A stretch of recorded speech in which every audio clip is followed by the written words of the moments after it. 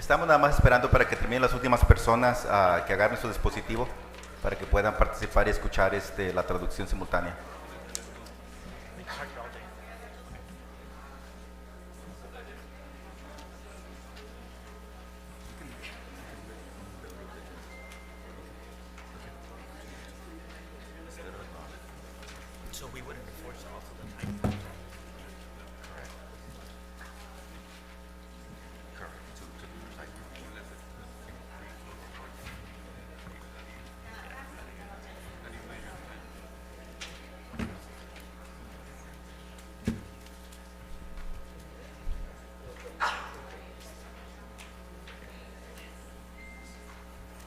Thank you. Appreciate it.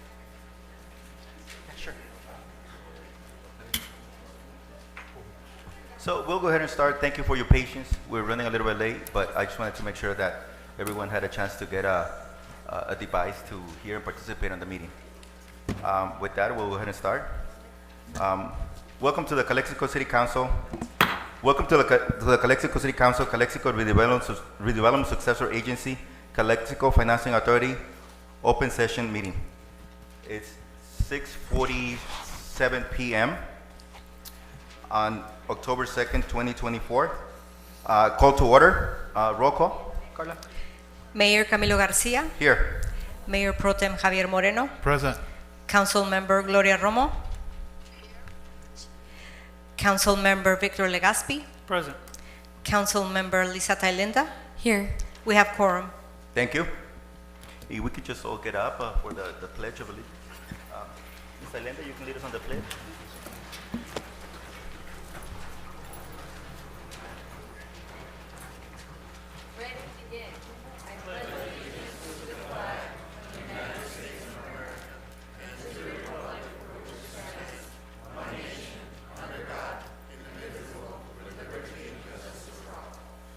If you can remain standing, please. We're going to do the mission statement. Mr. Moreno, you can lead us with the mission statement. Yes, please repeat after me. Mission statement, together we pledge to provide effective nutrition services in a courteous and respectful manner to improve the quality of life for all in our unique border community. Viva Calexico. Mr. Legaspi, if you can do the invocation for us. Yes. Thank you, Heavenly Father, for bringing us all together. We pray for a good meeting, a respectful and peaceful meeting, and we lift this up to you in your holiest name. Amen. Amen. Amen. Take a seat. Thank you.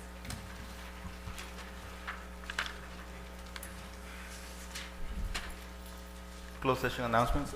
Carlos. Thank you, Mayor. We have no reportable actions from closed session. Thank you.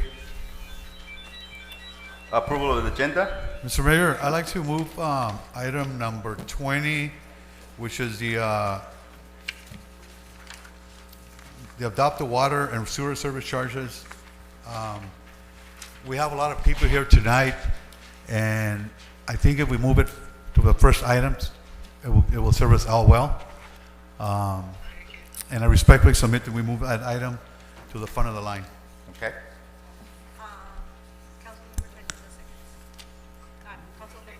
Councilmember Romo seconds. Is there any other comments on that? Okay. So first and second, if you can go for To move, correct.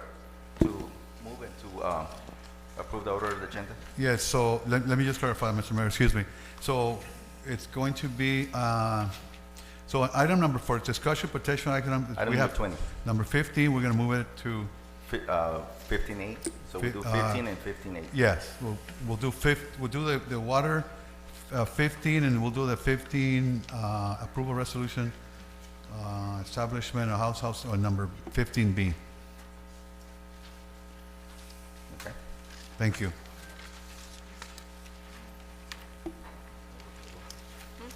roll call.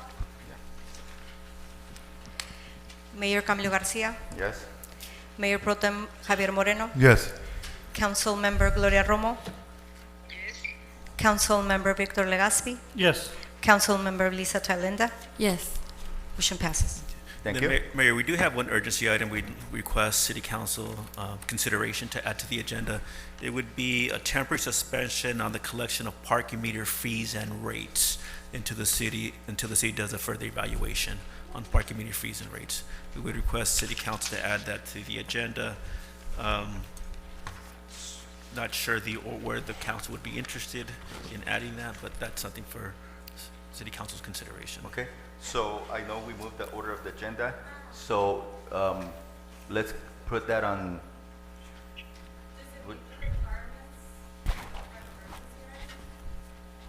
For urgency items, yeah, there's two requirements. One has to come to the attention after the posting of the agenda, and something that needs to be acted upon Okay. urgency. So those will be the findings that do Okay. need to be made. Okay, so let's go ahead and add it to, we said that it was gonna be 15, the one that we moved from 20 to 15. We'll do it after the water hearing, water rate, so we'll do that after that. Okay.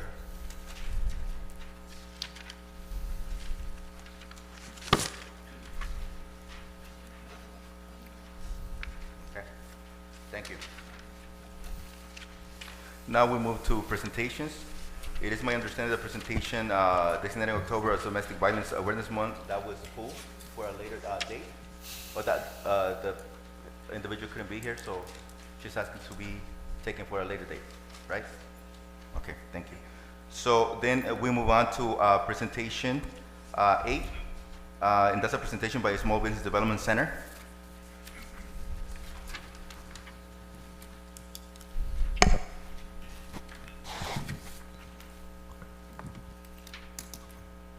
Good afternoon, Mayor Garcia and Honorable City Council, Good afternoon. everyone present today. I'll keep this brief and short, but definitely I thought it was necessary, so I thank you for the opportunity to present before you today. My name is Viridiana Rosales Trujillo, and I serve our business community as the manager for the Imperial Valley Small Business Development Center under the county's Workforce and Economic Development. And currently, I've had the opportunity to present before, so I won't go into great detail about the services we provide.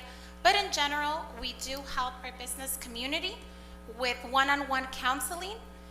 We provide them with networking opportunities, and we provide them with training programs and educational components on helping entrepreneurs and business owners how to successfully run their businesses. And as we speak right now, both of our business advisors are back in our office in our first session of Business Essentials, Concept to Creation, and helping businesses understand the fundamental principles of running successful businesses. One session is running in English, the other one's running in Spanish. This month alone, today we started also our daycare program. It's an 8-week training session helping women and men begin daycares and how to successfully go about the fundamental understanding of how to properly run a daycare. And then yesterday we started our IRS compliance 4-session training program, and that one will be available in Spanish next month. And one of the programs that we are most proud of, and the reason why I'm here today, is because at the beginning of this year, we really wanted to focus on developing a new generation of entrepreneurship and focus on our youth, focus on the students that perhaps are not seeking a higher education, but really want to maybe start a business of their own, or perhaps they want to look to start a business as a way to pay for their higher education. And so we started this year with our pilot program called the Young Entrepreneurship Program. We had a total of 11 participants, and those participants ranged from 15 to 24 years old. They came from the cities of Westmoreland, Raleigh, Imperial, El Centro, and the city of Calexico. The program was actually a very intensive but educational program for the youth and the young adults. This program was a total of 3 weeks. They met 3 times per week for a total of 27 hours of training material. The program was in collaboration with San Diego State University's Professional Skills Department. So after completing the program, the students were able to receive a certificate validated by San Diego State University. We're honored and really proud to have that collaboration with our local university. But more than anything, I'm here because I'm also proud to announce that after the completion of this program, these students had the opportunity to present their business idea. If anyone has ever seen Shark Tank, it was very similar to that. They had a chance to present their business idea and compete for a cash prize that was awarded thanks to the support of Sun Community Federal Union. And the winner of this program was from the city of Calexico. So it is with great honor. Yes. It is with great honor that I come before you today to introduce to you the winner of our Young Entrepreneurship Program and Calexico resident, Mr. Carlos Holguín, owner of Creative Boost.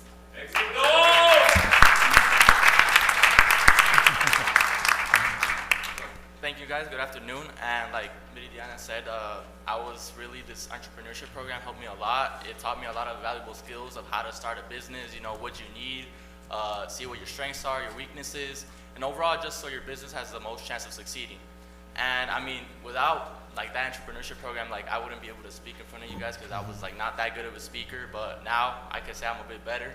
And yeah, so my business entails, it's a marketing agency called Creative Boost, and the idea of it is bringing exposure to those businesses who have the potential, but just no one knows, where they are. So due to my skill set, I'm able to offer a 30-day guarantee that you see no difference in the exposure whatsoever. We get you your money back, and yeah, I'd like to thank you guys here for today. Thank you. Creative Boost. Creative Boost. As I mentioned, this program was an intensive program. The week one, it laid the groundwork for brainstorming. We used Scamper design thinking. On the second week, we really focused on Lean Canvas and developing a one-page business plan. And then on the third week, we wrapped everything we had learned and provided some skills on speaking skills and helped them just build more confidence to be able to speak about their business. We hope that this training program is the first of many more years to come, really focused on empowering our youth and empowering our young entrepreneurs.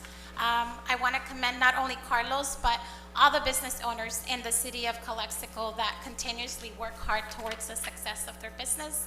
I also want to let them know that they're not alone. We have the Small Business Development Center who provides all of our services free of charge, and we're here to support our local economy. Thank you so much for the opportunity to present before you today. Thank you, and as part of our recognition from this council, we would like to present Mr. Holguín with a certificate. If you want to come up. Can I take some pictures for you? Sure.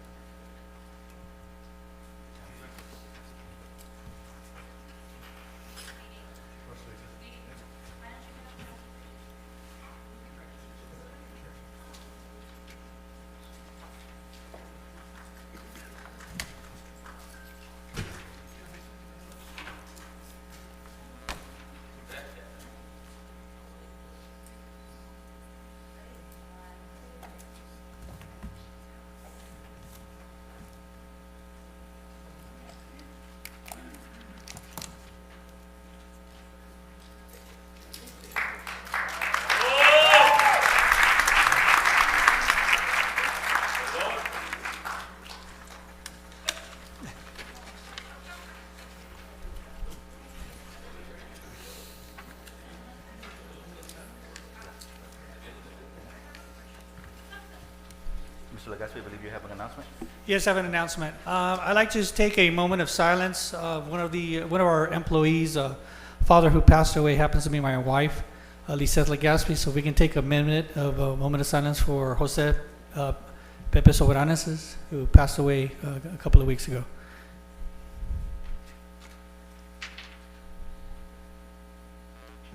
Thank you. Thank you.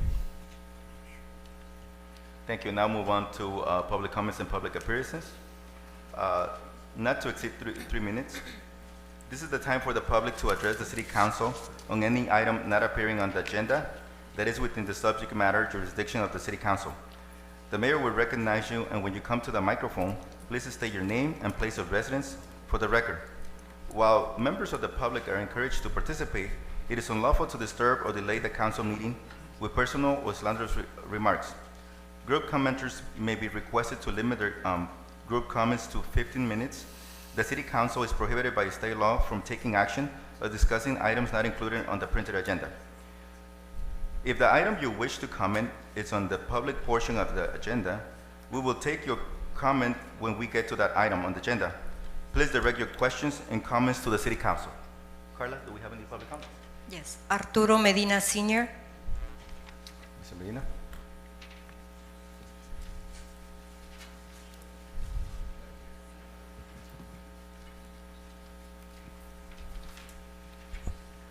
Muy buenas tardes. Arturo Medina, 2301, calle Nixon, Calexico, California. Quiero hacer unos comentarios a los miembros del concilio y al público que nos acompaña el día de hoy, pero quiero contarles un relato. En una ocasión, un discípulo le preguntó a Confucio que cuáles eran los ingredientes fundamentales de un buen gobierno.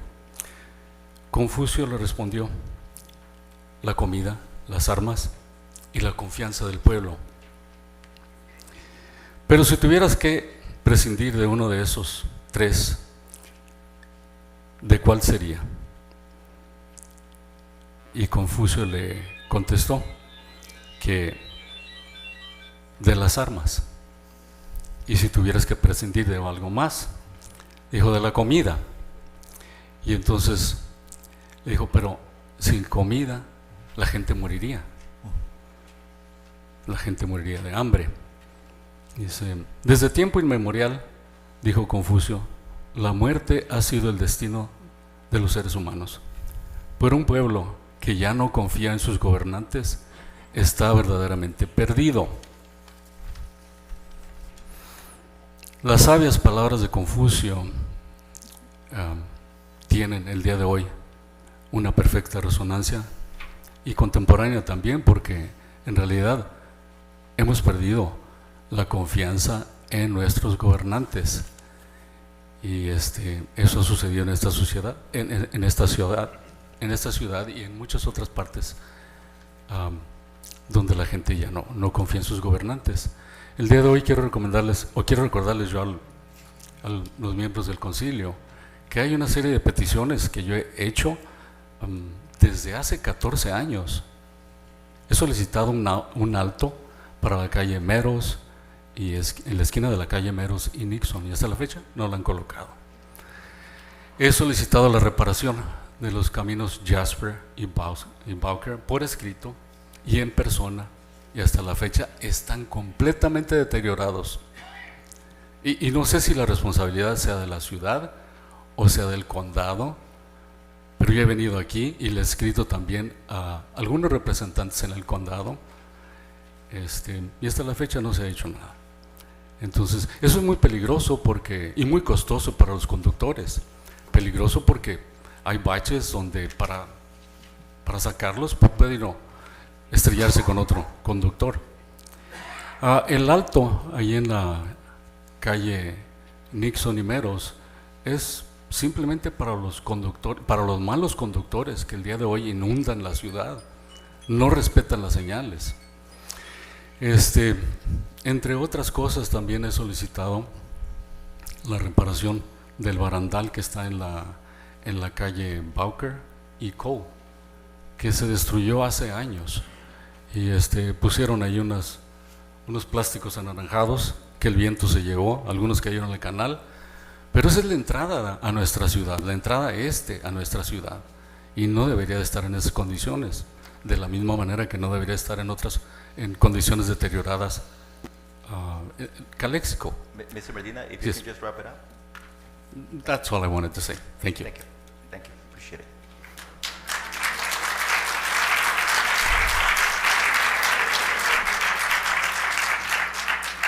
Gilberto Manzanares.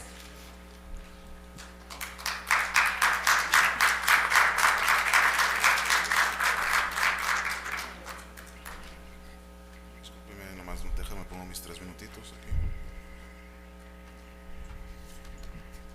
Bueno, me avisa para cuando tenga un minuto, por favor.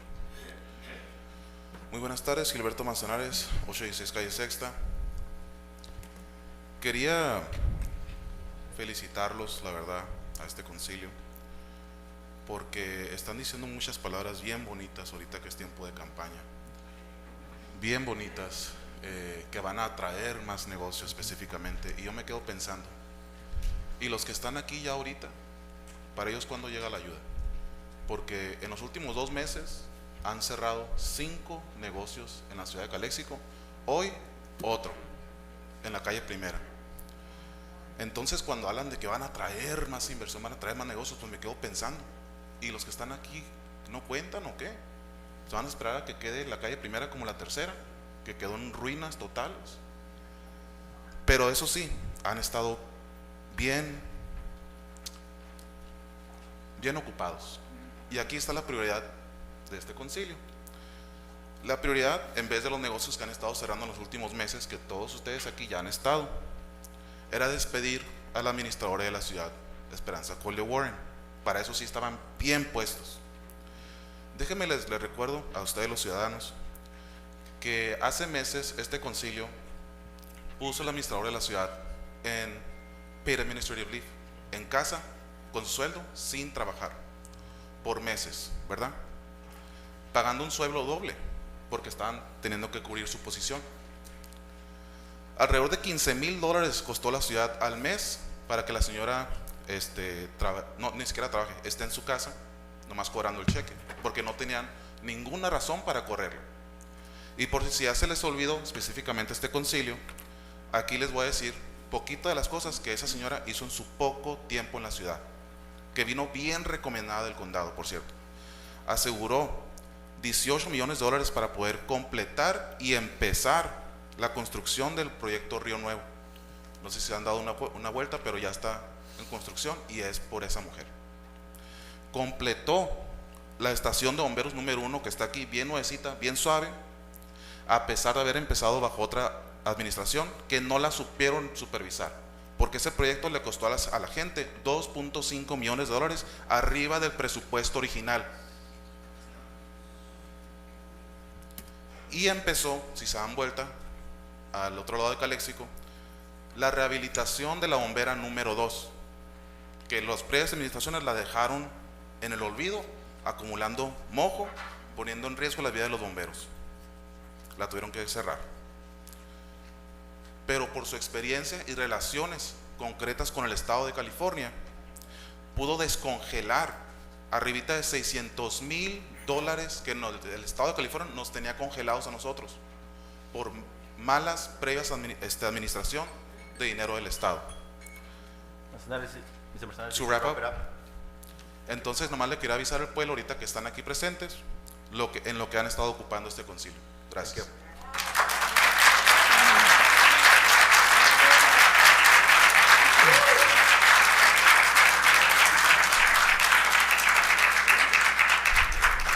Mr. Yoon King.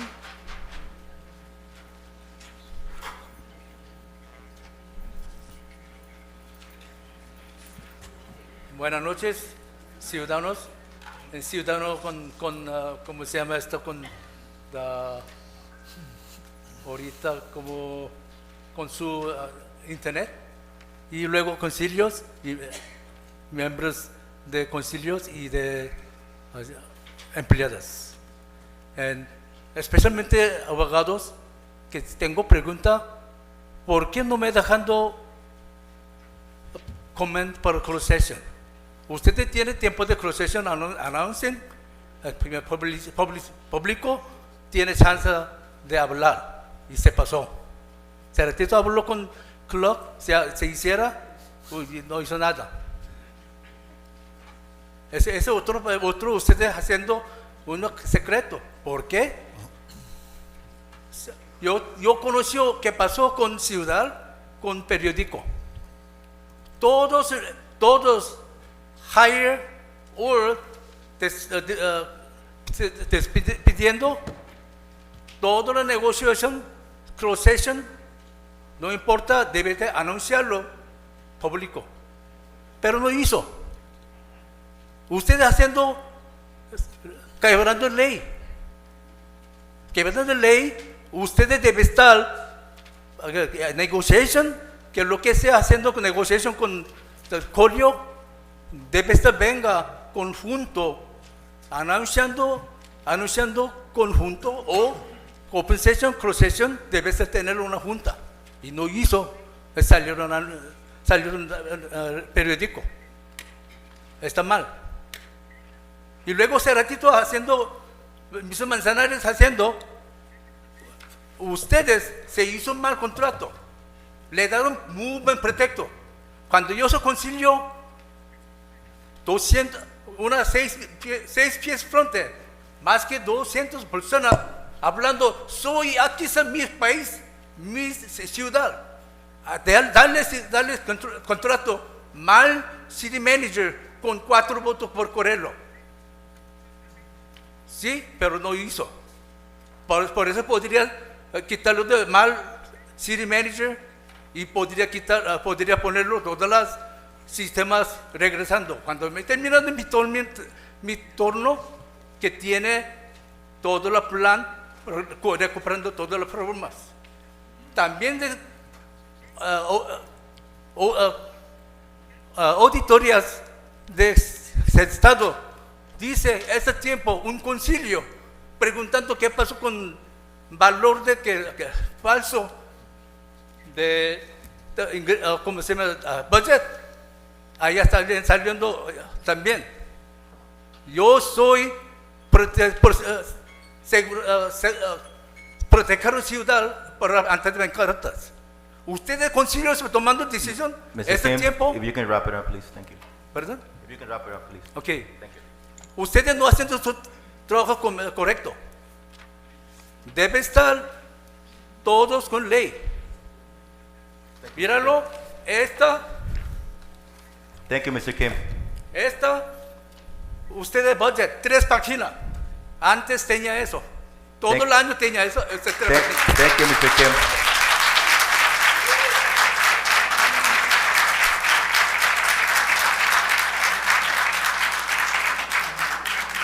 Raúl Ureña.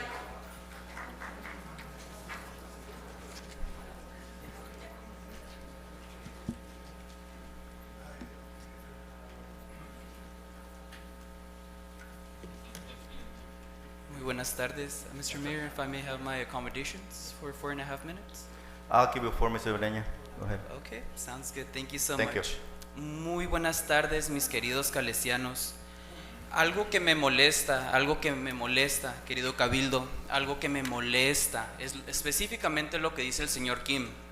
Desde junio aprobamos el presupuesto del año y hasta la fecha ya va julio, agosto, septiembre, octubre y todavía no se publica el presupuesto de este año. Estamos gobernando a ciegas.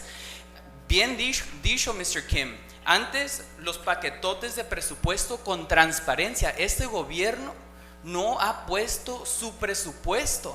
¿Cuándo le va a decir al pueblo de dónde va a sacar los $300,000 que costó correr a Esperanza? Los $160,000 para los propietarios de las casotas de La Joya Palms. Tanto hablan y hablan y hablan que la seguridad pública, eso va a afectar la seguridad pública. Van a tener que quitarle a los policías, a los bomberos. A mí me molesta que ya es octubre y no haya una actualización presupuestaria. Al contrario, cancelaron la junta de septiembre. Falta transparencia en el presupuesto. Se han gastado $500,000 justo antes de la elección y ustedes no van a saber los daños hasta después de la elección por la falta de transparencia que señaló el ex regidor Kim. Eso es una vergüenza. A mí, cuando yo llegué aquí, a los 4 meses me querían crucificar, pero a los 4 meses habíamos centro de transporte, Río Nuevo, millones de dólares que este cabildo todavía está celebrando, obras ajenas, tirando fiesta con sombrero ajeno de Esperanza Colio, todavía el descaro. ¿Y qué han hecho en estos últimos 4 meses? Otro negocio, la Robinson Ford también, o sea, ¿qué está pasando con Calexico? Ni siquiera la Cámara de Comercio han abierto, tanto de que el primer día que vamos a hacer, ya van más de 1, 2, 3 días, ya van 4 meses y ni han publicado el presupuesto municipal. Calesianos, ¿cómo vamos a tener confianza si ni el presupuesto publicamos? Y eso incluye el presupuesto, ese es 2023-24, ese es del año pasado, 24-25. ¿Cuántas páginas? Solamente 3. Le reto a cualquier calesiano buscar ese presupuesto del 24-25 en el sitio web. Muchas gracias y que viva.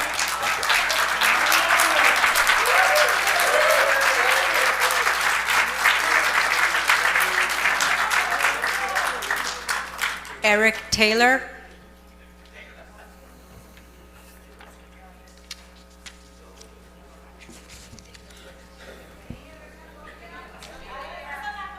Good afternoon.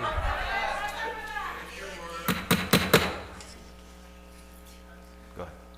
Good afternoon, Mayor Garcia, council members, and a special thanks to Mr. Moreno for the green ribbon cutting ceremony the other day. I'd like to share with the audience a new program and a new business that we have brought into town. We had a special visit my name is Eric Taylor.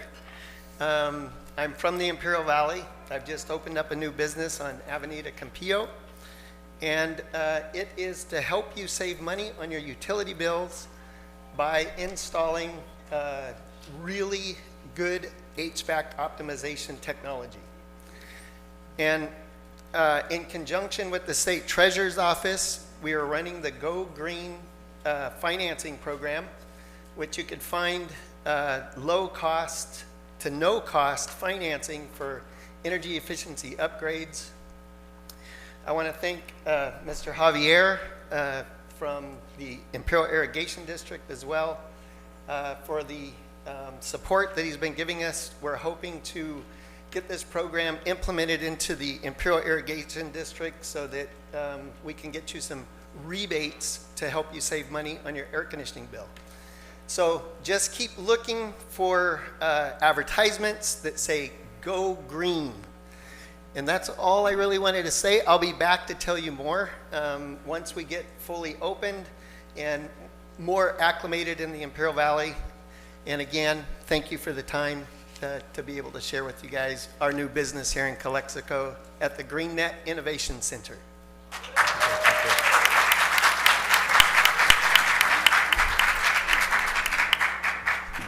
More public comments.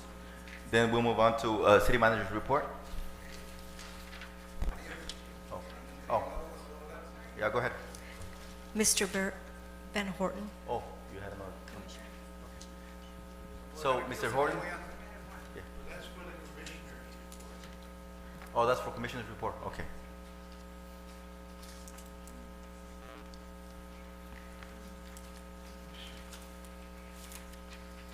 Buenas tardes, Council Member, Mayor, Luis Castro, 2187R Carrillo. Una pregunta para el mayor o para uno de los City Council. ¿Cuánto salió el costo? ¿Cuánto se gastó quitar de la posición a la City Manager?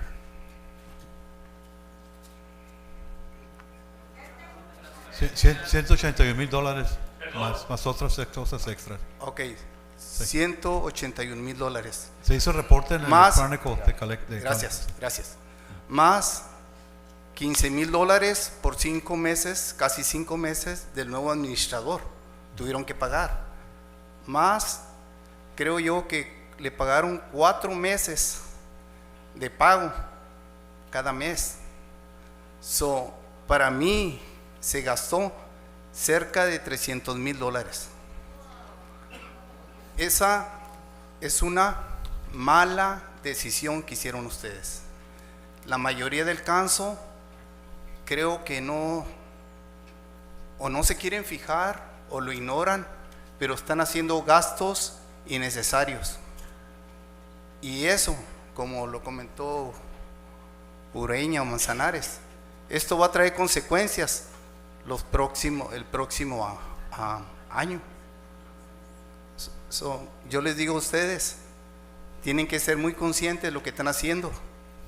El 5 de junio tomaron la decisión de ponerla en Administrative Leave, costo para Calexico. Y hasta ahorita, $300,000 es bastante. Puede ser un policía, un bombero, o uno o dos, no sé, no estoy seguro. Pero el dinero, cuando no es de uno, y si no toma buenas decisiones, va a traer consecuencias. Gracias. You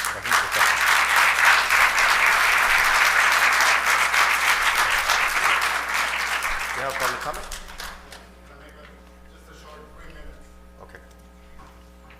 For the record, my name is Victor Rocha. I live at 1205 Acota Street here in Calexico. This people that are actually running as well are attacking you as it relates to Ms. Colio. I totally support you guys in your actions. Ms. Colio cost us almost $1 million in a lawsuit. That you don't know. She made a bad, terrible decision that put someone who was disabled out on the street without water. Her decision. That's wrong. It could happen to any of you. Ella quitó a una persona embarazada, la puso en la calle y le está costando casi $1 millón a la ciudad la acción que ella hizo. Eso está mal. Poner a alguien es ilegal, es en contra de la ley. Privarle a alguien el derecho del agua. Agua es vida. Díganlo. No tengan miedo. You already took action. So, the other thing, the minutes, under her responsibility, never got done. That puts us in a predicament, a legal predicament, that anyone can come in and sue us. So don't glorify the person. She was a good grant writer. I can give you that. But a terrible, terrible administrator. Get it straight, please. Because you're giving this person a lot of credit where credit is not due. So I strongly support you guys in your decisions as it relates to that. You had to make the right choice, and I think you did it. It's difficult to make, to fire someone, but sometimes it needs to be done. That's why I continue to urge the city clerk, please bring us up to speed with the minutes. I'm seeing you're making an effort, but I've actually recommended to our city manager.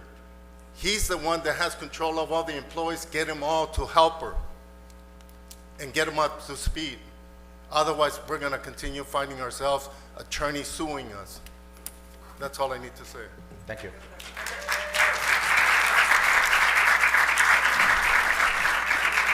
City manager's report. Good evening, council, mayor, members of the community. First and foremost, I want to thank all the community members that I met with the past month for voicing their concerns. Again, there is an open door policy. When I have time, I will bring someone in. If it's a few weeks out, I apologize, but I am bringing in the community in to hear their concerns and to address any situation that I can, right? With that being said, there was a few items that were requested September 4th. I have talked to HR Chief Orozco as well as far as the streamlining for public safety and getting that going with Denise's help and Chief Orozco's. They already have something in play. Fire kind of moving that way too.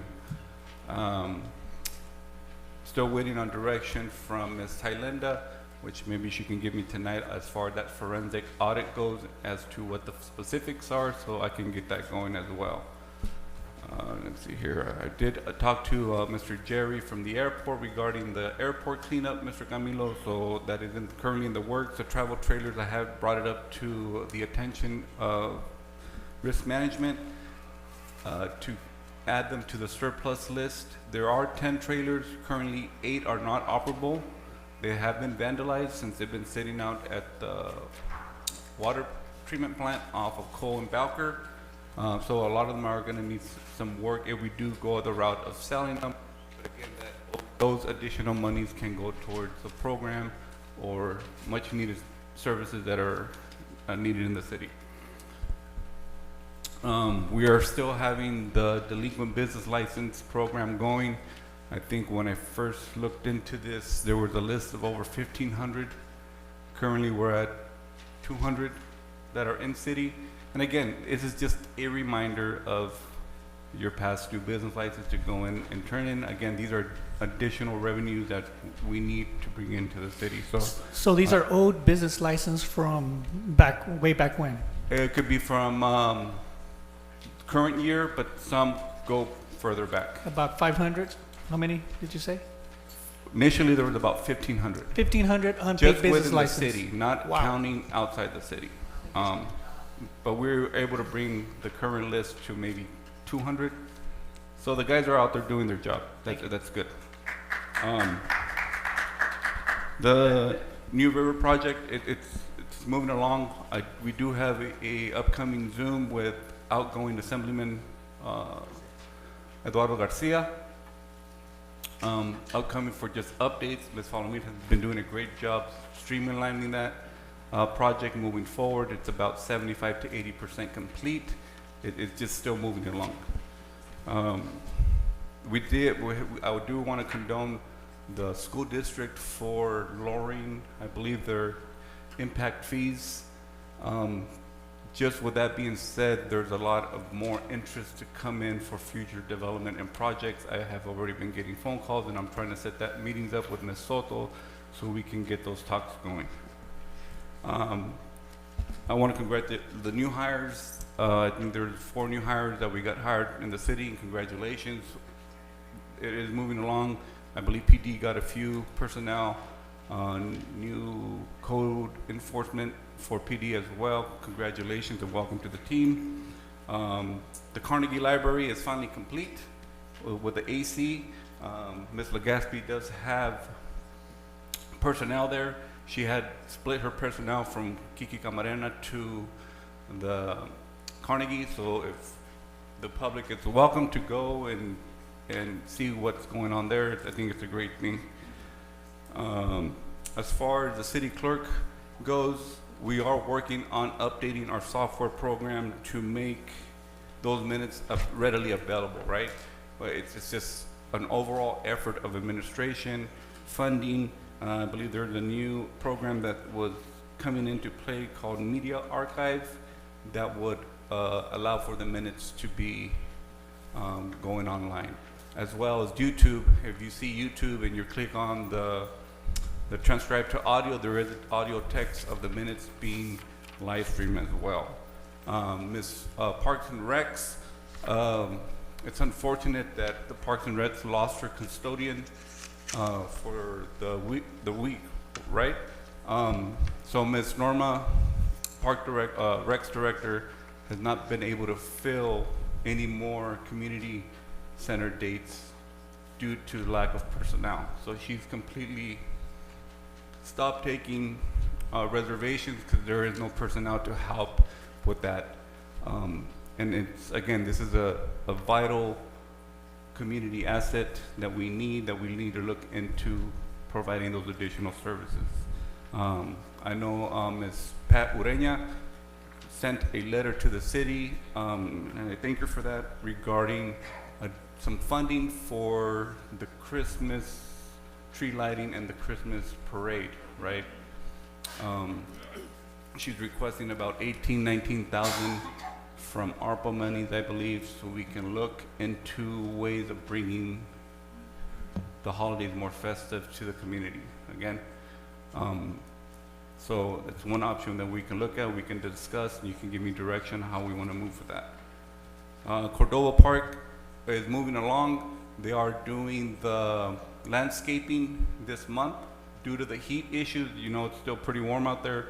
They didn't want to plant and do landscaping in the middle of the summer and have all the plants die out before the opening, the end of the month. Gutierrez Park, they have, I think Ms. Falomir again for ordering additional goalposts. I know Ms. Carmen Estrada is usually here. I don't see her, but they're on their way.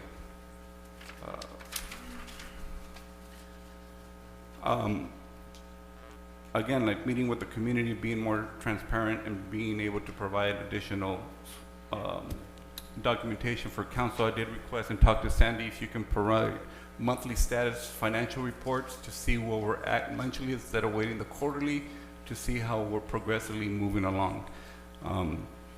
Fire station number 2, we're looking at the third week of October. If you drive by, or for those that live around that area, I welcome you to stop, and it's moving along. It's really close. They're working on the communication system, cabinets, restrooms, lighting, tile, all that's already gone in. It's about 95% complete. The state is coming on October 16th to do a walkthrough. They're gonna do a few fire departments and buildings in Nyland and Sealy, and then they're gonna end up in Calexico on the 16th in the afternoon. If those are available, you can attend.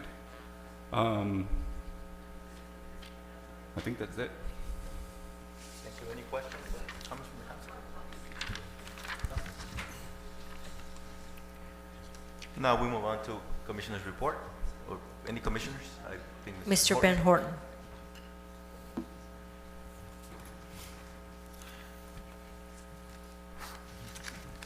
Can I, just a comment, on the marijuana dispensary, can you give us a report on that? And We are currently still waiting on direction from council to move forward with HDL, which is a consulting company that did email to me today for the scope of work that they are providing, so we can get them going and they can address those issues. There are a few of the businesses that had code enforcement go and check and give them another letter of violation, because they are moving from place to place when they're not allowed to, and they're not meeting requirements, and they're under violation, so they're getting more letters. and for how long have they been under violation?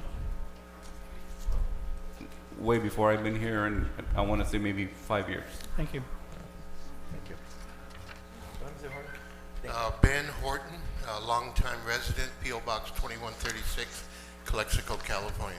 I serve as your economic financial advisor, and I just want to give her, let's say, a letter of thanks to for the council as a whole, especially Mr. Moreno, to ask me to to apply for the economic, and Mr. Legespi for appointing me. One of the things that I wanted to give a hurrah to is Mr. Moreno. He's given me certain facts, not just innuendos or things that we can just think about, but facts that show where the city is and where the city may be going. For one thing, we're overspending what money we take in, and that's dangerous for the city as a whole, for the economic welfare of the city. Now, in reference to that, we have, I would say we're spending about $20 million, and we're only taking in about 17 million. So that puts us a little bit on a deficit side on the spending, but I still got to check that through. One of the other things on the economic side, I did have a meeting with the city manager here, and one of the things we're looking to do is bring in the private sector. I think you had a little bit of comments on that part already. The private sector is not looking for grants. They're not looking for a handout from the city. They're looking to be very positive, especially for the downtown area. In reference to myself and working, I have brought in 4 businesses, which I do the property manager for the Crossroads Center, Popeye's Chicken, Taco Bell, the car wash, and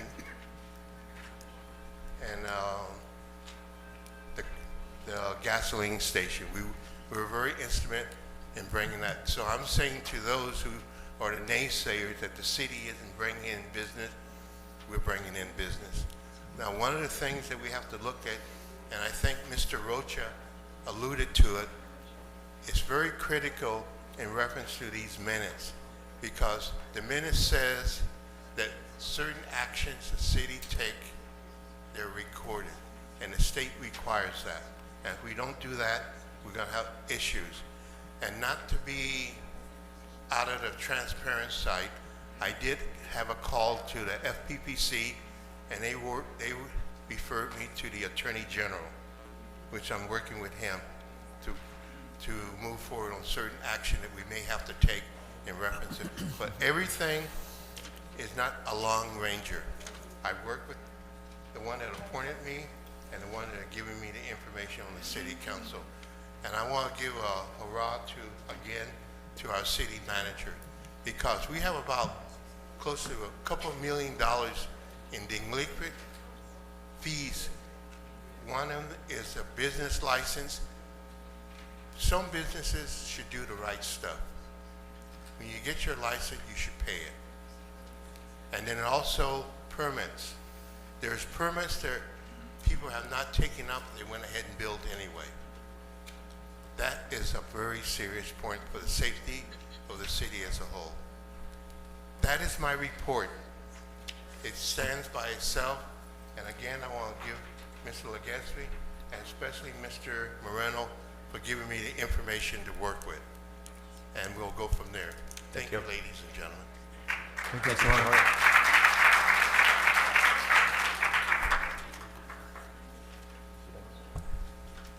Good evening, Honorable Mayor and members of the council and members of the public. Patricia Ureña, Community Services Chair, and I have a few things to report. Well, first of all, just want to say welcome October to everybody, and just to remind everyone that this is Cancer Awareness Month, as well as we're going to get ready for kids running around the street getting candy on October 31st. There's a couple events that are happening here in Calexico, so if you have children, grandchildren, let them know there's going to be a trunk or treat at the Wellness Center on Halloween Day. There's also 33 days left before the election. We have a lot of people sitting here that are running for elective office. And I'm always surprised, as a 45-year municipal employee, that everybody runs on parks and recreation. Yes, it's one of the pillars of our community. However, everybody's running on parks, needed activities, needed, but nobody's talked about a park and recreation master plan. In order for us to move forward, we need to start looking at a park master plan so that we can look at all these projects and then start deciding which ones are the priority of the community. Want to let the community know that we have an upcoming meeting on November 13th, and we're going to be discussing the Adopt a Park application. It hasn't been reviewed for a couple of, I think since 2021, or probably before that. And there's a lot of things that need to be upgraded. For instance, if any of the members of the community wanted to adopt a park, you have to have a $2 million insurance policy to back you up. The current application says it's $1 million, so we need to correct some or waive it or whatever. So we're working on that. Myself and Commissioner Solano have been working on those. We took a 3-hour meeting today just to review that and also review the agenda for today. We're also working on the bylaws on the Parks and Recreation Commission. We used to serve only 4 times a year. Now we're every other month. But because there's so many projects that are in front of us, such as the Heber Expansion Project, Cordova, Rodriguez, Legion, Nosotros, and other various parks that need to be addressed. And we don't have a master plan that is directing us what is the priority of this community. So we're going to be looking at that. As some of you have noticed, we have tons of graffiti all over the city of Calexico. The community center has been graffitied for the last 2 weeks, and it's an eyesore. So we're going to be working on getting that graffiti off the wall. But I can't express this to those that are running for office. A lot of you talk about, I did this, I did that. This is a team. Without a team, you can't win. You need a 5-member board here. You need a strong city manager. You need strong city employees to make things happen. Things that happened before didn't happen, and you can't take all the credit. If you make a mistake, you all make a mistake. It's like a basketball team. Everybody makes a mistake. If everybody wins, we all win. But we need to bring all of us together. So with this, I just wanted to say that, and I don't want to get off point of order, getting back to the commission, We are revising all the policies, including naming of the parks. There's so much work to do. And again, this community, esta comunidad, tenemos que trabajar juntos. Si no trabajamos juntos y nos vamos para atrás y para atrás, nunca vamos a adelantarnos. Con eso, esta comisión, hemos movido cosas, no podemos llamarlas a cada una de sus personas, pero sí hay movimiento. Y queremos que ustedes también nos apoyen y también apoyen a todos los que están aquí trabajando, especialmente el Departamento de Recreación y el Departamento de Public Works. We're doing the best we can to provide you the best service. So with that, our Mr. Commissioner Solano is going to talk about the graffiti and what we're doing to work with a new volunteer program. I thank you guys for your time, and remember, this is October, and let's have some fun. And we have 33 days, everybody. Okay? Thank you. Ms. Ureña, can I? Yes, sir. Thank you. Thank you for the report. I really appreciate that. You know, we have in City of Calexico, we have a service area plan, and I talked about I think a year ago, which it talks about everything that we're supposed to provide services with the City of Calexico, including the methodology, planning, and all that. Our service area plan has not been updated since 2018. That's why our system is broken. We should get together with us, maybe perhaps the city manager, and work out all those details that you're talking about. And I think that's a good idea, but it involves everybody here, because everybody is a different age group, and we need to know what they want. This is what you guys want us to build for you, not just for specific, but for everyone. Everybody should have that opportunity. Thank you. Thank you. Thank you.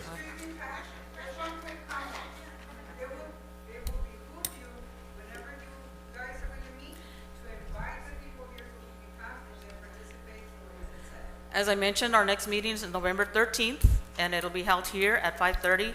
We invite everyone to our next Community Services Commission. The minutes will and the agenda will be out probably a week before that.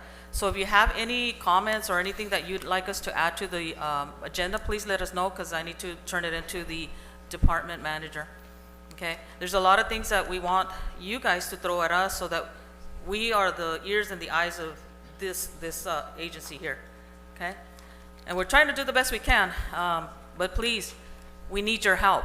We can't do it alone with the small body of people that are on the commissions. And we have very, very good commissions right now. All the commissions are working strong. Your bid, your planning, your community services. And so kudos to all of you guys that are on these commissions and taking the time to look at the issues and move forward. Thank you.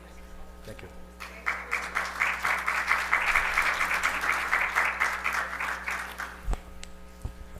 Jesus Solano, 426 Rosemont.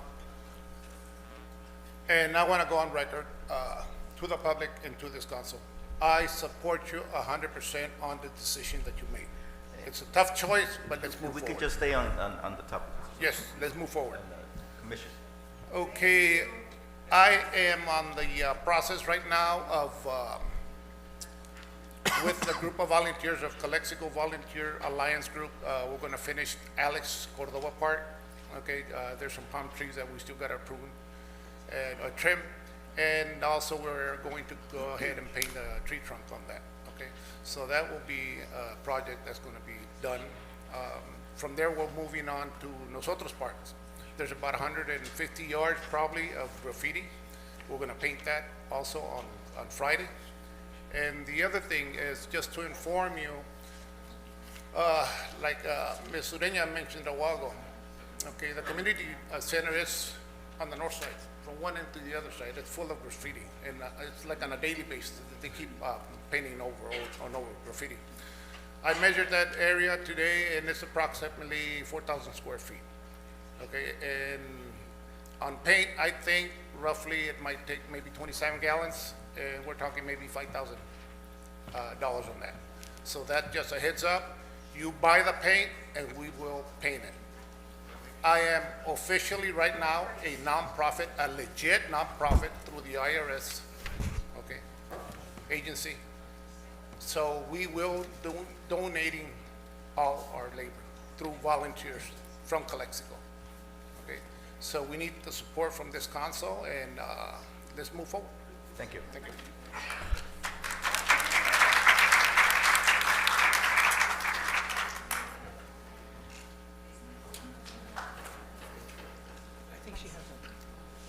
Good afternoon. We're going to have Robert Gronich give a presentation regarding the parking I meters think we have one more comment. with bid. Yes.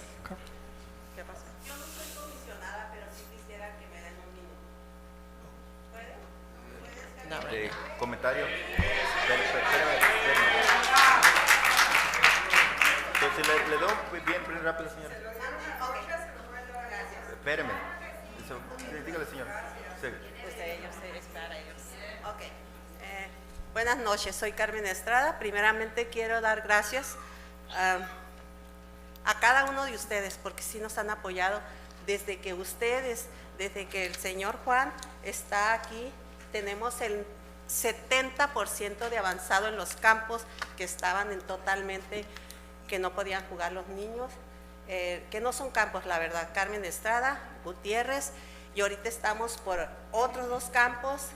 Tenemos 3 semanas para poner el cerco Quinti y Andrade y los 2 campos que están en el sol, que ojalá Dios nos pueda ayudar, y ustedes que nos han hablado para decirnos sígale lo que nos detenían y no nos apoyaban, y yo estoy muy emocionada junto con mi gente porque hay un 100% de ayuda en que sí hagan lo que tengan que hacer. ¿Por qué? Porque hay necesidad, no hay empleados, y gracias al Public Work porque sí ellos están ayudando en conjunto con nosotros. Yo tengo 28 años de experiencia en esto y aquí hay que trabajar. Pienso que yo estaba en una comisión, les pido de favor que regresen y pasen lo que se dijo, que la persona que tenía muchos años aquí tenía que descansar 2 años. Yo quiero que lo pongan en la agenda, por favor. Y estamos trabajando al 100. Estoy muy contenta. Pasen a ver el Gutiérrez, pasen a ver el Carmen Estrada. Está fabuloso. Y gracias.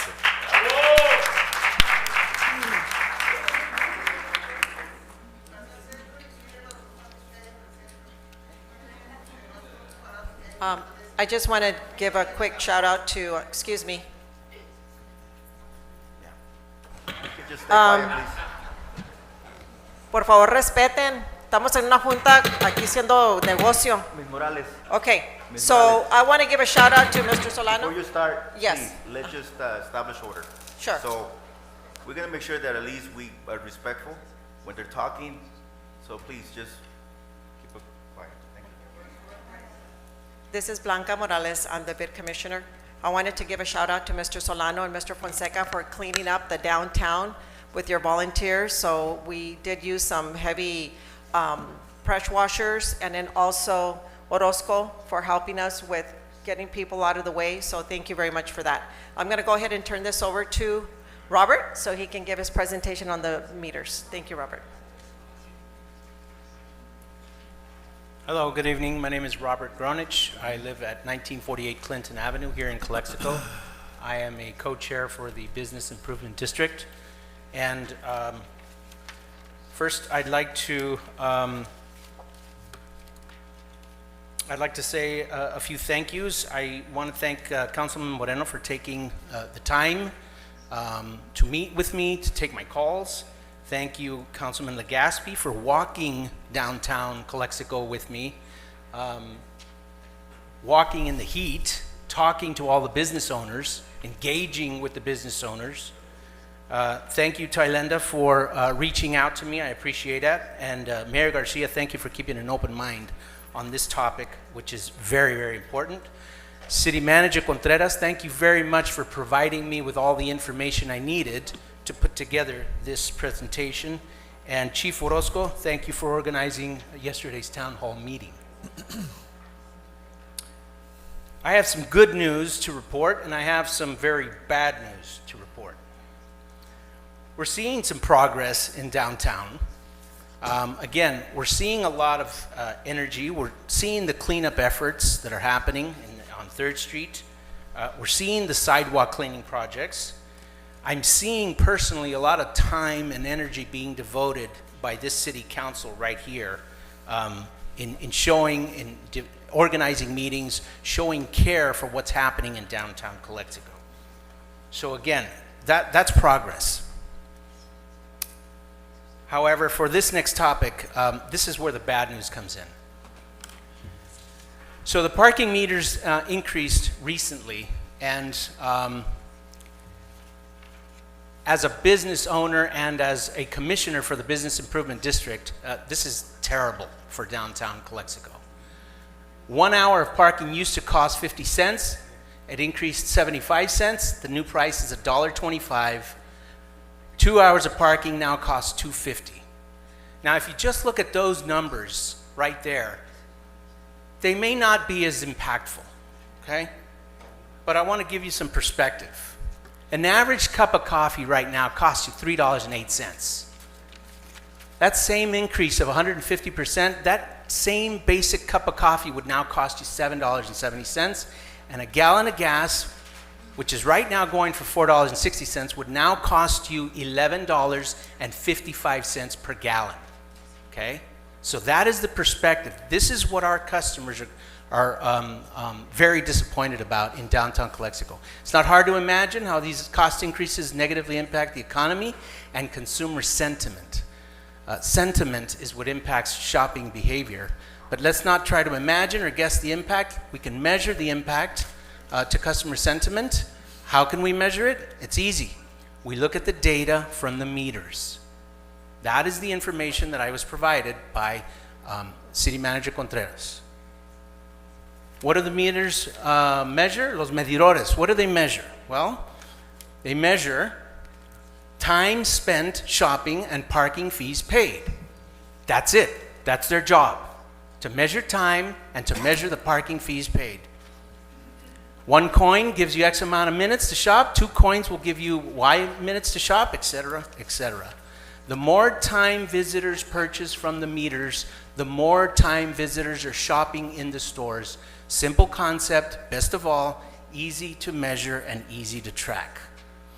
The data measures how much time people spend in downtown Calexico, and that is what we need, people to spend time in downtown Calexico, shopping, paying sales tax revenue to increase revenue for the city. The formula is simple. Total revenue divided by the rate per minute, and that gives you the time purchased by car owners, also known as shoppers. The previous rate would give you 50 cents 1 hour, and that was at a rate of less than a penny per minute. Now, 50 cents divided by the new rate of over 2 cents gives you 24 minutes of shopping time, less than half the time to shop. That is huge for any business. 1 hour of shopping time has now been reduced to 24 minutes. This is creating stress, anger, fear, and resentment that is being directed at local tax-paying businesses. This is how people feel shopping in downtown Calexico right now.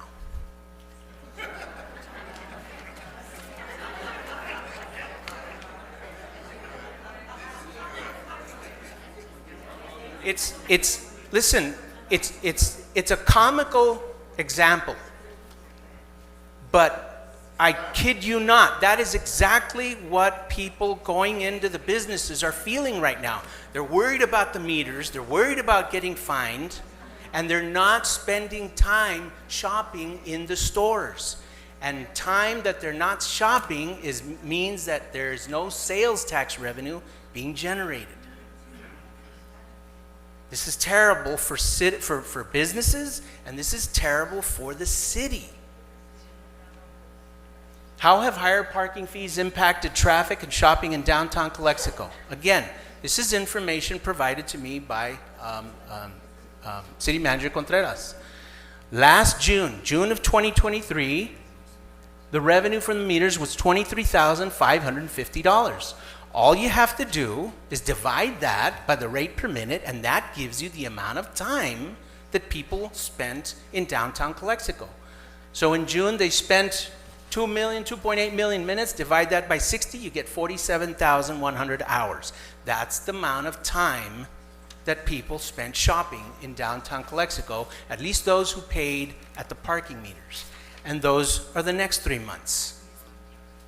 Okay? It's not hard to understand, you guys. This is 2024. All you have to see right there is the difference in the amount of time that customers, shoppers, visitors are spending in downtown Calexico? Half, less than half. It's a humongous drop, and it is devastating businesses in downtown Calexico. I told you that I had some good news to report before. I forgot to mention, for the first 5 months of the year, we actually had more traffic in downtown. We can measure it. We actually had more people spending more time in downtown Calexico. But after the increase, customers are punishing us for this unfair tax. Downtown businesses are seeing a dramatic drop in revenue. As an example, Garland's was up year over year in revenue until this was implemented. After the parking fees increased, we have now been down 3 months in a row. This is also reducing sales tax revenue for the city and reducing employment in downtown Calexico. But we can still turn this around for the holidays, but we need City Council's support. The Calexico Business Improvement District recommends the following. Rescind the parking meter increase and return meter fees to previous rates effective immediately. Please.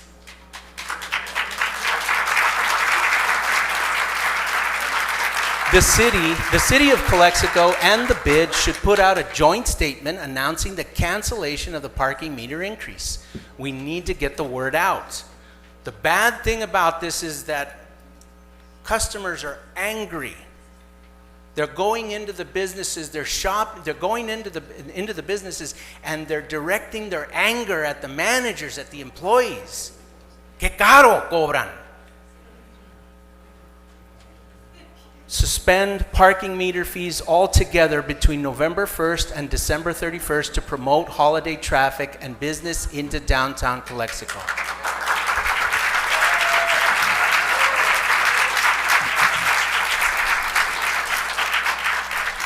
Previous councils have done it before, where you suspend the meter collection during the holiday season. This is the most critical time for all those businesses that are in downtown Calexico, okay?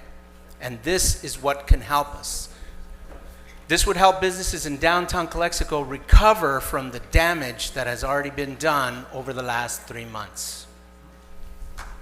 This would also support businesses during the most critical time of the year.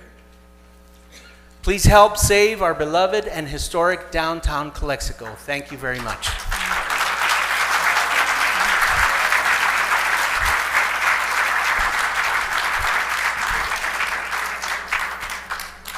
Thank you, Mr. Jornik. That's an excellent report. Initially, I tried to avoid all this because now we're back to square one. If it would have been an agenda, I would have voted for it. I would have voted to just get rid of it. Go back to whatever, right? Whatever, go back. So, but we're gonna work on that. Appreciate it. So initially, I asked way back when to do a pilot study. If that was feasible, But what happened? It turned out to be a city ordinance, right? To avoid all that staff use, resources, and everything. Initially, that's pilot study. Should have told us this, that it wasn't feasible, or maybe it was feasible. Okay. But that's in retrospect, so in the future, so I appreciate all that. Yes, we did. You and I met on this. We had some talks on that. And then also, you and I met with the city manager. Yes. And he was very, open-minded. He said, let's work on this. Yep. So I commend you on that. I think what we need to do is next time is have the bid. Okay. What I would suggest, have the bid. Obviously, you had your meetings, because I was there. But there's a process in place that you should have recommended to us by means of the city manager through a recommendation to recommend this. But we saw this, so we already voted on it. We're going to lift that. You know that, right? No, I wasn't aware. Yeah, so that's what's going to happen. Okay. So the meter fees are going to get, the increase is going to get rescinded. Right. Excellent. Okay, so next time, what I think, obviously we need to be communicating more, especially with the downtown merchants who get affected by this, to avoid all this, kicking the can down the road, whatever it is, it's just all, but the bid exists for that reason. The recommendation should have been by means like what the way we have here. We have the background, and then at the end of the day, you do the report, you do your study and all that, and then my recommendation is this. If there are future presentations, future dialogue, then we'll take it up here again, but it should have been in one strike, and we should have helped you out this. But anyways, I commend you for that. Thank you very much, okay? Thank you.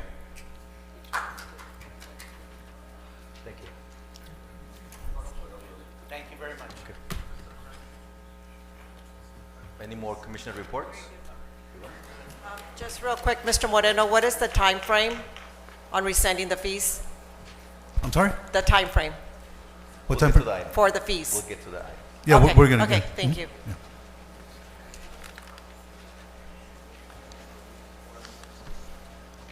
Now we move on to city council comments and reports of meetings attended.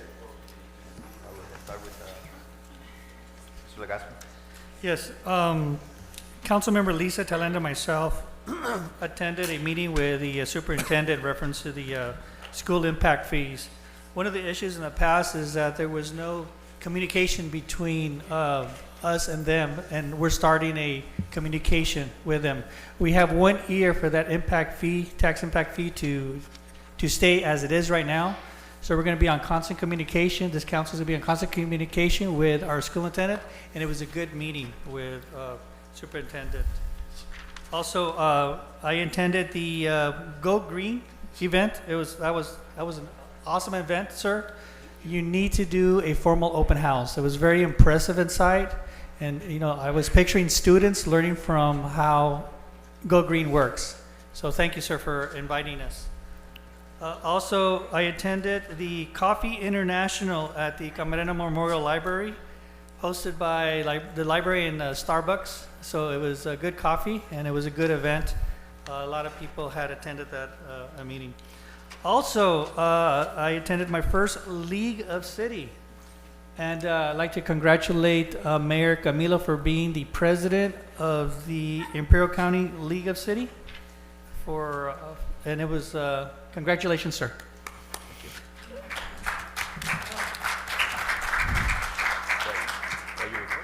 Then that's it. Thank you. Thank you, Mayor. Go ahead. Okay. Obviously, it's October. It's Domestic Violence Awareness Month and also breast cancer. So my comments, and I appreciate, Mr. Talenda, Councilwoman Talenda and Mr. Councilwoman Legaspi. Yes, the school district did lower the fees, the commercial and the residential, but here's the thing, okay? And I like to thank the school district for taking that step.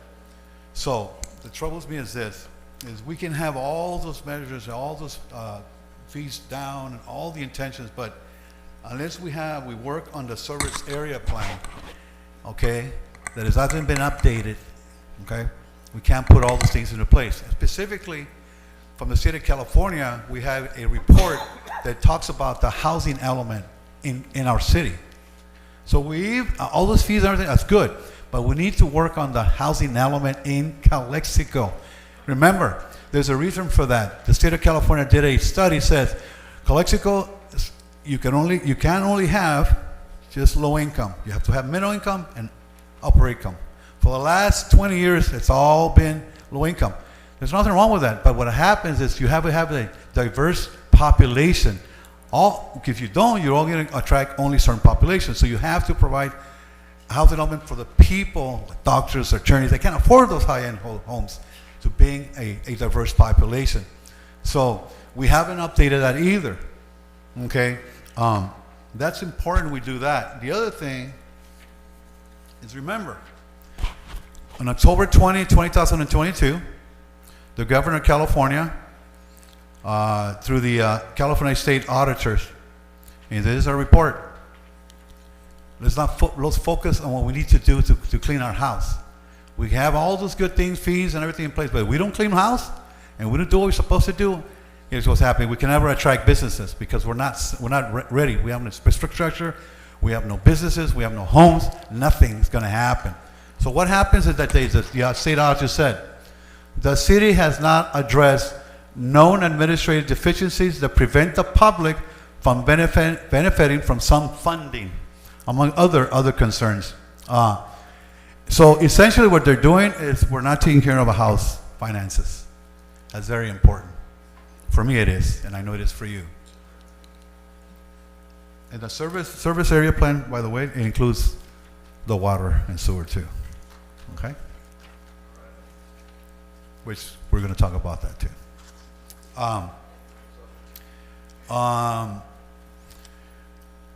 The cannabis rules and regulations. I know Mr. Legaspi talked about that.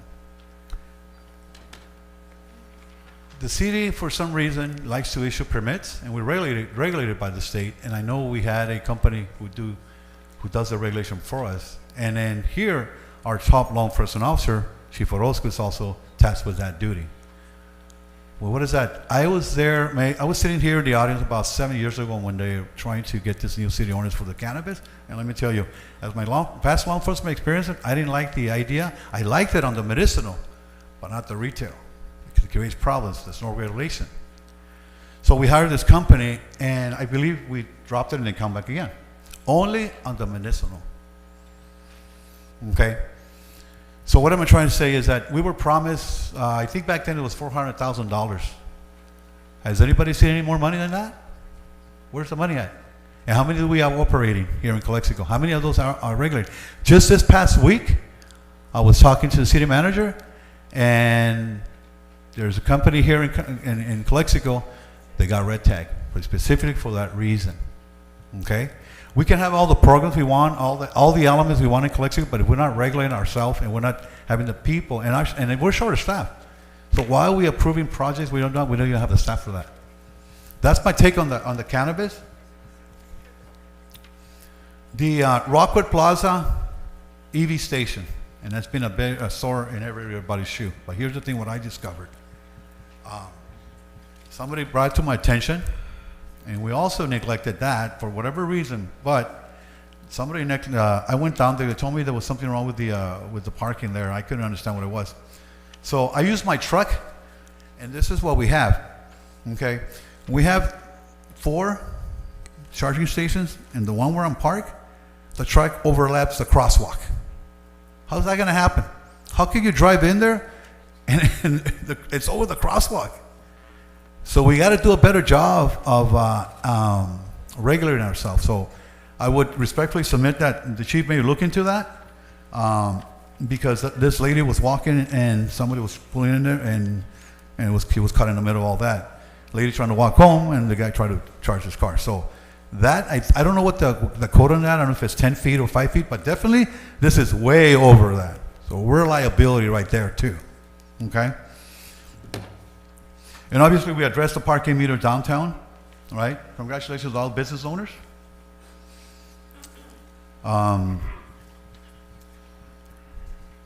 So the city has my perception, the city has never had an economic development strategy. We have Mr. Benny Horton from the finance. We have qualified people in Calexico, trust me, but we've never had an economic development strategy. Okay? Other than maybe a few council members wanted a Chamber of Commerce, but what happens to the Chamber of Commerce? Not here. Chamber of Commerce is so important, and we had the lady from the Small Business Bureau, how they're connected. We need the Chamber of Commerce. Another thing that really pains me is the city does not have a project review committee. When we have projects, planning, whatever, you walk into the city hall and they want a project done, that nobody reviews it, only one person. Something we don't have an engineer, something we have to outsource. We need a project review committee that before it gets approved, that it goes through all departments, including maybe the citizens. We should also have the citizens included, because you're also going to be affected whatever the project is. And we have a city manager. We all know his DNA is firefighting. I commend him for taking this job, because I'm going to tell you something, it's not easy. Okay?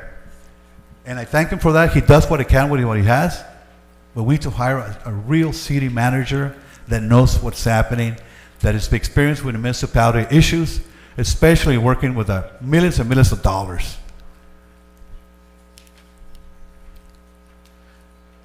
Hopefully we'll have a strategy to hire a new city manager someday. So that's my report. Obviously there's a lot of things I can go by. I mean, we're all juggling up here, a lot of things, but I wish we can go do better. Now, for me, we're going to talk about the water. I'm ready to vote on that. Trust me, I'm ready. Thank you. Thank you, Mr. Moreno.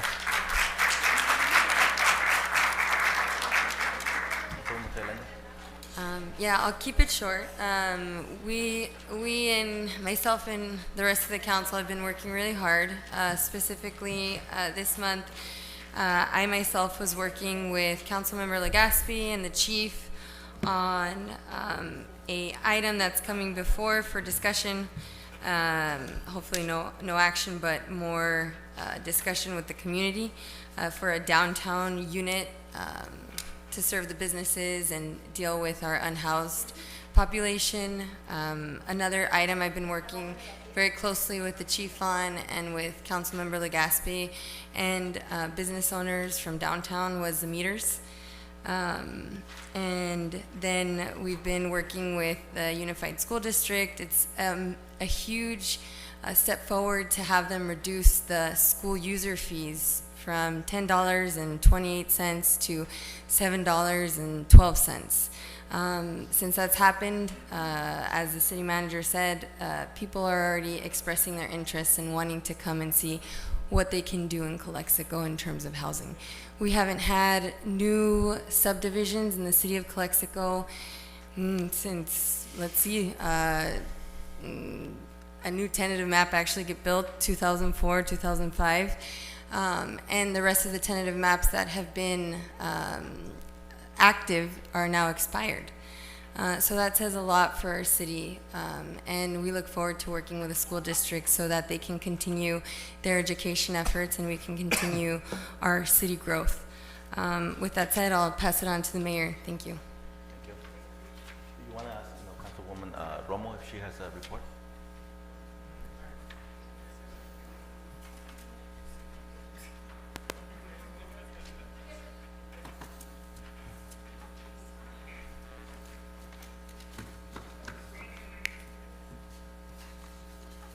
Just to thank all the people who have sent me message to ask about the increase in water rate.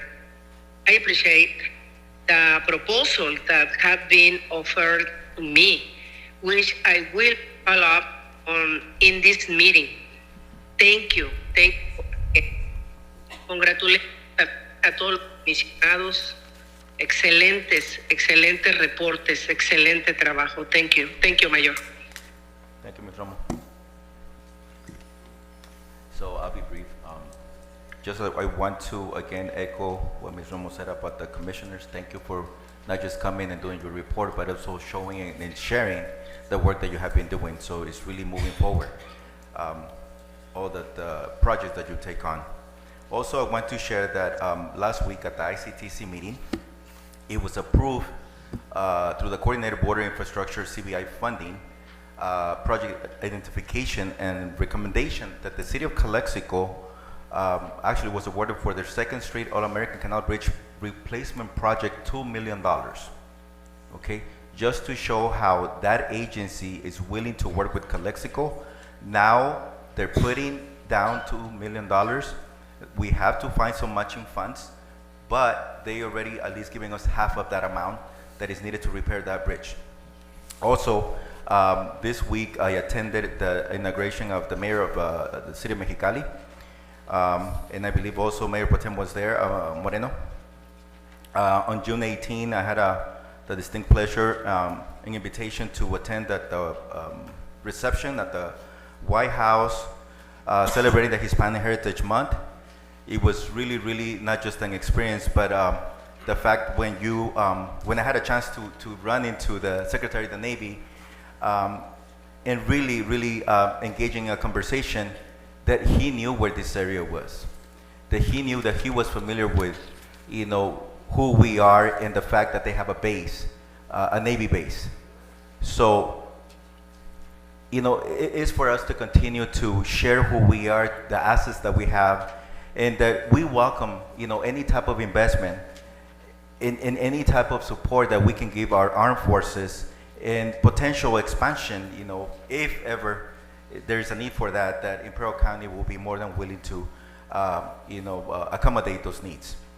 Then also, as alluded, last week I became the president of the League of Cities for the Imperial County Division, which is an honor, not just personal, but for the city of Calexico, as we haven't had this position in quite a while. So we have the presidency now, and we look forward to not just bringing Calexico's needs and issues to this group of council members from throughout the county, but then also really working in collaboration with our League of Cities counterparts from San Diego. And also this week I had a chance to be in attendance with a meeting that the Chief of Police and the District Attorney's Office and the District Attorney put together to talk to the downtown business owners and any business owner and community member that attended, to show and to share their concerns and ideas as to how to improve not just the safety of our downtown, but overall as our community of Calexico. So that was well attended with very good participation. Thank you, Chief Orozco, for putting that together. Look forward to continue the conversation. And with that, that's my report. Now we'll move on to the approval of the consent agenda. So moved. Do I have a second? Second. Roll call.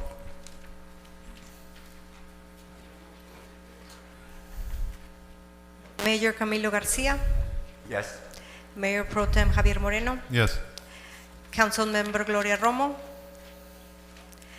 Council Member Victor Legaspi, Yes. Council Member Lisa Thailenda,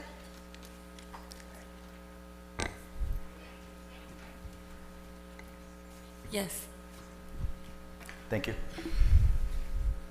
Now we move to the discussion of potential action items. And we're going to start with item number 20 that was moved to 15. And that is consider resolution number 2024 underscore a resolution of the City Council of the City of Calexico adopting water and sewer service changes and making certain findings and taking certain actions relating. If I can have a staff report on that. So this item was brought to the council August 21st of this past summer. It was recommended by the city council for the following: receive additional public comments relating to the adoption of the increase of water and sewer changes held on the 21st. To adopt the resolution of the city of council of the city of Calexico adopting sewer water rate service charge and making certain findings and taking certain actions related to therefore. A little bit of background. On March 7, 2023, the city of Calexico requested proposals for professional firms to conduct an on-service study for the city waste and water utilities to recommend any changes to the rate structure, the rate adjustments to fully cover the cost of operating and upgrading the water and wastewater systems. The city of Calexico owns its own operating treatment plant, water distribution system, and a wastewater collection and treatment system. The city provides additional sewer services within its jurisdiction, boundaries, and unincorporated areas of the city. So this was brought back to the council August 21st, and the motion back then was to table the item for further discussion. I know it was requested by Council Member Moreno, second by Ms. Thailenda, to bring back for further discussion. And this is where we're at today. Thank you. Thank you. On that note, if we can just go ahead and go to public comments. I know this was the intent for us to continue to have discussions in engagement on this item. So if we can go ahead and start with the public comment. Berta Carreño,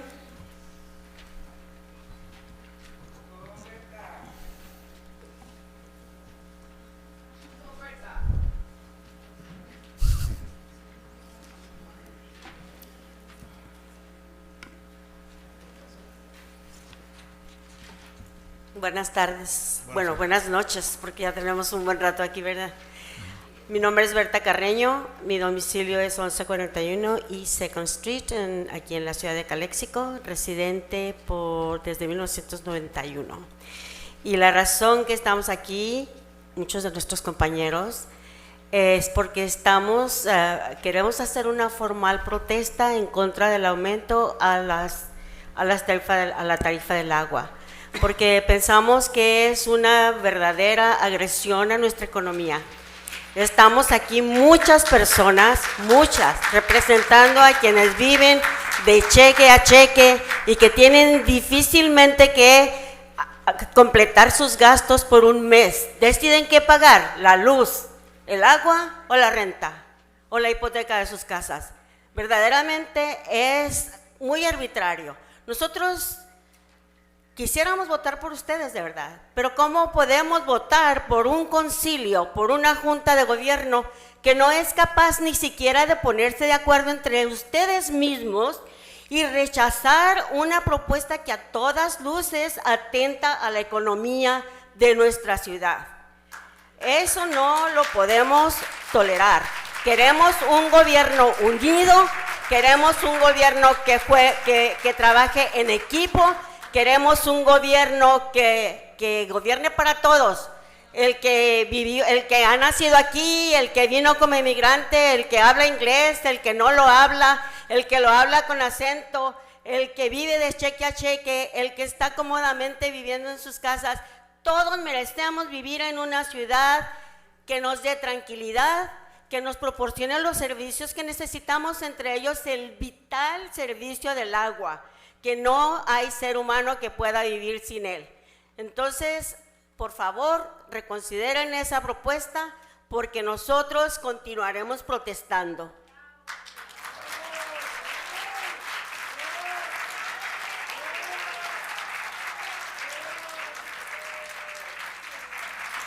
Alexis Rangel.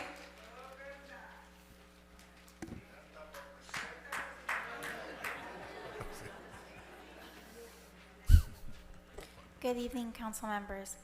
I'm going to ask that you vote, I'm going to ask that you vote no on this, just by the simple fact that we saw somebody here who gave a presentation from the business department, from the Business Development Commission. But when I'm looking at item 20 on the agenda, I'm reading through everything, and there's some things that don't make sense to me.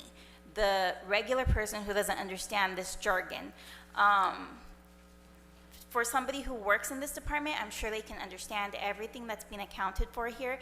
But correct me if I'm wrong, there were a couple of members who asked to provide the data related to when the previous increases were done, to show what that money was used for, how it was allocated.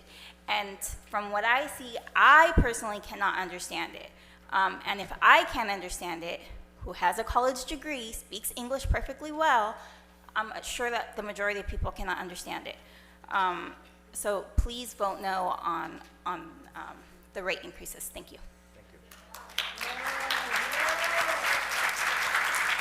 Jesús Solano.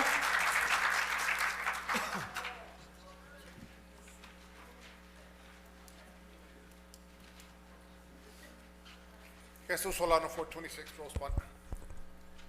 Okay, I am also in disagreement with the rates. I do believe that if the city renders a service to the community, we should pay, but something that is justifiable. The previous 5 years, it was 2%, when it should have been at least 2.9, because that was the interest rate on the bond. Now we're going to carry about 1% into this new 5 years. We also requested in the previous meeting that we wanted to know how many projects were in the previous 5 years and how many projects were finished. We don't know. Was it the half? Was it 1/3? And if they weren't finished, where's the money? Where did the money go? The other thing that I requested, is a forensic audit. We need to know exactly what's going on right now. I brought it to your attention because I found out on information that I downloaded from the city. And in in the previous 5 years, there was a $3.3 million increasement above your salary. That's on top of your salary. And then on the other department at 1.1, we're talking about maybe $4.4 million. You run down that thing, it's about $1 million per year. We need to know exactly, was that money on the salary increasement, was it justifiable? Who approved it and why was it approved? Now, we don't know how many projects are on the line right now. We requested also additional backup on that information, something that we can understand, okay? We don't have that. So my recommendation, and I also recommended it last time, it's political suicide if you handle the situation right now. It would be a disservice to the community and to the council. Why? Some of you might be, I hope all you, for you stay on board, but if not, one or two are going to decide for the new council members, and I believe that's a disservice. My recommendation is for the new council to handle it. We are going to have to pick it up sooner or later. We are going to have to pick it up sooner or later, okay? The water cannot be free. The water cannot be free. We need to be realistic. We need to pay for the services. But it has to be a percent where it's justifiable, okay? This is nonsense, about 27%. That's way too much. Thank you. Thank you. Julio Rocha.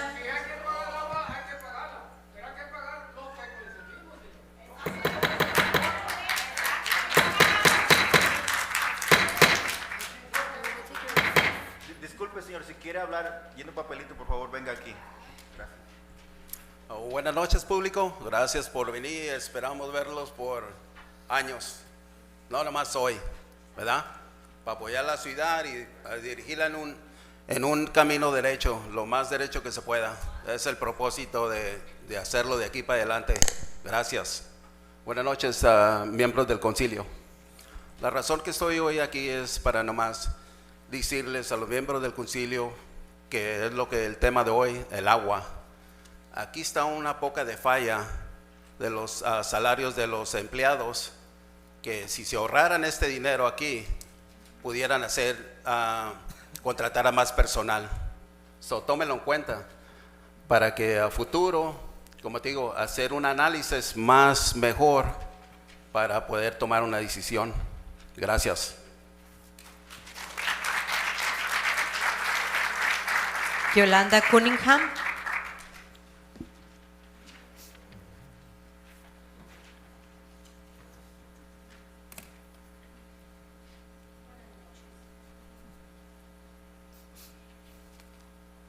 Bueno, yo tuve que escribir las cosas porque tenía muchas ideas y lo diré en español porque es el idioma que más hablo.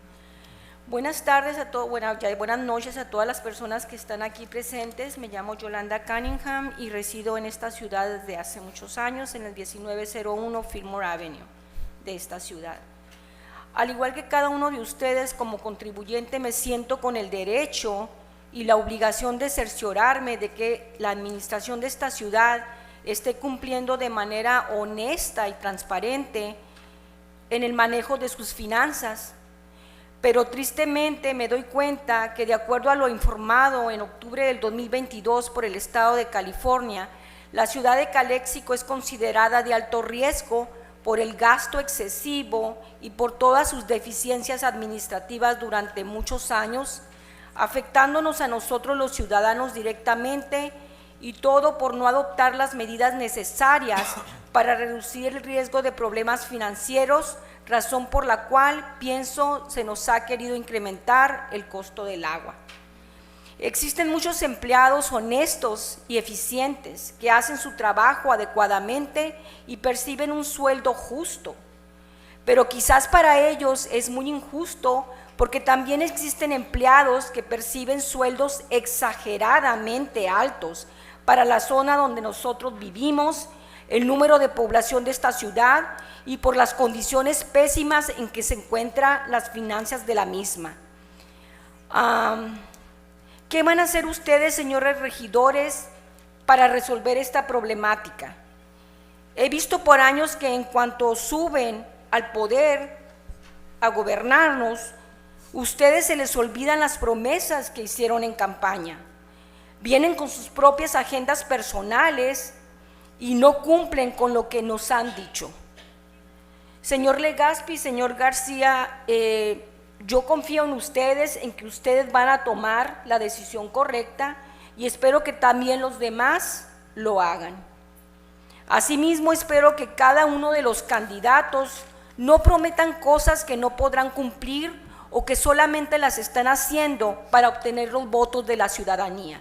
La ciudadanía que estamos aquí, ya estamos observando y estamos interesándonos en leer más, y si no preguntamos, hoy ya está todo es público, todos tenemos acceso a esa información. Tenemos que informarnos tanto los del concilio como nosotros para darnos cuenta de cómo se está manejando esta ciudad. Finalmente démonos cuenta de que existen personas inescrupulosas con el alma tan negra y podrida que harán todo lo posible por obtener solo sus beneficios sin importarles lo que tengan que hacer para salirse con la suya y crear divisionismo en la comunidad. Votemos con conciencia. Señora Cunningham, si puede. Sí, ya voy a terminar, permítame, por favor. Votemos con conciencia escogiendo a las personas que creamos que además de tener experiencia, sean humildes. Señora Cunningham, si puede Sí, ya, sí, porque sí, se pero está, nada más metiendo permítame. ya en otras cosas que Sí, no es nada más les pido por favor a la comunidad que de veras escojamos personas que no nada más nos estén diciendo algo para obtener Gracias, su beneficio. señora Cunningham. Gracias. Gracias.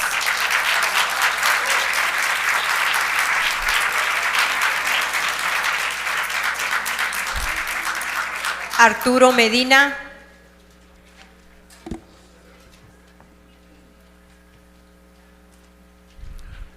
Buenas noches, concilio y público que nos acompaña el día de hoy. Quiero recordarles sobre este tema de que el 2015 el IID bajaron los precios del agua a $20 por acre.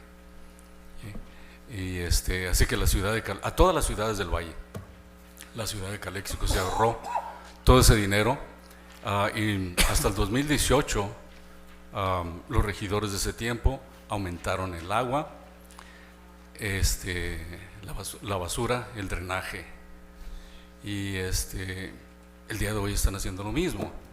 Entonces no hay ningún estudio que nos indique, por lo menos que yo considere, que ha aumentado que estamos en San Diego o algo o en la ciudad de Los Ángeles, donde se batalla para obtener el agua. El agua para nosotros es barata para la ciudad. Entonces no hay ninguna necesidad que yo vea para aumentar el agua.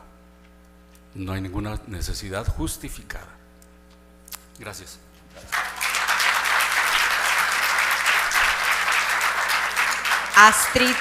Astrid Calderas.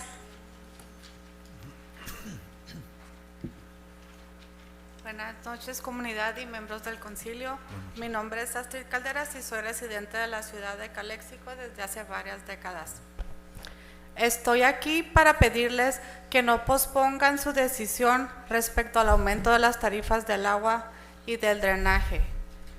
Ahorita mismo ustedes tienen la facultad para votar no al aumento de estas tarifas a favor de la comunidad, la cual varias veces se ha reunido y unificado para este mismo fin. No podemos retroceder a lo que sucedió en el 2018. Para empezar, la voz del pueblo fue ignorada en este año, el 2018. Ustedes aquí presentes pudieron hacer una auditoría para clarificar qué fue lo que se hizo con los fondos generados con el previo aumento y no lo han hecho, no lo hicieron. Recuerden, el agua es un elemento vital y su incremento sería fatal para nuestra comunidad y para nuestra economía. Como pueden ver, la comunidad nuevamente está unida y sabe perfectamente lo que quiere, que no se incrementen las tarifas del agua y del drenaje, ya que esto tendría un impacto negativo en su economía y en su bienestar, ya que Repito, es un elemento vital. Escuchen y entiendan. No se les están pidiendo talleres, los cuales generalmente son utilizados como una estrategia de manipulación para justificar sus acciones o decisiones y enredar o engañar a la comunidad para que al final de cuentas ustedes puedan subir las tarifas felizmente, aunque esto impacte a los ciudadanos. No queremos talleres, queremos que no aumenten las tarifas. Además, tengan en cuenta que cada ocasión que ustedes, miembros del concilio, toman una mala decisión, que ya van varias que se han tomado, es el pueblo el que paga las consecuencias, y esto no es justo. La mayoría de ustedes está buscando ser reelegido. Por ahora, hoy, asuman su cargo con seriedad y escuchen al pueblo. Voten hoy, voten no al incremento de las tarifas del agua y del drenaje. Gracias.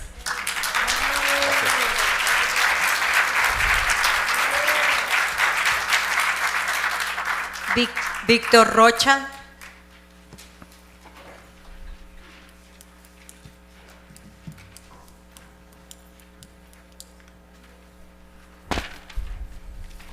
Quisiera hablar español, pero la razón que no lo hablo, porque quiero que ellos entiendan. Que ellos entiendan. ¿Okay? Porque luego van a decir que yo no sabía qué significaba esa palabra. Okay? Look, bottom line, we need further information regarding how you spent the money. Some of you came late in the game, but some of you have been there for years. And I think you owe us the responsibility to give us accounting of how you spent that money. Actually, it tells you in all the documents that you can only use it for CIP. Can you guys tell me what CIP means? Talanda, you say you can. Improvement project. Okay? So, how is it possible you're in the general fund, you're in a deficit? Where are you paying it from? The state told you. You got 20-something millions in expenses, but you only have 17 million, 17.5 in revenue. You haven't even collected what is owed to you. The business licenses are delinquent. You have a finance director who is the responsible person to go out and collect, and you're just deferring. Hold that person accountable. That's her responsibility, and it's also the responsibility of the city manager you just fired. That was her role. She supervises everyone. So don't give us excuses. We want you to vote now, kill it. Why? Do it right. Give us the reason why you need to justify increasing the rates. You show us no documents whatsoever. I don't see any presentations. The only presentation you made is justifying the rates, that we're gonna build this, but you go to the water plant, go to the sewer plant. Nothing has been built. So it's all promises, all smoke and mirrors.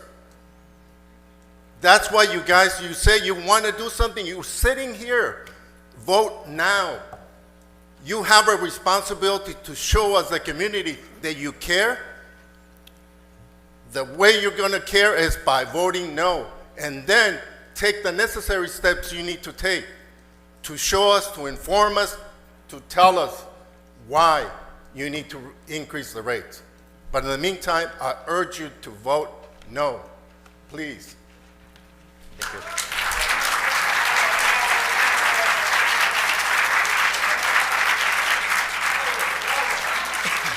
Gilberto Manzanares.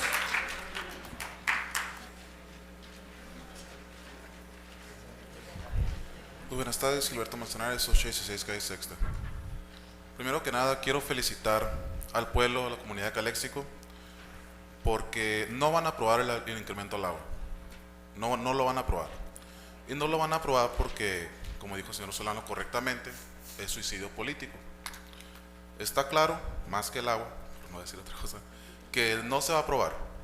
Pero eso es solamente mitad de la pelea, porque el estudio que se mandó a hacer del agua dice claramente que hay necesidades de infraestructura que se ocupan renovar, ¿verdad? Si lo leyeron. Entonces queda la otra pelea. ¿Cómo se va a conseguir esos millones de dinero que se utilizan para esa infraestructura? En el 2021, la ley de la infraestructura de Joe Biden alocó millones de dólares para eso, ¿verdad? Para el Estado de California. El Estado de California tiene esos millones. Tenemos que aplicar para traer esos fondos y renovar la infraestructura del agua de Calexico, que sí es una necesidad, porque no lo vemos, pero está podrido, está viejo y se ocupa reemplazar, ¿verdad? Otra cosa que no se está hablando, y es algo bien importante que quiero que la gente tenga en claro, es que el agua del río Colorado es nuestra.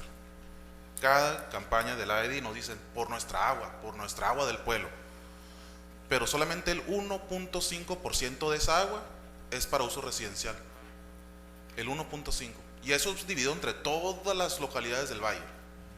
El resto se va para las familias granjeras del valle, aquellos ricachones, y la mayoría de esa agua se va a 20 familias del valle.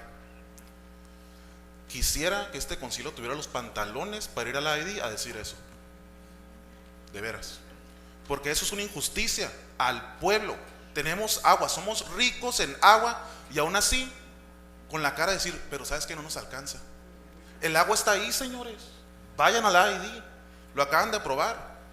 99% se va a los granjeros, y no es para crecer comida. El estudio que se acaba de revelar es que usan la mayoría de esa agua para crecer alfalfa, que la usan para venderla al extranjero. Eso no nos ayuda a nosotros. Si fuera para crecer comida, perfecto, pero no es así. Así que los dejo con ese pensamiento y espero verlos en la Junta de la AED. Gracias.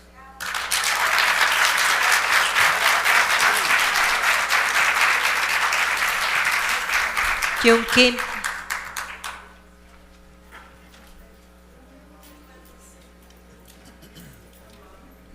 Good evening.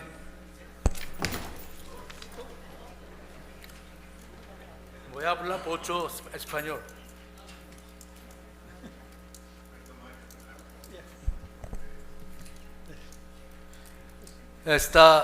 Yo sé o yo no sé por qué esa agenda todavía aquí está. Esa agenda muerta. ¿Por qué? Que ustedes concilió, dice que ya poner tablets, ya separando todas las cosas para estudio, mejor decisión. Pero alcalde Camilo García se pone punto aquí está la agenda. Empezaron ya se siguiendo y luego mandaron todas las noticias a toda la casa. Es ilegal también. No sé qué ganando señor García con esta, pero error o que intencionado, no sé. Pero no debe estar, aquí está. Este muerto. Y luego, 3 concilios de ahorita, de 2 concilios de anterior, aprobaron esta agenda por subiera. Y con mismo mandaron toda la lista, mandaron todas las memorias, toda la casa. Cuando ustedes miren que está mal, ciudad debe estar descended, debe estar cancelar, y no hizo. Es otro ilegal. Ustedes ganando $5 millones cada anual.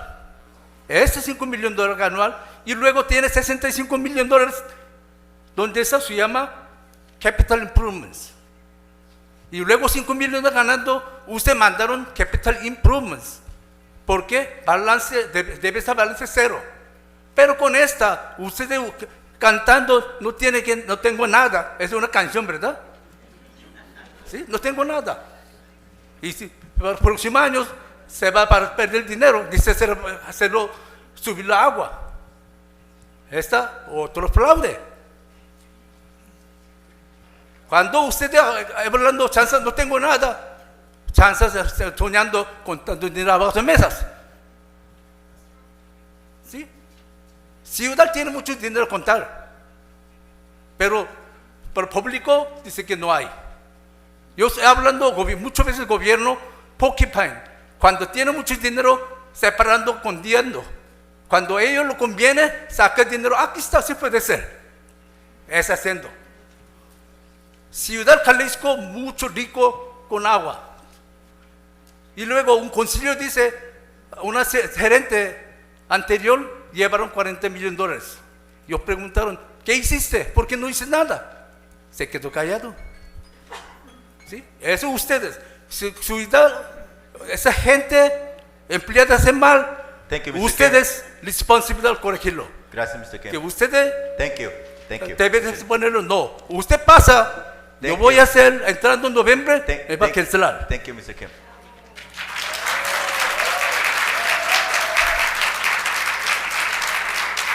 Carla Ibarra.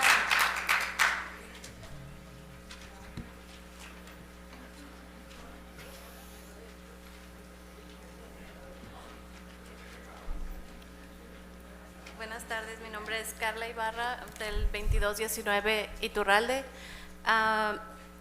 Señor Legaspi, yo le puse un comentario y la verdad es porque me decepcionó tanto que a usted le interesaran todos los impact fees y le importara tanto los meters, y eso es como le importa a la gente, porque yo les dije, si quieren información del agua, vengan a mí, porque yo les puedo decir que lo que estaba diciendo el señor Fisher eran mentiras y eran números fabricados. I'm sorry, my Spanish and my English is a little bit awkward. So, nunca me llamó. Me hubiera gustado que me llamara y me dijera, ¿cómo tú sabes esa información?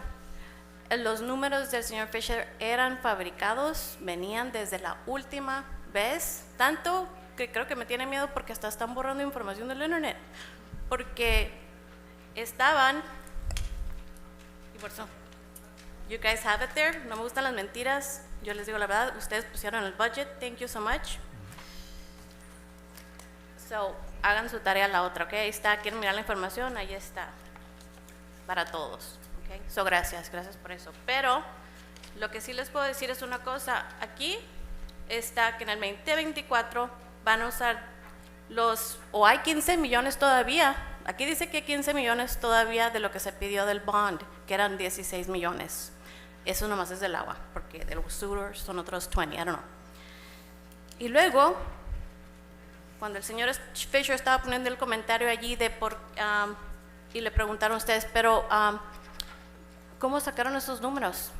Y él dijo, pues no los ven, ahí está, you know. Me choca que vengan los gringos a mirarnos como pendejos. I'm so sorry, but yeah. So, okay, sorry. So, you guys were asking really good questions, and he came and insulted us, and I did not appreciate that. We just wanted to know where that $16 million was. The other reason why I'm telling you this is because he used these numbers, including those $16 million for the new water rate study. Therefore, you cannot approve it because we already got a bond for that money. The new rate study is wrong. He told you also that he wasn't liable for that because now he blamed Palomir. He says, no, it was her, not me. She gave me those numbers. But he also is responsible. If you read the first proposal that he made when he came over and gave that to you, he said, I work with the state, I am licensed, and I'm not doing anything wrong, and I check my numbers. You can go back and check that. So he's liable for giving us wrong numbers. But more importantly, Ms. Palomir, because we have a person. Keep it to the council, please. Okay. Don't mention the staff, please. Okay, I'm sorry. We have Public Works and is unexperienced, unknowledgeable, and we need somebody new. Again, please refrain from those type of comments. That's all I needed to tell you. Thank you so much. Thank you, appreciate it. Vote no. Liliana Hernández.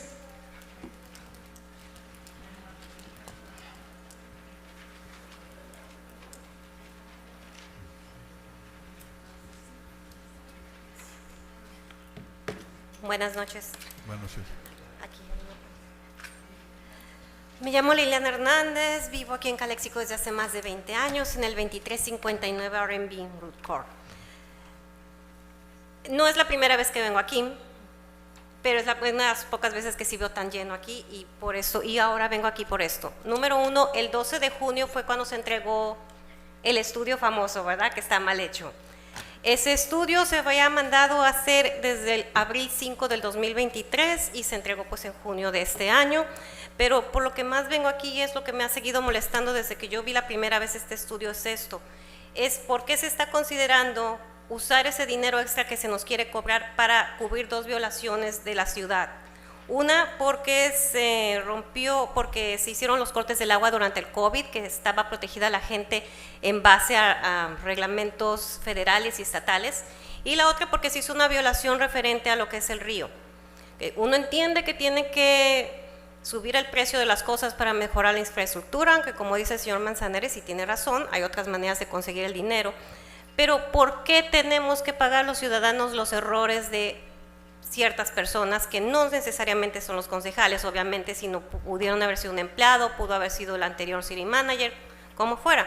La cuestión es que la ciudad fue multada por $350,000 y en parte de ese dinero de nuestro aumento se quiere usar para pagar eso. Otra cosa es que el estudio costó casi $62,000, $61,995.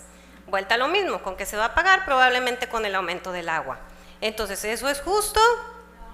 No, no es justo. Y exactamente, ¿por qué? Porque si a mí me chocaran, ¿yo tendría que pagarle entonces al que me chocó? No, evidentemente no. ¿Y por qué traigo estas fechas? Porque para mí es importante 2 cosas. Aquí hay hay 2 candidatos políticos que probablemente hablan de esto y ellos estaban ya presentes en este concilio, así que por favor ahora no se rasguen las vestiduras. Aquí tenemos una concejal fantasma, porque no sé si sigue existiendo, que estaba aquí y ahorita no está, ¿verdad? Y tenemos a otros 2 concejales que espero que por favor pensemos en todos los demás y no hagamos este aumento. Sabemos que es muy probable que no pase ahorita porque pues sería un suicidio. No votaríamos por ustedes, aunque no encuentro por quién mejor votar a este momento, pero sinceramente yo les digo a las personas que están aquí, yo aquí tengo el estudio por si alguien quiere una copia o si lo quiere mirar, si no está en el internet, en la agenda del 12 de junio de este año, ahí lo pueden leer, está en inglés, pero lo podemos traducir de alguna manera. Muchas gracias.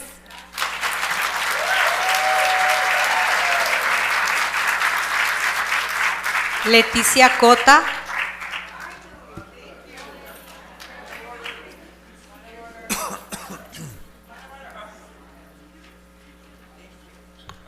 If you had received my paper, I didn't realize how many were before me, but anyway. Buenas noches, mi nombre es Leticia Aldana Cota y pido por favor, señor García, mis 4.5 minutos, si es posible, por mi disability. Yo no voy a decir quién fue, quién no fue o qué pasó, pero sí voy a comentarles que a mí me tocó el aumento hace como 10 años, algo así, el primer aumento. ¿Qué fue lo que nos dijeron? Alguien ahorita acaba de decir, ¿qué hicieron con ese dinero? Es lo que yo también pregunto. Y yo quiero que a nosotros, a la comunidad, se les dé un documento que diga en qué se gastó el dinero del primer aumento del agua. 1. El segundo aumento, con una persona que no la veo aquí, que nomás viene cuando le conviene. ¿Qué dijeron? No estoy diciendo nombres. Y Rocha, también tengo cosas que decir de ti si gustas. La situación que en esa ocasión el segundo aumento se nos dijo aquí a todos, y estabas tú aquí, Rocha, también. El motivo, el aumento del agua no va a afectar porque se va a basar a lo que gasten las personas. Una vil mentira, porque se dobleteó casi el costo del agua. Y como alguien dijo aquí, el agua es muy barata. El agua a la ciudad se la vende barata el IID. ¿Por qué nos quieren hacer a nosotros responsables por las metidas de 4 de las administraciones pasadas? Ni siquiera de ustedes. No es justo. Necesitamos, la ciudad necesita tener una persona, y no offense, pero que sepa bajar fondos, escribir grants para, alguien aquí comentó, el gobierno tiene fondos que está dispuesto a dar. Aplicar para esos fondos, para arreglar, porque yo ya he visto 2 aumentos y no he visto nada diferente en la planta de agua. Así es que no es justo que nos quieran cobrar. Y lo voy a decir, quizás hagamos 1 o 2 que podamos, 3 o 4 que podamos pagar el agua, pero ¿por qué? En la casa de mi señora madre, que nomás es mi mamá, usted va a pagar menos. ¿Qué pasó? Pagaban $90, se le subió a 150 con el primer aumento. En este otro último, no worries, porque nomás van a pagar. Si tú te bañaste 1 vez a la semana, pues nomás por esa agua vas a pagar. ¿Qué rollo? No es cierto. Ahora mi mamá paga 200 y fracción. ¿Por qué? Porque riega sus plantitas. Ya no las vamos a regar. La ciudad es responsable de la porción de las que tenemos una porción de zacate allá enfrente, que es de la ciudad, un lado de las banquetas. Las regamos, mis vecinos todos lo riegan y los tienen verde. ¿Por qué? Esa agua la debe pagar la ciudad, porque es su propiedad. Ustedes son responsables, y cuando digo ustedes, pues la ciudad. El caso es otra cosa. El señor Moreno, Javier, acaba de decir, necesitamos casas de alto rango. ¿Quién changos la va a comprar? ¿Qué trabajos hay aquí en Calexico? ¿Qué doctor se va a venir a vivir? Yo adoro Calexico, por eso estoy aquí. Pero ¿qué doctor se va a venir a vivir a Calexico, por favor? Todos viven en La Joya, todos viven en San Diego, vienen aquí, hacen su dinero y se van para allá. La otra cosa, ya la última, que no se trata de que van a cometer suicidio político, se trata de hacer por lo que están ahí. Y ustedes están ahí representando no a un grupito, no nomás a los comerciantes, están representando a todos. Así es que necesitan hacer ¿qué? No aumentar las tarifas. Gracias.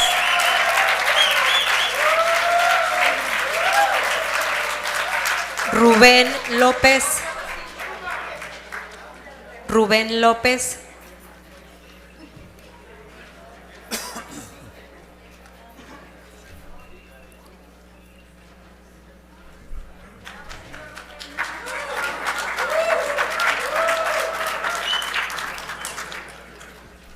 Muy buenas noches y gracias por darme la oportunidad de hablarles unas cuantas palabras. Ya que están hablando todos del agua, voy a decirles algo. Me imagino que el agua de los parques, con que se riegan los parques, la pagan con dinero del pueblo. Pues en el parque, el que está por la mira del parque grande, allí se tira mucha agua. Dense una vuelta por casualidad, nomás allí. Y aunque sea en su carro, dense una vuelta por Calexico. ¿Cuántos árboles hay muertos en muchas casas? ¿Por qué? Porque la gente ya tiene desconfianza que no le alcance el presupuesto y mejor los está dejando morir. Aquí no estamos en San Diego, allá vive un hijo mío, allá con 2 días que riegues un árbol, el árbol vive, pero aquí no, aquí es muy extremo. Y si alguien de ustedes trata de subir el agua, ¿saben qué? Ese no quiere a Calexico, ni siquiera se quiere él solo, porque el árbol genera oxígeno no solo para uno, sino para todos.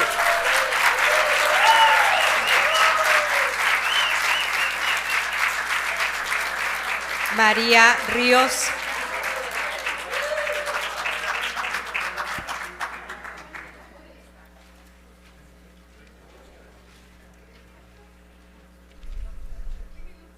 Buenas noches, yo creo que algunos ya me conocen, mi nombre es María Teresa Ríos, soy residente de Calexico, como yo le digo un rancho porque ya ciudad ya casi no es, ¿verdad? Entonces, mire, yo vengo a hablar sobre, o sea, les pregunto a ustedes, ¿no les da pena tanta queja?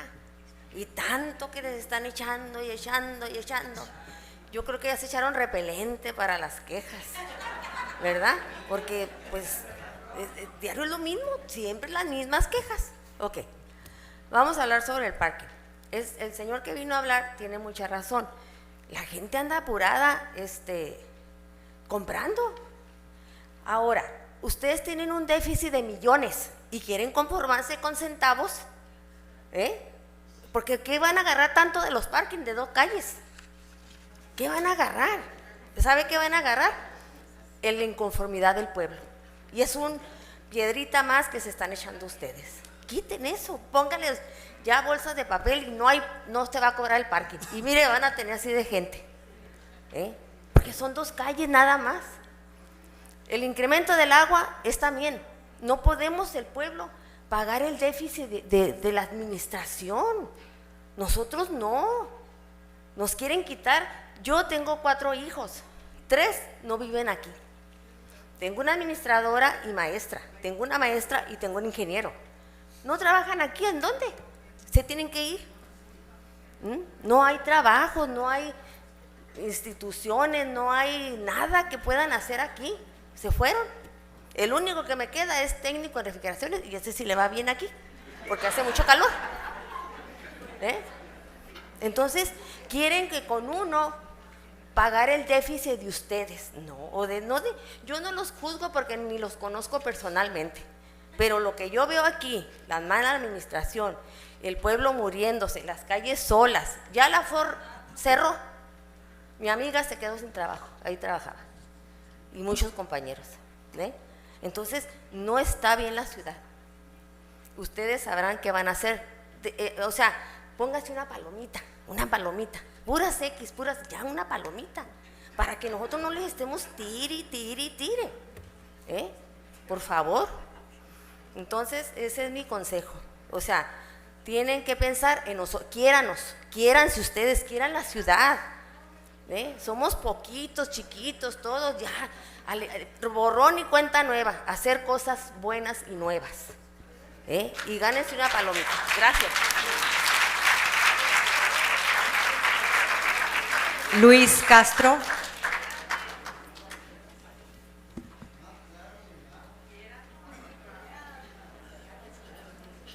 Buenas noches, Luis Castro, aquí otra vez hablando del agua. Definitivamente no estoy de acuerdo en el aumento del agua. Desafortunadamente, pues las malas administraciones han afectado a la ciudad de Calexico. Cuando se inició el problema del COVID, hubo una ley que protegía a toda persona que no le cortaran el agua. En aquel entonces fueron afectadas cerca de 500 personas, no una, 500 personas fueron afectadas, y esa información la tiene la ciudad, y ahí la agarré. Fueron afectadas, y a esas personas se les va a tener que pagar. ¿Por qué? Porque así el Estado le dijo a la ciudad de Calexico: tienes que pagarles, tienes que darles una recompensa. Ese costo va a ser cerca o más de $1 millón. $1 millón también va a incrementar a intereses. Entonces, yo no creo justo que por malas administraciones pasadas la ciudadanía tenga que pagar, como lo han comentado la mayoría que se han parado aquí. Yo no creo justo eso. Creo que ustedes tienen que tomar decisión y pues tienen que pensar muy bien lo que van a hacer, porque siguen afectando a la ciudad de Calexico, a los ciudadanos, con su voto. Yo les pido a ustedes que tengan conciencia, y para no ser eco, ¿verdad? Pues la gente aquí están comentando y le están diciendo la verdad. La verdad es penoso, pero así es. La gente se para aquí y hace sus comentarios. Mucha gente mucha gente que vive en Calexico, que son de bajos ingresos o gente que vive bien, gente que se expresa en español, en inglés, pues está diciendo la verdad. Yo les pido a ustedes no en el agua. Gracias.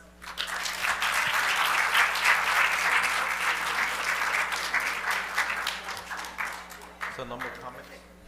You have a comment?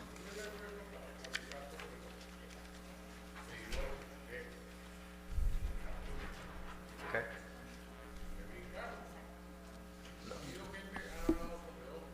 Todavía no estamos en ese punto, señor. Todavía no estamos en ese punto de los parquímetros. No, todavía no. Todavía no hemos llegado a ese punto en la agenda.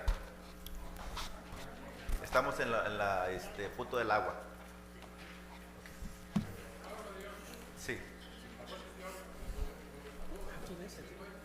No, todavía no estamos en ese punto todavía. Todavía no llegamos a ese punto en la agenda. Okay. Después de esto ya. Okay. So I bring this back to the council for any comments. Yeah, so I initially brought this item a long time ago and was seconded by Linda. So the people have spoken. It's clear to me. I want to make a motion to vote no. Simple. And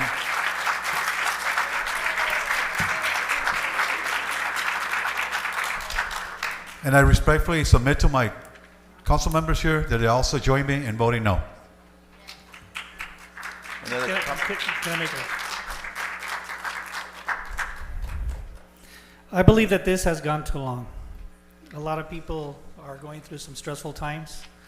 So I'm going to concur with Councilmember Moreno, and I'm going to second the motion and vote no on it. Can I say something now? I want to talk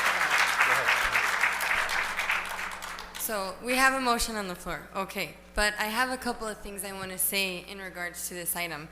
I think it's unfair and unjust for individuals of the public who are running and are candidates right now to come up here and mislead our community. This item would never be before our community had they not approved the study in April 2023. Had those who were here prior, and they come up and talk all the time, they spent $80,000 to do this study. You do not spend $80,000 for nothing. You spend $80,000 because your intentions are to adopt and to increase. And they had this study since March 2024. So they were in receipt of the draft from Wilden Financial Services since March 2024 via email. If you want, pull public records. And they didn't bring it before you. No, they waited. They waited to bring it during this time of elections to create chaos and misinformation across the board. And that's what's been going on. And it's not fair. They held on to this. No, it's very important. They held on to this and thought it was okay to throw it at this time with two brand new council members. Methodical. Wow. No. It's so important to shine light on that. You do not spend $80,000 if you're thinking about applying for grants, right? Like they come up here and say, oh, let's do grants. Okay, then why didn't you do the grants then? Why did you go spend $80,000, right? Here we are, because that's misleading. People, let's pay attention to the facts, all right? This was approved April 5th, 2023. They were in receipt of the draft March 2024. And they didn't bring it before the community, no. They waited. They had all this information and they waited. So, with that said, that's what I wanted to point out. Okay. Oh, she has to come. Thank you. Muy bien. Thank you. Thank you. I don't agree with the increase in water rates for the next 5 years minimum. No estoy de acuerdo en el aumento a la tarifa del agua por los próximos 5 años mínimo. Así como dijo el señor Rocha, que les habla en inglés a mis compañeros, yo les voy a hablar en español a mi gente, a la que entiende bien español.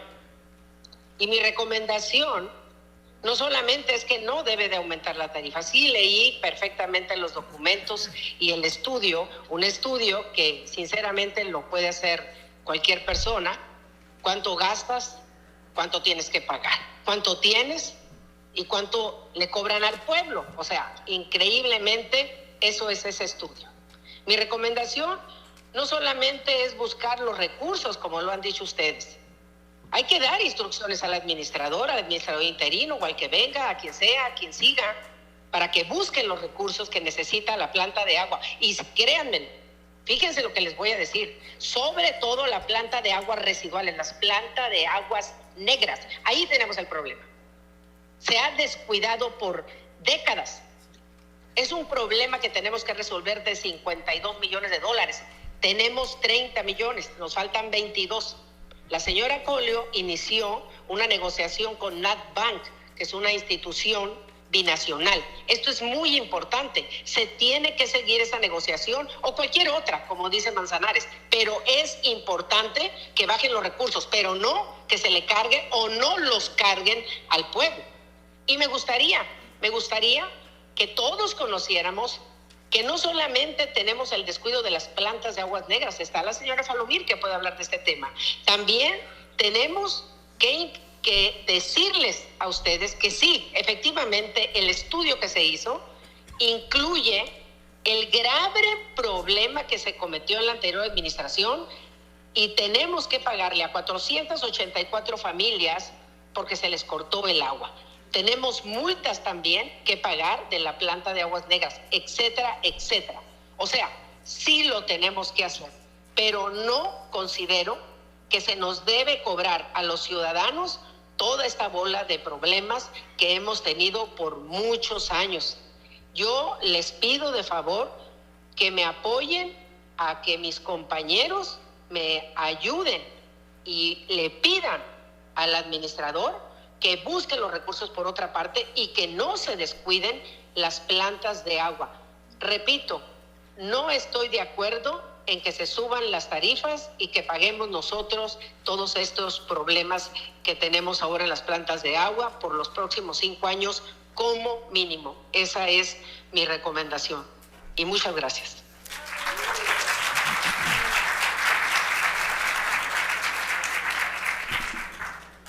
Thank you.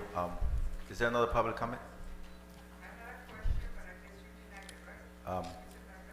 So, you already spoke, so thank you. Thank you. I just had a question, sir. Thank you.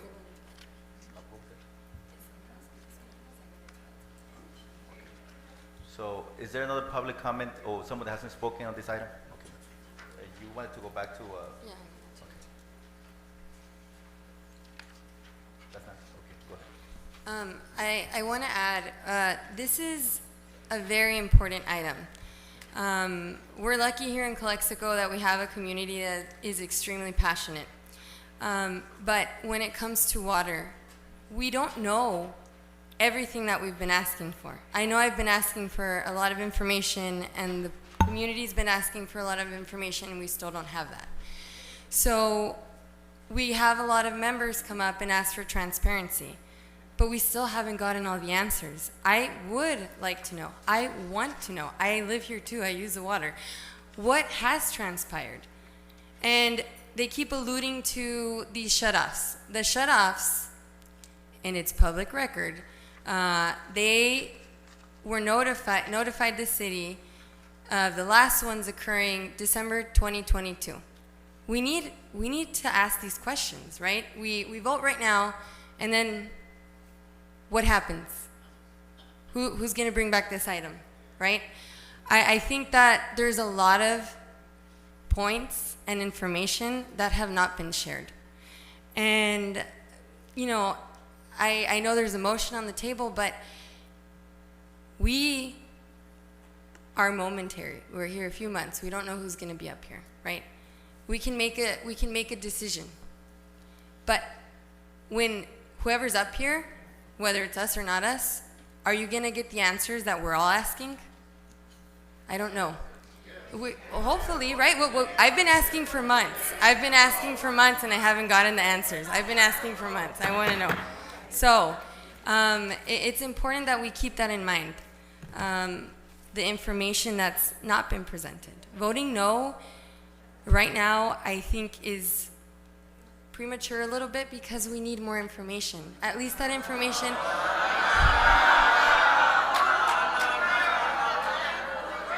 Okay, all right. So, yeah. So, please keep that in mind, and whatever happens with the elections or not, don't stop coming. And don't stop asking about the water information until you get it. Thank you. Thank you, Councilwoman. Again, I just want to echo all the comments, from all of you that, of course, no one wants to see an increase. No one wants to have an additional cost to the services that are provided. And I agree with you. Us here is not different than you, paying our bills. We also pay our bills, and we work. Excuse me, I'm talking. Thank you. So, but then also I have to also agree with Councilwoman Thailenda also that if we vote no right now, then are you going to be happy by not finding out what's happening? Excuse me. So, thank you. So, again, this is not just to be popular. And all these individuals that have come, before you and tell you that they have the answers, they were sitting right here also before. They were sitting back in 2018 and before that. And now they're telling you otherwise. I can tell you that, again, we talk about plans.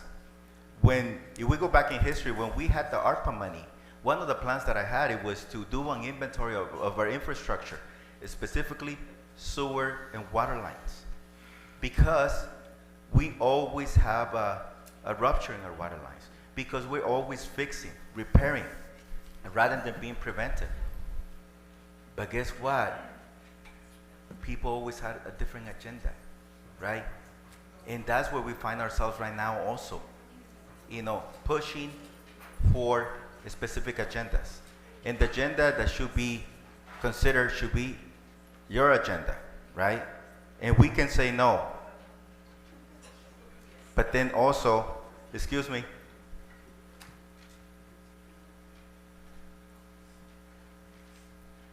thank you. And we can say no to be popular. Thank you.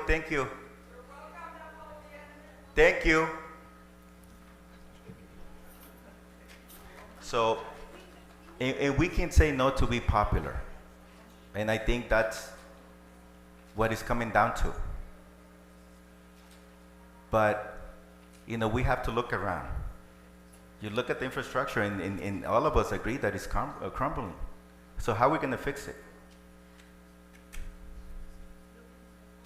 Right? How are we going to fix it? Well, but anyway, with that, I'll call for the vote.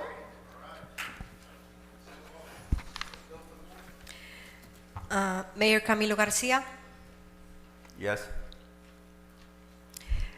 Mayor Pro Tem Javier Moreno, Yes. Councilmember Gloria Romo,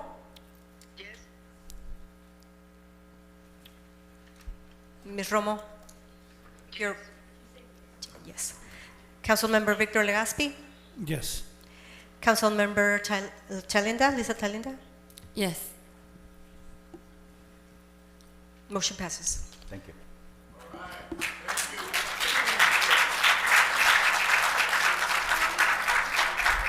Now, if I can motion to continue, I think it's almost 9:30. So move.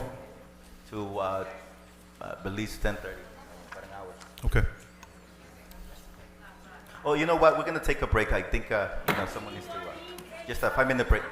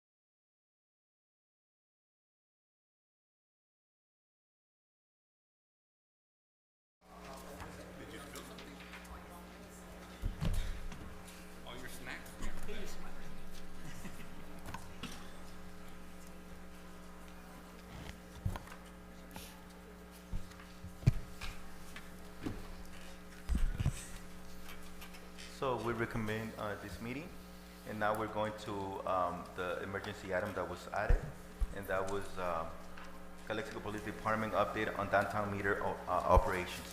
Correct, and specifically for consideration is temporary suspension on the collection of parking meter fees until the city conducts further study. Thank you. So did you all hear that? Okay. Thank you. So then we'll move on to the next. So that's an item for consideration by Correct. the city council. So we would need either, if it's immediately, that would be part of the motion, and then we. Okay, so I'll make a motion to suspend. Yeah. Yes, but I'm making a motion right now, so yes. So, yes, I'll make a motion to suspend that. But the motion includes what time frame is it? Well, at the very least, till, Okay, so no time frame? Right, we can have a time frame or temporarily until we further study the issue and bring an item back. So what if, Mr. Moreno, we just say that we put a moratorium on the collection of parking meters until we're able to bring it back? Okay? Yeah, until further. Okay. Okay. Well, we're not gonna collect, those are gonna be covered, and there's not gonna be any collection of the collection of parking meters, the fees, so.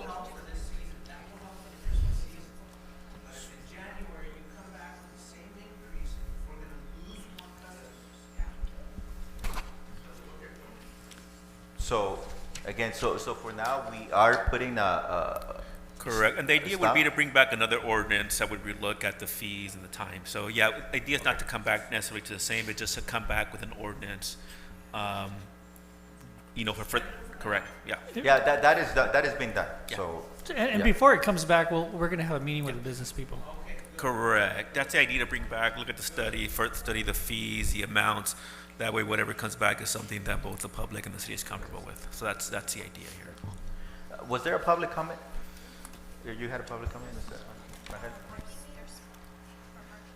Yes. okay, but okay, hold on. But one concern. So we have the chief of police here, and he needs to have direction, right? Yeah, he needs to have what's going to happen. The direction was given. I know, but I know if he maybe has some questions. You have any questions, any concerns of direction? What's going to? So I agree with what the council's saying. I believe that we need to meet with the bid, and we can come up with a mutual agreement that will benefit the businesses. As I'm already, my wheels are already turning on something that will work out. I think that they'll be pleased with, and I think that also will bring revenue with the city. Maybe after hour monitoring, so it doesn't affect the businesses. But we're bringing revenue after hours, especially on the weekends when we have people coming across, our tourists. And again, maybe keep the fees the way they were. But now we're maybe doing the meters on Thursday night, Friday night, and Saturday nights when we have the people that are coming to Mexicali. And again, it won't affect the businesses. But have a discussion, yes. Yes. So. If you want to come up, so that we. Mr. Gordon, as commissioner, guys, sorry, but as commissioner, you should have a meeting with your bid, right? Because you also got to get involved with the chief. Okay, and then the merchants. Yes. So what the bid is recommending right now is that you vote to rescind the increase that was voted on before, and to suspend from here until at least December 31st all collection of the meters. Because right now, there's two things going on right now, is the negative publicity. Everybody needs to know, all of our customer base needs to know that we're going to rescind the increase that was voted on, that was adopted, but they also need to know that for this Christmas season, this city's going to support businesses and welcome and invite customers by suspending collection. And that's nothing new. That's been done like almost every year. Right, so tomorrow we can bag them, start bagging them tomorrow. Okay, is that the direction that you're going to bag? That's going to let the people know not to put the coins in. Well, it's up to council, but that's my... Okay, my initial motion, because I still have the motion, we haven't voted on it. Okay, hold on, sir. My initial motion was to suspend. That was my motion.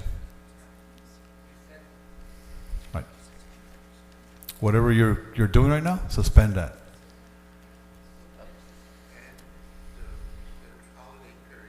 Hold on. Yeah, so I think we talked about the moratorium. Somebody talked about the moratorium? Okay, so, well, we figure out the motion. If this item ever, where's Mr. Grant? There you are. If this item comes back, if and when it does, which, you know, when that time is, we don't have a time frame right now because there's a process to adopt an ordinance. The ordinance, if it ever comes back, before it gets here, there's a public outreach portion that we as a city have to conduct, and that'll be with the business community multiple times once we get there. So whenever that time is, and I think it's better if we don't put a date on it because we don't have those dates right now.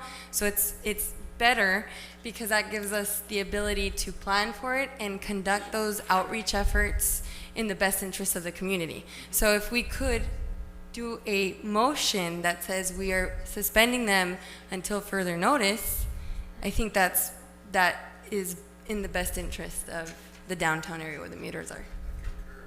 And I concur, that's the best motion. There is no time, there is no set time and effective. I think that's what should be done. So with that, if that's your motion that you agree to, And Mr. Moreno. yes, and I think that's what I said. Suspend. Okay. You want me to include that until further notice? Right. Any? Yeah.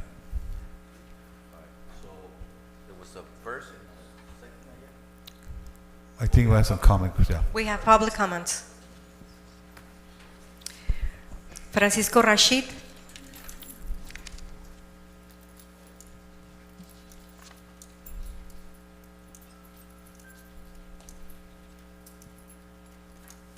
Buenas tardes. Buenas tardes. Saludos al alcalde y los regidores. Mi nombre es Francisco Rashid, 122 West Grant Street. Okay. Soy dueño, somos mis hermanos y yo, de Rashid Properties LLC. Nosotros alquilamos espacios comerciales que son en el centro de Calexico. Estamos viendo que está afectando los medidores estos cobros mucho a nuestros clientes, los clientes de los clientes. Ahora, el incremento no fue tanto, sé que hasta cierto punto tenemos 30 años con el mismo precio, no creo que fue tanto el problema, pero lo que sí les quiero preguntar, ustedes han depositado 25 centavos últimamente, ustedes personalmente han ido allá. ¿Qué es lo primero que ve cuando deposita un 25? Pues no todos los medidores enseñan 12 minutos. Unos todavía, no sé si es un glitch, pero sale 25 y el señor Armando aquí puede atestar que voy a su negocio casi todos los días. Okay. Ahí está, Sí. le puede preguntar. Y pone, ok. It's somewhat Pone broken. 25 centavos y ¿qué es lo primero que ve usted? ¿Ustedes han ido? Yes, I have 75 Sí. cents. ¿Qué es lo que ves? 12 minutes. 25 centavos. No. No, sí, lo primero que ves es 25. Cuando metes la peseta, es 25 centavos. ¿Y qué haces? ¿Te quedas ahí viendo? No. La gente se da la vuelta y ahí va. Señora, espérese. Son 12 centavos. No, aquí me dijo 25 y me alega. Y entonces digo, sí es cierto. Mi cuñada me alega a mí. ¿Sí? Ahora, traen $1, traen 5 pesetas para pasar, porque más o menos es lo que necesitas. ¿Sí? ¿Hay un lugar donde puedes agarrar pesetas? No. La mayoría de los comerciantes no tienen las suficientes pesetas lo que exigen. Entonces, por eso necesitamos medidores nuevos. ¿Sí? Ahora, otra cosa, dice, de las 8 a las 10 de la noche. No somos Denver, Colorado, no somos el Gaslamp District, no somos nada de eso. Es un abuso tremendo que a las 8 de la noche contrataron una compañía que va y comienza a multar a la gente. Ese es fraude. Los 25 centavos que enseña ahí también es fraude. Lo hicieron en San Francisco y los demandaron. Class action suit. Nosotros no tenemos para estar pagando eso. Un class action suit le cuesta a la ciudad, le cuesta a los comerciantes, le cuesta a todo el mundo. Es fraude. Es entrapment. Están mal. ¿Cómo conducieron esto? Debían de ver primero poner en los medidores donde se usa la tarjeta de crédito. Hay gente, la mayor parte de la gente tiene tarjeta de crédito. La segunda cosa, tiene la ciudad para la gente, porque hay gente que sí no tiene tarjeta de crédito. ¿Sí? Lo que haces es como las tarjetas de regalo. La ciudad puede emitir, vendérselos a los comerciantes y los comerciantes se los pagan.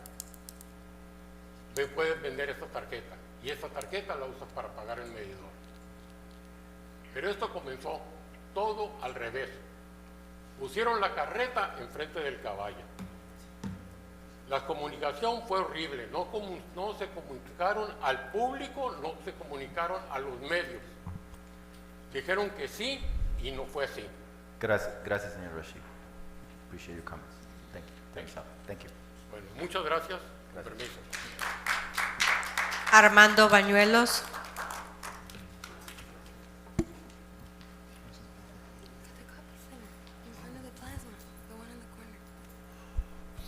Buenas noches, mi nombre es Armando Bañuelos, la dirección 302 East Calle Tercera, y pues es referente a lo de los parking. Yo no estoy de acuerdo que tengan pues ningún tipo de máquinas. Es la única ciudad, Centro, Role, Heber, Hopeville, donde vayas, no hay medidores.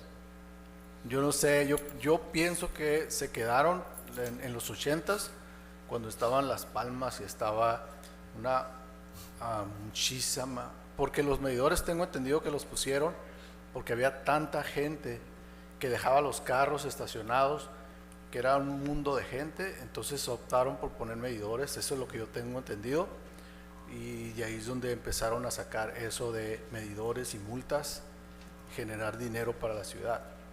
Pero ya estamos en el 2024, yo creo que si acaso unos 10 negocios quedan vivos ahí, y eso sí, tecolines hay hasta para aventar para arriba. Yo no estoy de acuerdo con los medidores porque ustedes no se dan cuenta, pero llega el cliente todo nervioso, buscando monedas. Deberían de poner máquinas de monedas también, aparte de los medidores, y pues no sé, están muy mal. Deberían de poner un negocio en el downtown para que se den cuenta lo difícil, la inseguridad, todo lo que hace falta, y entonces se van a dar cuenta y van a decir, ¿sabes qué? Están mal, quiten los medidores, porque eso es lo que hace falta, y ya los poquitos que quedamos pues nos damos cuenta. Yo pongo mucho el ejemplo de la gente que va al plasma. Llegan los pobres, los tienen 2 horas sacándole sangre, salen todos casi desmayándose y pum, le tienen que pagar a la ciudad 20 no sé cuántos dólares y les dieron 40. Es una burla, o sea, en serio es una burla. Yo les regalo las monedas a la gente, van a sacar una copia de 38 centavos, ustedes les van a cobrar 20 garra de dólares. Hay que ponerse bien serios y deberían de tener algo de inteligencia para un negocio. Y nos va a ir bien a todos. Eso es todo. Gracias. Jung Kim.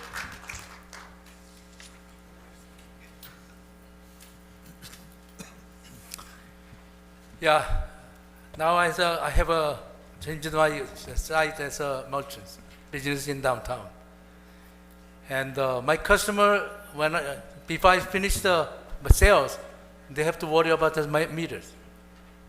They said, oh, I have to show this. No, I don't want to go. Every council member, they were worried about the coins. And thank for these changes. What happens? I can see from here to what's called the Heffernan to all the way to the Pauline. I can see it straight without any blocking from the cars. It's a ghost town. I understand something miscalculated, probably, because they didn't figure out. And also, they didn't have hearings. And I never had they had the hearings. They said that they had the hearing. I never had it. I never informed it. And they gone up. I was, the best one is we don't have much time.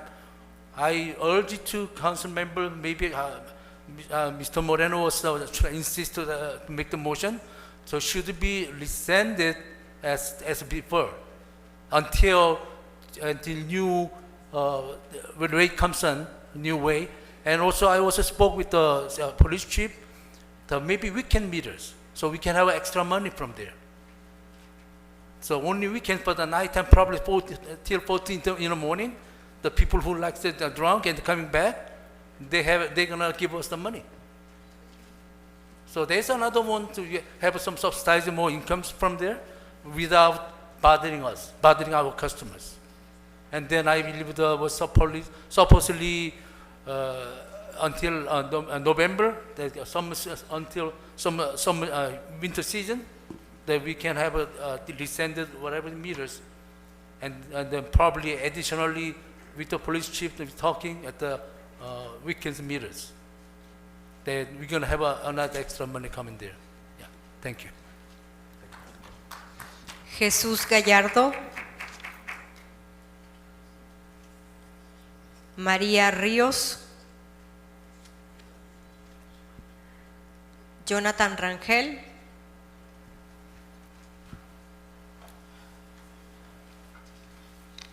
Good evening, my name is Jonathan Rangel. I'm with the Calexico Police Officers Association.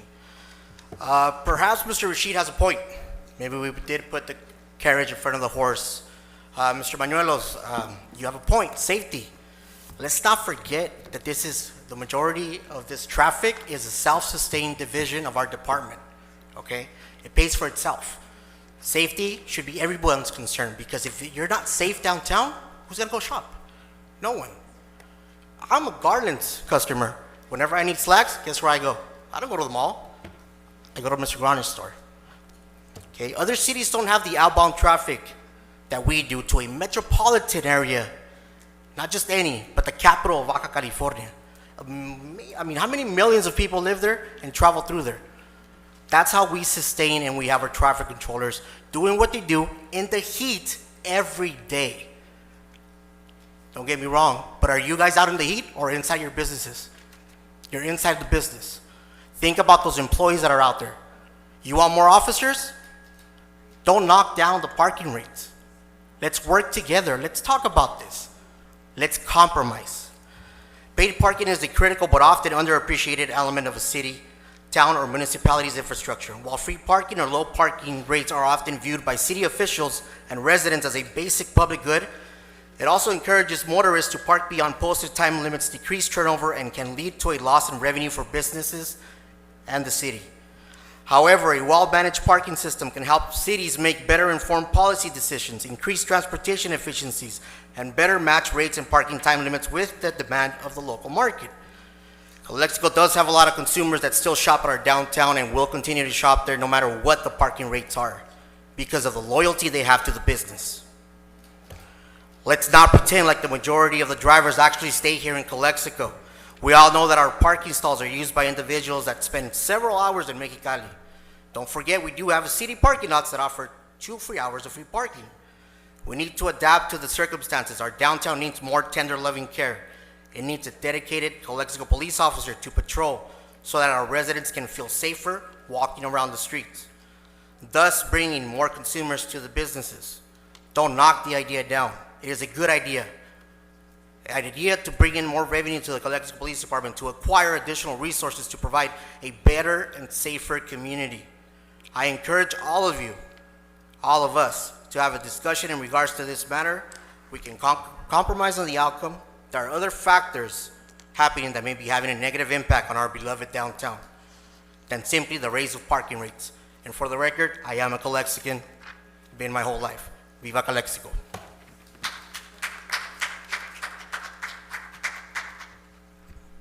So I'll bring this back to this council for any additional comments.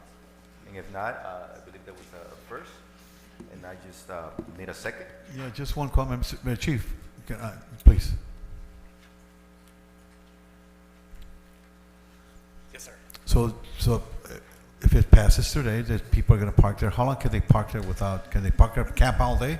So it's 2-hour parking That's from it. 8 to 10, yes. So if it's free right now and they park over 2 hours, you'll be shocking them, you're still going to sign on for 2 hours? Yes, 2 hours. And that's for people to move out, in other words, move Yes. somewhere else, okay. Yes, correct. Just one little thing, if I may add, just for transparency. Obviously, the meter rates are important, and like I said, we can talk with the bid and we can figure out something. It's just something that needs to be said. Obviously, rates have gone up. Our traffic controllers' fees have gone up 15 to 20% on just the hunters alone. That's going to dish out an additional $52,000 in fees to the city, or that's going to come out negative. On top of that, when you add what we make in revenue as far as citations and parking, which right now citation revenue is at $272,915, and just meters alone only brings in $215,463. We're going to have a deficit when you pay for the permanent and the part-timers of $154,624 at the end of the fiscal year. That's not included the actual, we've incurred the tax liability to the police department of an additional $160,982. So that's going to put us negative at the end of the fiscal year. And again, this is just for information. It's going to put us at about $367,948 about, but definitely about there. So just, we need to work on obviously doing what's right for the merchants, but we cannot completely, do away with the meters per se, because we're going to come up short sometime by March of next year. Has your police commission met with the bid commission and discussed this? No, we haven't had a police commission meeting since the turnover. So we're planning on doing one on the 29th of this month. We're doing our military weapons on the 29th also, so I want to do a twofer to do the military weapons informative town hall meeting and have a police commissioner meeting too. Yeah, Mr. Holloway, you've been there at the corner assembly for your family for a lot of years. And can you go up there for me, please? No. Oh, yeah, okay, yeah, sure. Right.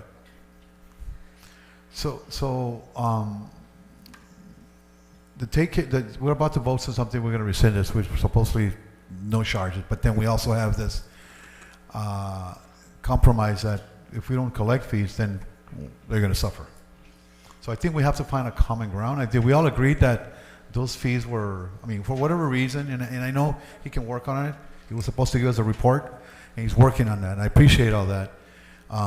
So in the midst that's happening, if we go back to the original, what it was, which was no holidays tickets and after so many hours and no weekend, Sundays I think it was, how would that impact your business now? Well, it'll help the business, but I don't think we're here trying to get rid of them altogether. I think what Mr. Gronich brought up was get it back to where it was. The 50 cents was fine. People weren't complaining about the 50 cents. It's when you go through and you put it up for 75 more cents, and you're kind of forcing people and saying, you're going to pay more, but you're not going to get anything more out of it. And again, what happens is 12 minutes. Try to get a woman to go inside of a store and try something on for 12 minutes. It just doesn't happen. The only way you're going to have 12 minutes is to go in and buy a cream for your shoes to shine them, and out you go. And again, what I want to stress on that is maybe we're going to lose a little bit on the meters or keep them the way they were, but you're going to lose a lot more in tax revenue if it keeps going the way it is now. And we should open our arms right now. We should welcome people from Mexicali to come and shop in our downtown, because not only does it help us downtown, it helps the city. Yes. And honestly, we used to be, the best city to me, we're still the best city in Imperial Valley. And the envy from what our business is. Today, let's just make it that way again. It's not what it was. And that's where I'm trying to get this back to where we are. Mr. Contreras, we do help the shoppers as well as the businesses during the holiday seasons. How many weeks do we do it for, back the meters not charging? The month of November, December. From the past practices that I've seen, the numbers that I've turned into Mr. Gronich, the numbers that Chief Orozco have brought in, but that was just for the month of December, right? And again, recommending what CPOA was mentioning is not to get away with them completely, but let's suspend them till we figure this out, because I would hate for the PD to lose that resource. Right. And it's a much needed Right. resource, it's for the community. And just to bring it back for further So, discussion. Mr. Groening, it appears from your study right here, you did recommend not that, but you recommended. Suspending them as of November 1st through December 31st. That's it. That's what I recommended.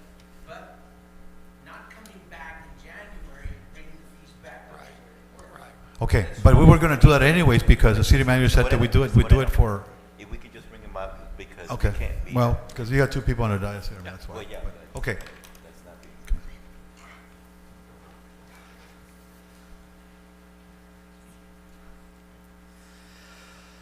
Yeah. So we were going to do it anyways. You see what I'm saying? We're going to do it in November and December. We're going to do it anyway. We're going to charge. It used to be Black Friday, come around Right. and cover them from Black Friday to the Okay. 7th of January. That's on the ordinance, I think is what it is. So Black Friday to January. Yeah, from Black Friday. And then that'll give you time where you can meet with the bid and your police commission, sort up the thing, bring it back for, I don't for know, January change 7th. whatever, We're right? suggesting as of November 1st. We need to get a jump start right now on the holiday season. We can't wait till Black Friday, because remember, Okay. it's going to take time. All right, Mr. Garner, I want to hear from Lisa Talienda because she's got some ideas here. Can you- Yeah, so if we could, we understand the importance of the city's needs, the business needs. In order to move forward, we need to bring the ordinance back. Ordinances take a couple months because there's a public outreach factor, and that has to be done. That's where we engage with the community engages with us, our needs, the police department's needs, and where do we meet in the middle. So if we could maybe continue with the motion, but at that time, we're going to reach out to the business community and our entire city, see what everybody wants, see how it goes from right now. So motion is for right now to suspend them until further notice, because ordinances take typically more, 4 to Right. 6 months, so, Okay. to compose, so. I think Mr. Horton had something to say. Well, what I wanted to say, once upon a time, we used to get help from the county traffic controllers. What happened to that time? Well, Mr. Camilo belongs to the Imperial County Transportation, and he's working on that. He's working on that.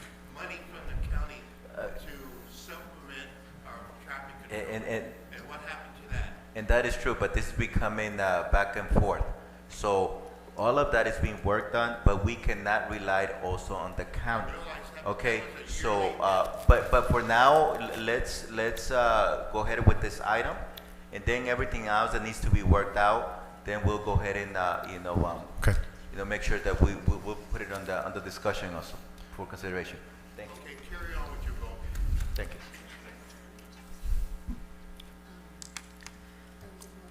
Actually, we went to for an hour, 10:30.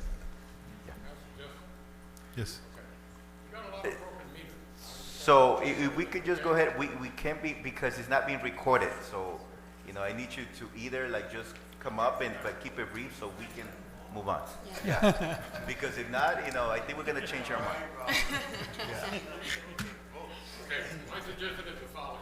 You got a lot of meters on 4th Street and 3rd Street, okay? They're not being used, period, okay? Take off those meters, put them over there. Because people are, they're putting stuff in the meters downtown, okay? Change them over. And when when you change them over, okay, all the plastic is messed up. It's very easy. Use wax and it clears up. It'll clear up for this temporarily before we get our new meters, okay?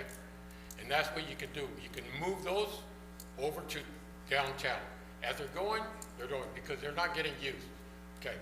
My suggestion for the future is 3rd Street and 4th Street. You go for 4 hours for the people, the workers and everything else, that they can go 4 hours before they get fined, okay? It'll still be 25 cents and everything else, but that moves the people that work in downtown that are usually using those meters, or the people that go to Mexicali, then they can come over here to 3rd and 2nd Street, where those meters aren't being used, and they can park there. They're not going to the other lots that are empty, okay? Because they get broken into and everything else. In the future, we gotta fence that, and we have to put markers in there where you can pay and everything else, and make it difficult for those guys to come in with cameras. Yes, thank you. Let's go ahead and call for the vote. I mean, it was a first, and I don't believe there's a second. So, you second. And let's just restate the motion. We don't have to do the back and forth. Restate the motion? Yes, so. So the, I don't know if you got that, you know, so. It was a temporary suspension until further notice. Okay, there you go. Right. Simple as that. Right. Okay, so first and second, go ahead and. Could go you for it. repeat the motion, Mayor, please? It was a temporary suspension until further Hey, notice. can I, real quick comment. Chief and Rangel get together with the bid, and so we can get that fixed right away. So it can be 2 months. Okay? That's the plan. On the ordinance and all that, 2 to 4 months. Let's go ahead. Okay. Mayor Camilo Garcia, Yes. Mayor Pro Tem Javier Moreno, yes.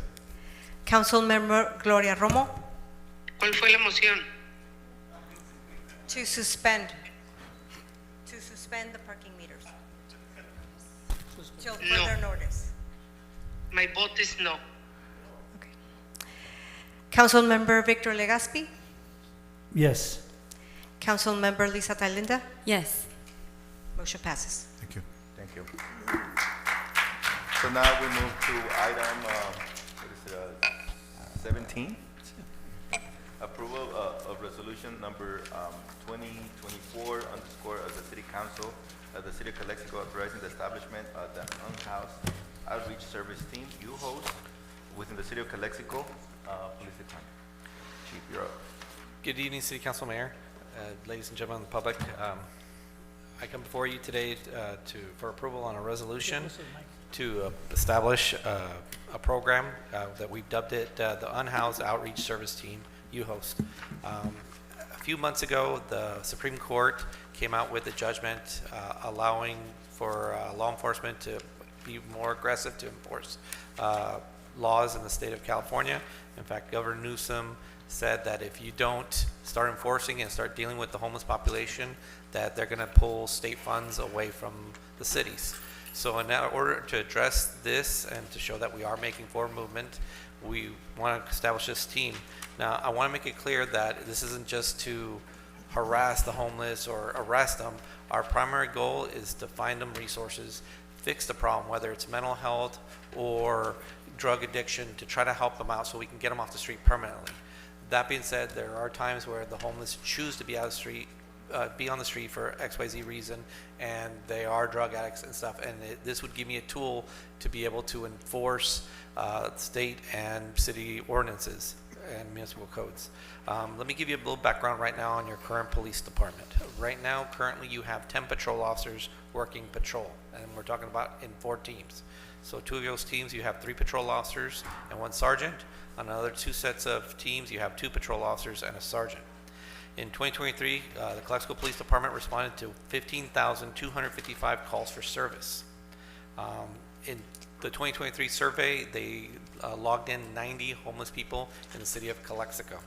And those are the ones that we're able to contact. Obviously, we also have a transient population that come from Mexicali, that they feel safer to be in Calexico versus in Mexicali, and they come across for many different reasons. Also, as we all seen in the news, the police department has responded to 2 homicides just this year alone, with 3 deaths. We've had 2 3 vehicular homicides where a person was hit while he was crossing the road, and obviously all the school threats that we've gotten. That's put a strain on the police department. As far as handling the calls, right now currently we don't have any detectives, so a patrol officer handles the call from the moment he gets the call for service to the time he takes it to court. In the past, not having a detective bureau was unheard of for the city. In the 22 years I've been here, other than the last time that was a detective, the longest we ever had not had a detective was 3 months, because then the chief was panicking to put someone in. And what does that mean? You get a patrol officer that takes a call for service, takes the report, takes it forward to the detective, and he gives personalized service to that person. Right now, the patrol officer takes the call, and in his spare time, he works the case because he's still subject to calls for service. So what this would do, this would give us a tool to have 4 officers work the problem, and not just homeless, delinquency in the downtown, quality of life issues. So we would have 4 officers that would go down and attack the problem, whatever the problem that the merchants and the businesses. This is not just a downtown thing, it's all throughout Imperial and up on the north end. Once we get a handle on the situation, my vision is to then separate those 4 officers into 4 shifts. So then you would have a business liaison officer per shift that would work that would be specifically assigned what we call B3, which is the downtown area. So now you'd have 4 officers work in the city in every separate beat, the way Calexico was designed to work. So with that, I'm coming before the City Council for approval. Obviously, budget is an issue. So the caveat is it puts work on me to try to bring up the revenues to try to pay for these officers. Right now, finance has given me an estimate that it takes about $130,000 per officer to pay for their salaries. So I have to start looking for creative ways of bringing up the revenue to pay for these officers. So that's my presentation for you today. Any comments from the council? Yeah, so thank you, Chief. This is one of the items that Councilmember Legaspi and myself have been working with you. I would like to maybe table this item because I feel like there's a couple of factors that before we adopt it need to be added. One of them may be the change in the name to Downtown Outreach Service Team, because I think that encompasses everyone in downtown that could be there, right? So that's the idea. That's one. 2, I would like to see us, we've already met, you met with the county, the DA, we've talked to them. I want to see a component from them be included here, like, how that's going to be worked in when you have the service team out there. Are they going to contact them, or if you have anything to add about that, are you going to send them to training? Because that's kind of... So yes, the DA's office does do training as far as dealing with homeless and drug addiction. Also, I've been talking to the city manager. We've gotten approached by, I believe she's Assemblyman Garcia's aide, about a nonprofit that wants to come in and give assistance, whether it's helping them get homes, drug rehabilitation, mental health. So that's a component. When she saw it, she actually approached us out in the lobby and says, hey, this is something we want to do. They want to actually looking at setting up some kind of facility here in the city. I mean, it's just talk, so obviously this will be brought before you, but there is a lot of enthusiasm about this program. Okay, awesome. So I want to add then, if we could change it, because then we'd include that in the resolution, right? The change in the name if we approve it right now. But I would like, if you could, in this month of October, if this is approved tonight, if you could schedule outreaches between the bid and the business community in general, and do like a social media push so that we can invite the general public, because it's everyone uses downtown. We all cross through there, we all walk through there, we all use downtown. So I think that this item, I'm very excited for it, but I would like to see some sort of community outreach included in this moving forward. So I don't know if you have any ideas for that, if you're proposing anything. We can do, town hall meetings, obviously meet with stakeholders as far as the DA's office, county mental health. I believe we're supposed to be having a meeting tomorrow on the CCMT. Like I said, also, one thing we have is there's a program in the county where they respond, during business hours, they'll respond to, assess people with mental health issues and stuff like that. So that's something that we could incorporate with them also.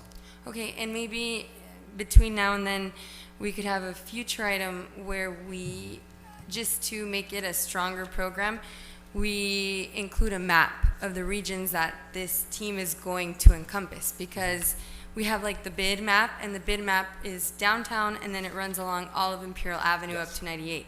So I think it would be beneficial to define an area of where they're going to operate. And so is it going to go all the way across 2nd Street towards the outlets, so we can establish that in the future. So I'll ask that of you, please.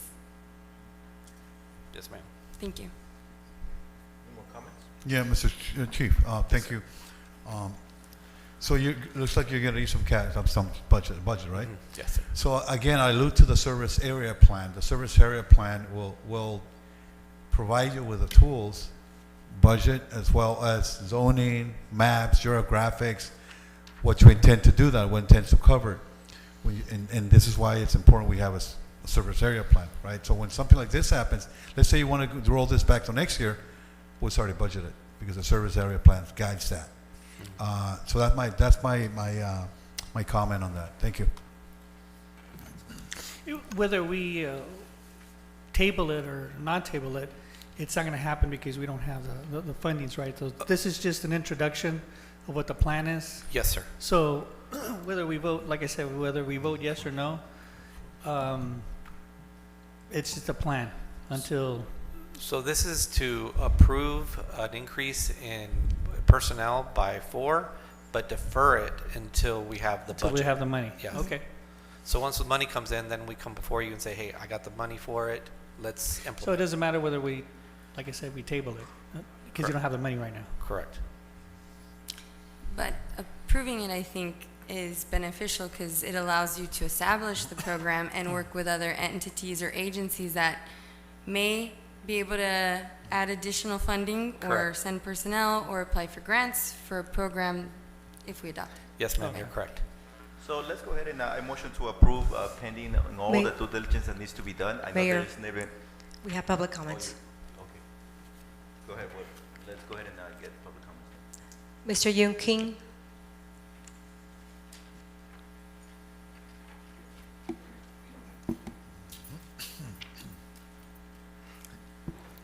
Okay, homeless. Few days ago, about 4 hours, one gentleman in front of my store, watching through my store and yelling and laughing, yelling, laughing. So my wife was worried about that he might gonna jump into the store to hit someone. We have issues, just not easy. And if we put if we call the police officers come arrive, they remove from the store. Where is it going to be? Next store or next street. So our police officer, maybe 2 people, 3 people, they're going to be whole days goes around.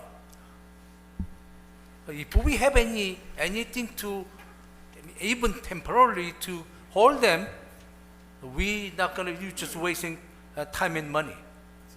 We should have something to put them in custodies, or I was saying probably we might consider the shelter or camper or whatever. If we don't have those entities or facility, we're just wasting time, and then our officers goes around and the homeless goes around. I believe it has to be put together into plan. Thank you. Thank you. Jonathan Rangel.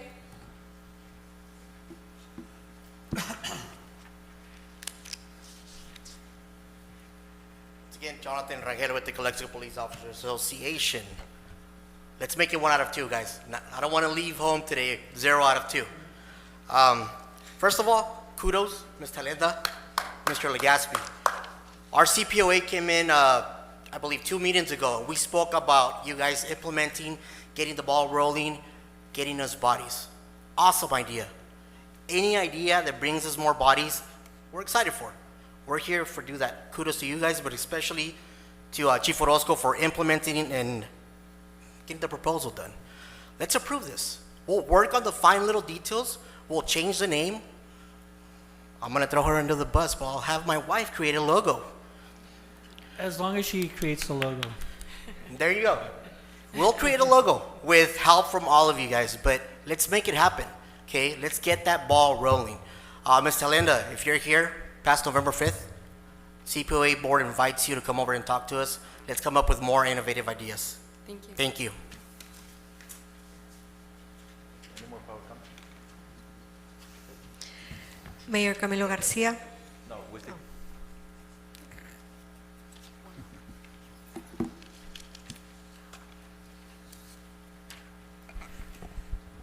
Buenas noches. Creo que sí se tiene que aprobar esto. La verdad, yo he vivido pues cosas feas en los campos y el departamento de policía rápidamente llega, ¿verdad? Hace 2 meses había un hombre en el parque, sacó un machete bien grande y lo metió bajo de la traila donde estaban los baños.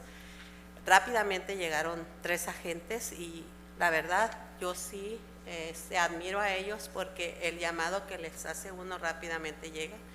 He visto también muchos pleitos que llegan personas que están fuera de nosotros y sí es importante que lo aprueben, creo yo, que apruébenlo por favor, es muy importante, no la piensen, es una recomendación que hago yo porque sí lo necesitamos, la seguridad para nuestra comunidad. Y gracias. Liliana Hernández.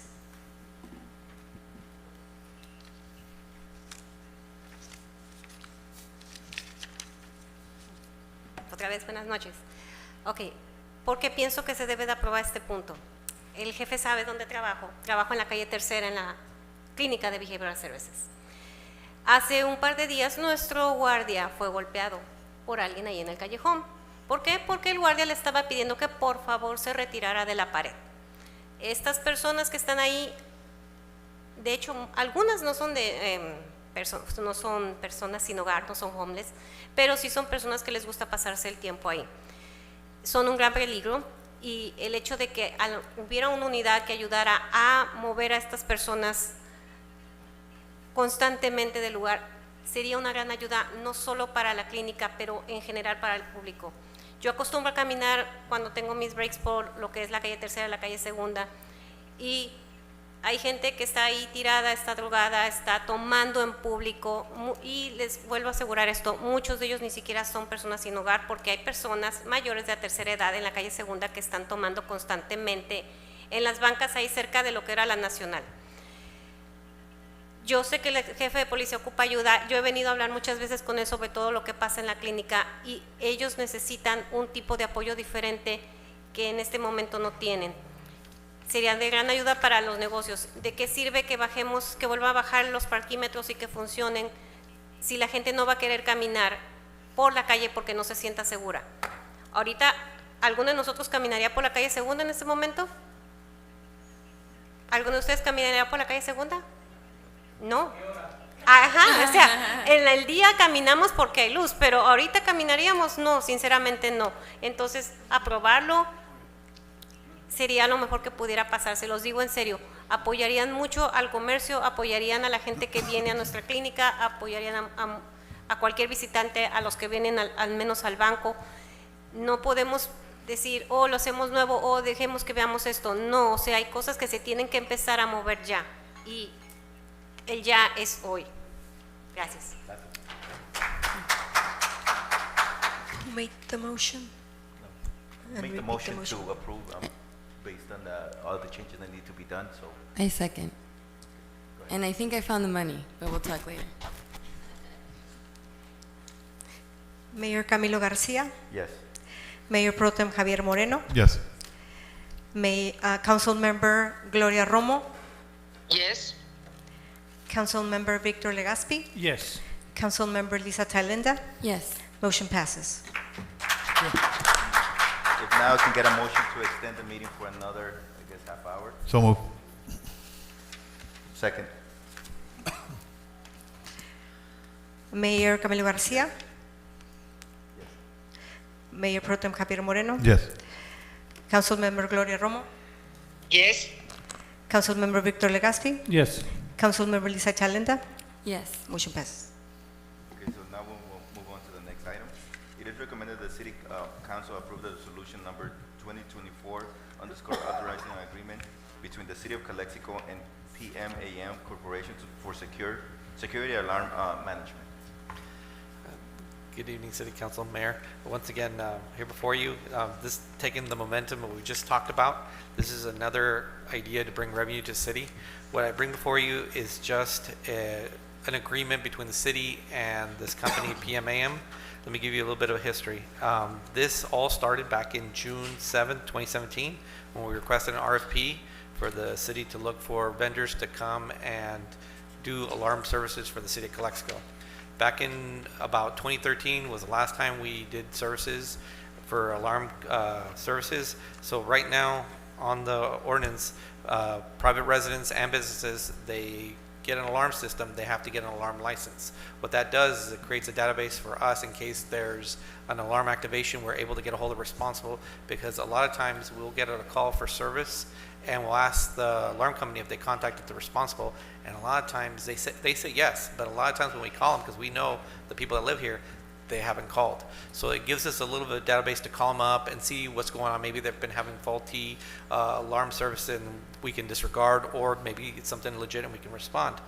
So in September 6th of 2017, the RFP between the city and PMAM was approved, but it got held up because there were talks between the lawyers at the time. During that time, we responded to 2,054 alarms per year. In the last 5 years, we've responded to 1,443 alarms for service. We averaged between 2019 to 2023 about 120 alarms a year. This year alone, we are at, I have the stats right here, at 738 calls for service on alarms. So obviously there's been a great uptick in alarm calls, and obviously again we have 2 officers or 3 officers that are responding to these alarm calls. What this would do with this agreement is PMAM would get a report every morning of the alarm calls that we respond to. They would check it with their database, see who's got an alarm permit. Now of course they get, everybody every calendar year gets 4 free accidental alarms. After the 4th one, of course this is the ordinance, they get a fine that gets sent through the mail. Also what they would do is they would keep track on who has an alarm and who doesn't. So if you don't have an alarm, they'll send you a notice saying, hey, you got to go to the police department to pay for your alarm. Right now currently, and I just want to make it clear, I'm not raising any rates. All the fines are the same from 2013. It's the same fines, same rates. So right now for residents, it's $50 for 2 years. Businesses is $100 for 2 years. So nothing changes. This is just the monitoring and the enforcement of what's already in ordinance. So the breakdown, just for be transparent, is right now a fine for, let's say, a 5th alarm or 6th alarm, it's $145. $15 goes to PMAM. The rest of it goes to the city. For alarms, like private personal alarms, it's $50 for 2 years. PMAM will get 10, we'll get the other 40. So what does that mean is now we're still doing the same work, we're still responding to alarms, but we're now generating revenue without doing anything on our part. So, $40, you're receiving $40 per residence where we weren't getting anything, it's a win. And that's one of the ways we can start budgeting this U-Host and other programs.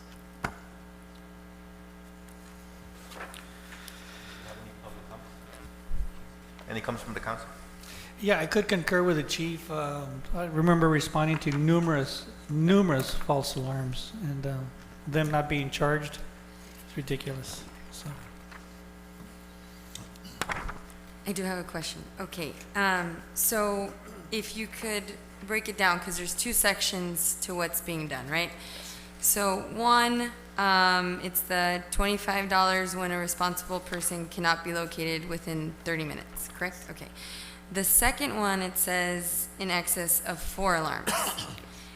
I was looking through the backup, and I didn't find it. Is there another section that I might be missing that has already established it by ordinance for the fee of the excess in 4 alarms? Because I would like to see that. So I found the ordinance the way it was. I'm trying to see what year it was. It has 1996, where it actually did have a dollar amount back then. In 96, it was $100.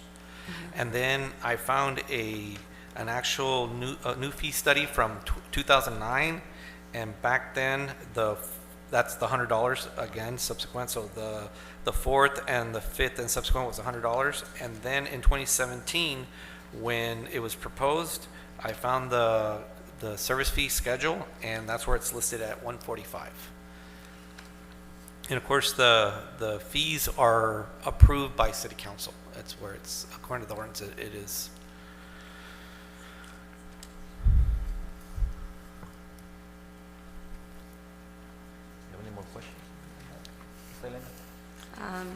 I think it would be for city attorney. If the service fee study that he's referring to from 2017, that sets the price at 145. My question is, do you recall, you were there, you were here then, maybe you might recall. Typically, because here it says it has to be established by the ordinance or resolution. So why haven't we been charging for it? So we go back to manpower. So back in 2013, 2014, we saw a big drastic personnel loss. We had 2 CSOs, and one of the jobs of one of the CSOs was to monitor the alarms and send the bills and say, hey, you don't have an alarm, come pay it, things like that. We had to absorb the CSO into a dispatch position, and there was nobody to actually monitor it, which is why we got to look for a third-party vendor to start monitoring it for us, and so we can do revenue sharing with them. It got approved by city council, and then it got locked up between the lawyers of the language. And so what I did was I obviously same contract as back in 2017, so there's no price difference. It's the same one that was approved by council. I got the lawyers back together, they started talking, and they came off with an approved draft, which is what you have before you. Okay. Yeah, that was my question, because I was trying to figure out why it hadn't been charged, and then there's a fee study, but it wasn't being implemented, right? Okay, so manpower. Okay, thank you. Those are my questions. Chief, real quick. So you cite them, they pay 100 bucks, right? So right now, it's 100 bucks. Right now it's 145. 145. After the 4th. Right. So it's 145. That's the last time that was updated. When was it? 2017. 20. Okay. And then you collect the money. Where do they pay it? At the city? They pay it at the city, yes. Okay. And that goes to the general fund, or it goes to your programs?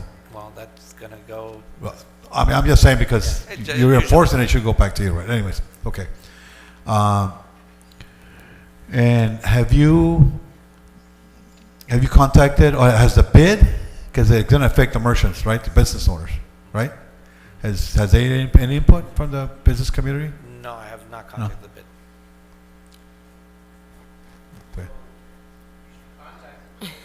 Yeah.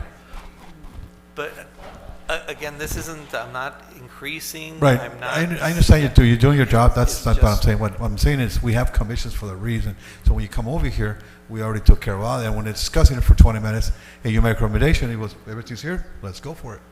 Yeah, that's my whole point. Yes, sir. Yeah.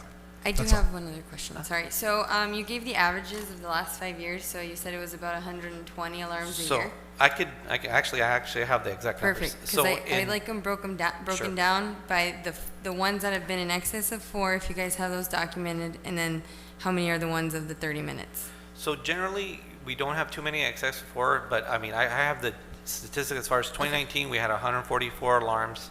2020, we had 132. 2021, we had 113. 2022, 139. 2023, 113. And then 2024 is a special year because we changed report writing systems. So the first month we had 64 alarms for service, and then currently from February 1st to now we're at 738 alarms. So a lot of these, and I have the breakdown, it's for your view, and if you see anywhere where it says CLO, that means the call was closed, it wasn't a legit alarm. If it says CAA, that means a report was generated, it was a legit alarm burglar, and the officer took the report. Everything else but that's how it's generated, and the majority of them, if you could see, all say CLO, with very few actual reports. So statistically, about 90 to 95% of alarms are false alarms. And so if we're at 738, you're looking at about what, 600? A little bit more false alarms that we're dealing with. Yeah.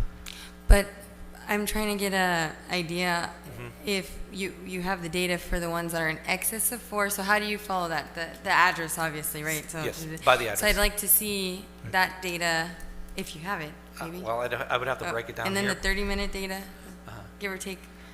So okay. What would happen is every day that we would, the company would get a report, and they would say, okay, they've had XYZ reports for the calendar year. So every year it resets, and you start new with 4, and then those 4 are free.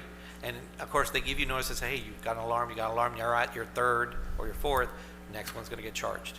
So it puts a little pressure on them to call their alarm companies, get it fixed, because a lot of these, there's, houses or businesses where we respond sometimes on a daily basis.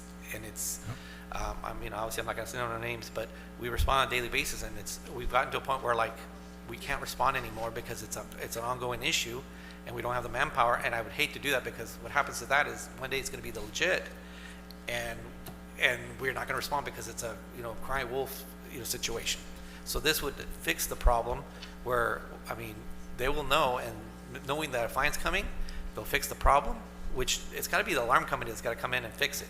That's why they're paying their monthly fees. That's why, they pay for these services, for them to come fix the sensor that's broken, or maybe they need to move a balloon that's tripping the motion sensor, and that's a simple fix. Okay, so I do want to make it a point on record that these are fees that have been established and adopted since 2017.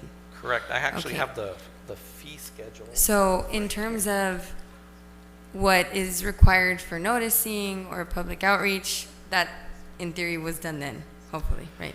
So with that said, I would like, if this is approved tonight, I would like there maybe to be a date of when it starts, and before that date, you work with the business community and you send them all notices, get together with the finance department, send everyone with an active business license a notice and say, hey, in 30 days, these fees are approved, we can charge them legally, and we're going to start implementing them, and have the breakdown. Because, when you read it, I was reading and I go, okay, wait, it's 30 minutes and then in excess of 4. So I'd like to see that in whatever notice goes out, broken down, so they can see like in 30 minutes and excess of 4, you're gonna have to pay this fee. Yes, ma'am. Before it's. So the 30-minute one, that's if they don't respond to. But now, once we have them on the file, we can call them on the phone, and they can say, hey, it's a false alarm, you can go, and then that wouldn't incur any kind of fee.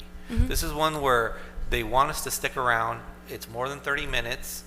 It's taking up an officer's time to be there 30 minutes just for us to clear the house. So if it's something that it's a false alarm and we've called them and they say you can go out of there, then there's no fee. They can tell us over the phone to go, and we'll leave. Yeah. No, I just think it's important that these fees have been dormant for so long that then it'll be a surprise. So in an effort to promote, community input and let them know what's going on, some sort of noticing should be done, in my opinion. My plan was to put something in the water bill. Mhm. That way we get everybody. Yeah. Businesses, homes, just a flyer saying, hey, we're going to start this up in XYZ days. Mhm. And that way everybody would know. And of course, speak with the bid. So we're all busy next week, right? So. I think one of the biggest problems that we've had is I know we keep saying businesses, but I remember it used to be residents. We had a lot of, there was one business that the chief is talking about. I don't know if it was 20 or 30 times that we went to that one house, and we're not going to mention names, but it was just a pain. We would respond and they would want us to stay there, and there were false alarms. But like the chief said, there's no such thing as false alarms, because it could be a good one. But I definitely, I'm all for this. But like I said, it hits both business and residents, and it's going to make people fix their alarms, Totally fair. All right, so with that, I think all the discussion has been taking place. I think, we concur that there needs to be due diligence in informing. I think that's going to be key.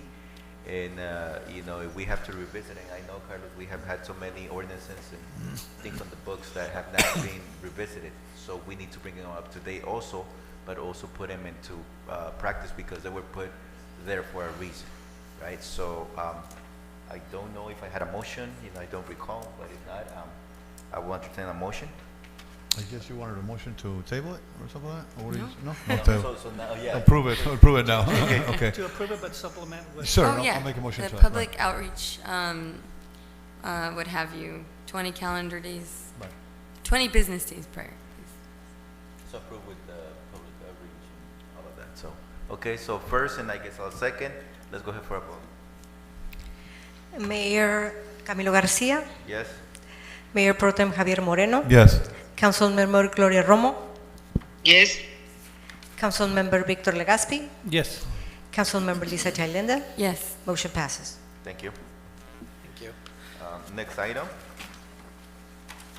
authorize acting city manager to issue purchase order to Pure Air Filtration in the amount of $113,340 for the purchase and installation of 2 absorbent media for water treatment plant and Eastside Water Reservoir. Do I have a staff report on that? Good evening, Mayor and council members. The water treatment plant has 2 chlorine facilities, one in our Eastside water reservoir and the other one in the water treatment plant. They both have absorbent medians that will catch and absorb any leak, and in this case would be gas leaks. The lifespan of the absorbent median are about 10 years old. 10 years. The ones that we have right now are, of course, in the 14-year. So I come before you to authorize the city manager to purchase the absorbent medium for both the Eastside Water Reservoir and the water treatment. Thank you. Do I have any public comments on that? No? Any comments from the council? No. So with that, I move to approve. Do I have a second? Second. Mayor Camilo Garcia, Yes. Mayor Pro Tem Javier Moreno. Yes. Councilmember Gloria Romo, Yes. Councilmember Victor Legaspi, Yes. Councilmember Lisa Chalenda. Yes. Motion passes. Thank you. Next item, authorize the acting city manager to execute an exclusive negotiating agreement between the city of Calexico and Marco Antonio Madrigal Camarena Jr. for the disposal of certain plus or minus 0.50 acre portion of 6th Street located west side of the intersection of Emerson Avenue and 6th Street. Staff report on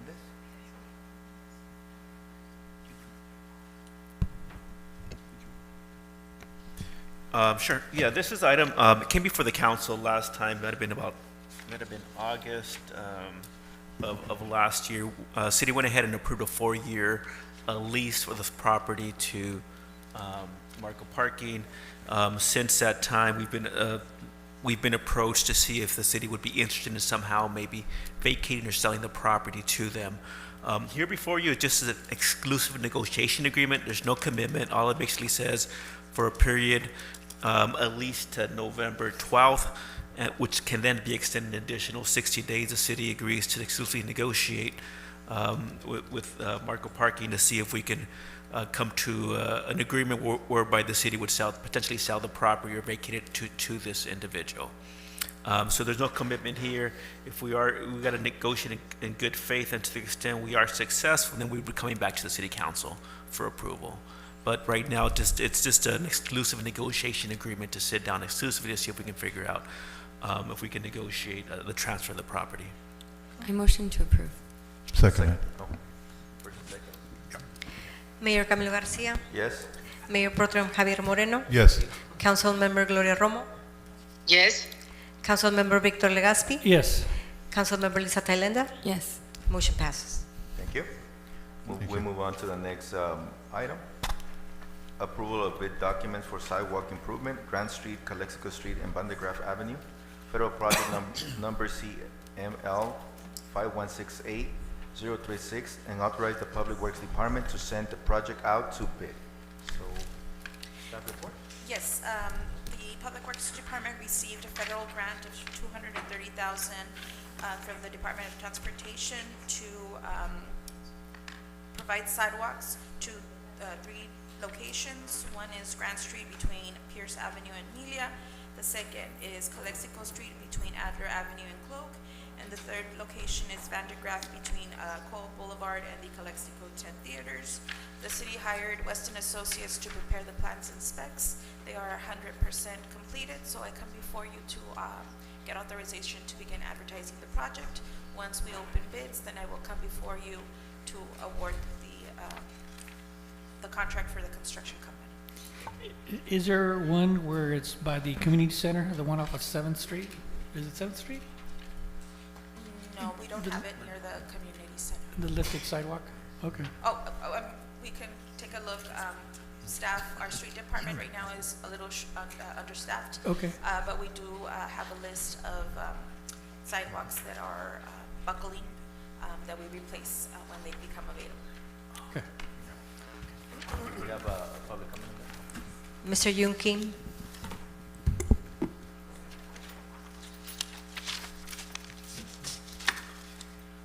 Okay, yes. I briefly see like major D money, the gas tax monies, or all of us totally about $30 million we can spend money to taking care of the street. Why only these little areas? Why cannot bolster more money so we can have more service for the community? A lot of street sidewalk that's bad. Why only this one? I like to have more the burst, and also we can, if the too much job for the one company, we can hire several ones to make sure they doing serve the community in short time better, and then do the second. We might can find which one is a better job than doing it, so for us it's easy to choose for the next job. We have big homeworks for the community. We have a bad street and the sidewalks. Especially sidewalk, a pothole, we're gonna get through. We have to take care of it. In a way, our community, like a little under-informed community, they don't sue the city much. But we have a lot of negligence on the sidewalk and street. And the Rockwood Street, you go to the drive, you can have a free massage on it, still. Why only just little by little, we saving a lot of money in there, why not spending? Why not taking care of our street? Is that the city manager, the city staff doesn't know how to, or doesn't want too much overload? We have money to serve the community, taking care of our city. So we're making our city looks like abandoned. That's our cities fall because you're not using what we have for the service community. Of course, big business coming in, they have a fancy sign. We pour the money for them, not to the community. Thank you, Mr. Kim. Thank you. Anybody else? So without any comments from the council? No. With that, I move for approval. Second. Mayor Camilo Garcia. Yes. Mayor Pro Tem Javier Moreno. Yes. Councilmember Gloria Romo. Yes. Councilmember Victor Legaspi. Yes. Councilmember Lisa Thailenda. Yes. Motion passes. I think we need to extend that meeting for at least another half hour. So move. Yeah. Second. Mayor Camilo Garcia. Mayor Pro Tem Javier Moreno. Yes. Councilmember Gloria Romo. Yes. Councilmember Victor Legaspi. Yes. Councilmember Lisa Thailenda. Yes. Motion passes. Thank you. Moving to the next item. Considering, oh, we already did that one. No, we're not going to go back to 20. Appointment by Councilmember Legaspi to the Police Advisory Commission. Yeah, I'd like to appoint Rosie Risen to the Police Commissioners, Police Advisory Commission. Thank you. Next item, adopt a budget amendment resolution number 2024 underscore for fund number 256, American Rescue Plan ARPA, in the amount of $16,300 to purchase desktop computers, a laptop, drinking fountain replacement, and alarm system repairs for the Carnegie Technology Center. That's the report for this one. Good evening. Well, as the item calls for, we're asking for a budget amendment. The monies that you had allocated to replace the air conditioning units, we have some leftover monies that we can really use for replacing computers. We just opened this Tuesday. We're opening twice a week for now, and the computers are quite old. The drinking fountain needs to be replaced, and the fire alarm system needs to be also changed. So I'm asking if you allow us to move those monies so that we can purchase those very needed items. Do you have any public comment on this? Or? No? comments from the council? Just that I saw that on the website. Thank you for posting that. Finally, we have the, moving along, Mr. Legaspi. I really appreciate that. And what attracted my attention is, I think we're limited only from 3 to 7 p.m. on Tuesdays and Thursdays. Yes. And that's because we're limited on, Because we don't have staff. I'm Right. being a staff member that works less than 30 hours a week. So I'm moving him to the Carnegie. So at least we have some hours, service hours in there. okay, thank you. That's all. Thank you, ma'am. Thank you. Anybody else? If not, I move to approve. So move. Mayor Camilo Garcia. Yes. Mayor Pro Tem Javier Moreno. Yes. Councilmember Gloria Romo. Councilmember Victor Legaspi. Yes. Councilmember Lisa Trailenda. Yes. Motion passes. Thank you. Now we move on to informational items. Informational item, adopt the green area program applications as requested by Councilmember Victor Legaspi. Yes, it's Adopt a Park. I think it's something that we had like 3 years ago. And, am I correct? Was that 3 years ago when we had the Adopt a Park program? Well, it was adopted several years past that. Oh, past that? I'm sorry. But in 2021, we started revamping again, and we received applications. The process is that, they assist us in adopting a green area, assist us with, seeding, cleaning up.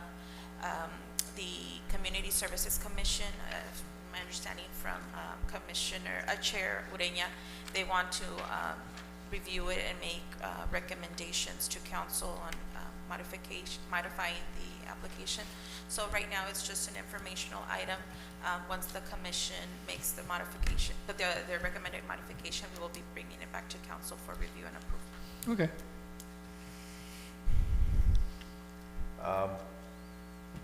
We'll move on to the next informational item, since it was just information. Informational item, renovations to Calexico Fire Station number 2, revenue and expenditure report. Mayor, we have a public comment on item 23. Jesus Solano.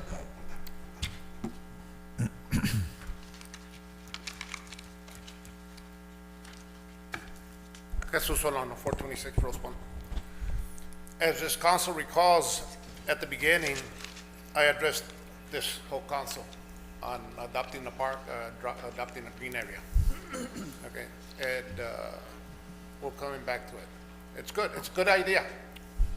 But the main obstacle here is the liability insurance. If the council, if the city is not going to waive the liability insurance, the community is not going to adopt the park. Okay. Now, me in my group, okay, Calexico Volunteers Alliance group, we will continue doing basic maintenance on these areas. And remember, I am sponsored with a $2 million liability sponsored by Barron Enterprise. We will do basic maintenance on the additional parks, but it will just be a pilot program on each park. We are not going to be adopting a park. And on top of that, we will continue doing graffiti and covering different areas that have graffiti. And like I mentioned earlier, it's about eyesore at the community center. And I did my measurements and I figured it's about 4,000 square feet. And I'm assuming, pretty close to maybe, and I'm going high on the paint, okay? Maybe $5,000. So think about it. If you decide, if you want to purchase the paint, we will paint it for the city through the nonprofit organization and whatever else comes up. We are also working together with the bid commission, trying to clean the sidewalks. For whatever unknown reasons, Mr. Carlos Fonseca has not been able to participate lately. I've been speaking to Blanca Morales from the bid commission, and we're thinking about purchasing some pressure washers. And if it goes through, then I'll let you know, and then we'll continue with the pressure washing. But meanwhile, we will continue doing painting over graffitis and doing basic maintenance cares on the parks. But the main concern here is either you do or you don't waive the liability if you want this project to move forward. Thank you. Thank you, Mr. Solano. So with that, we move on to the next informational item. Renovations to Calexico Fire Station number 2, revenue and expenditure report, as requested by Mayor Pro Tem Moreno. So last meeting, Mayor Pro Tem Moreno had requested total revenues and expenditures for the project for the fire station. Again, the fire station built in 1989, had some water issues once the whole group and past administration came forward with the project. Once the project opened up, it addressed further issues, right? So, as you know, the project has been going under construction now since April, with the whole group leading the project with project managers and their staff and inspectors with A&N Quality Builders. So currently, the total revenue, total cost of the project that we're at 1.8. Last go around, I had mentioned a possible change order, but A&N Construction is actually going to install the ventilation system and the PPE room for free. So we're not bringing anything back to the table any further, and they are projecting again a October 26th date for completion.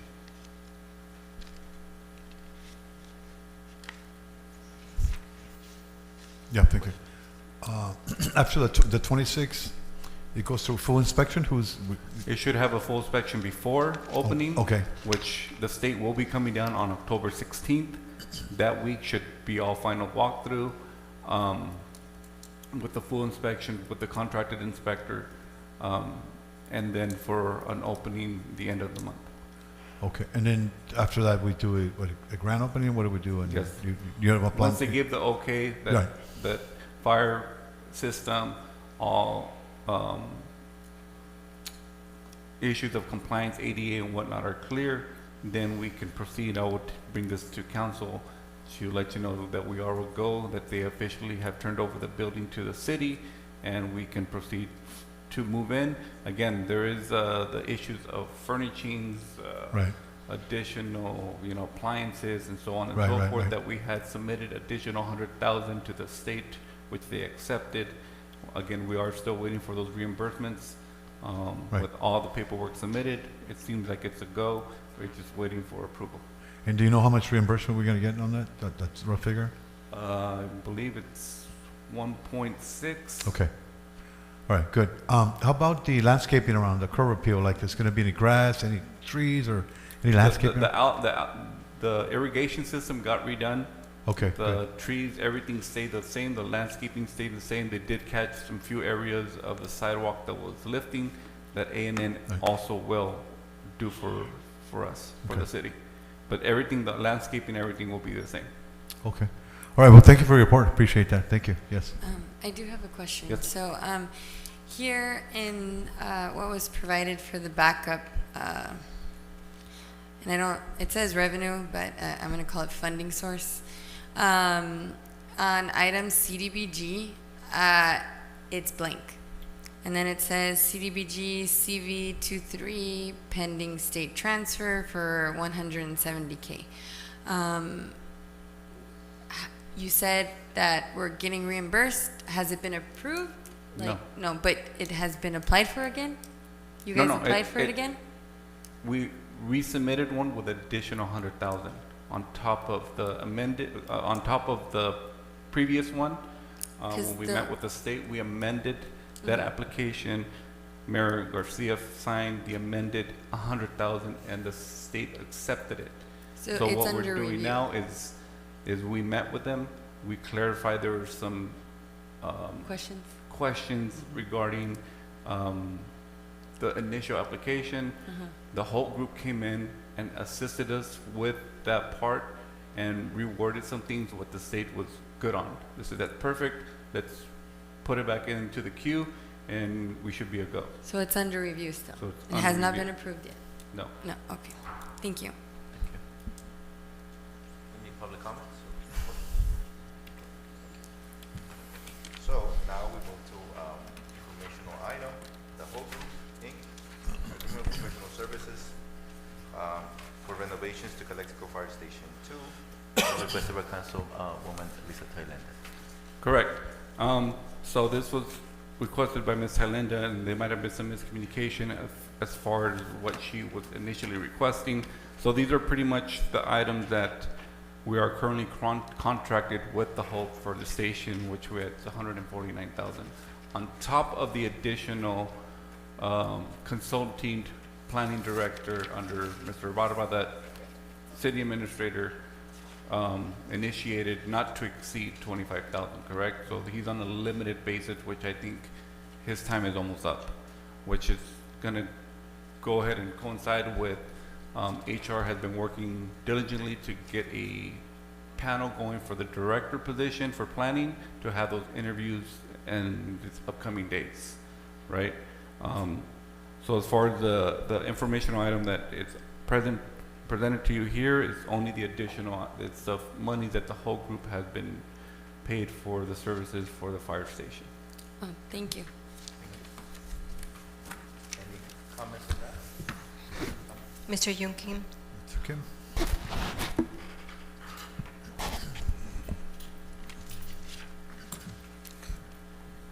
This one is, I keep coming, my questioning, our staff of the ability to do their work.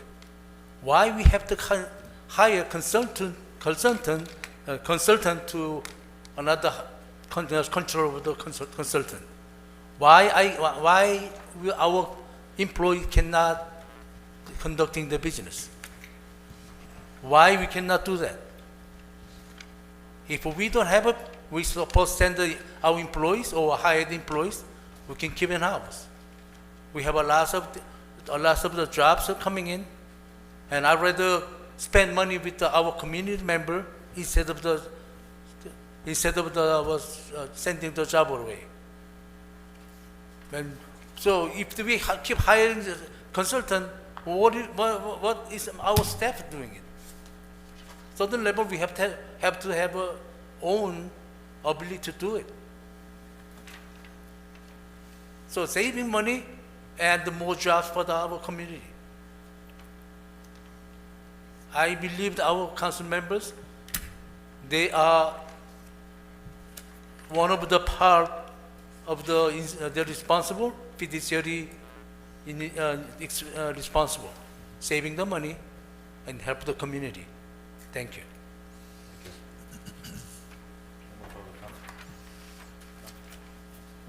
So now I'll bring it back, for future agenda items. I'll start to my right. Okay, I'll keep this quick.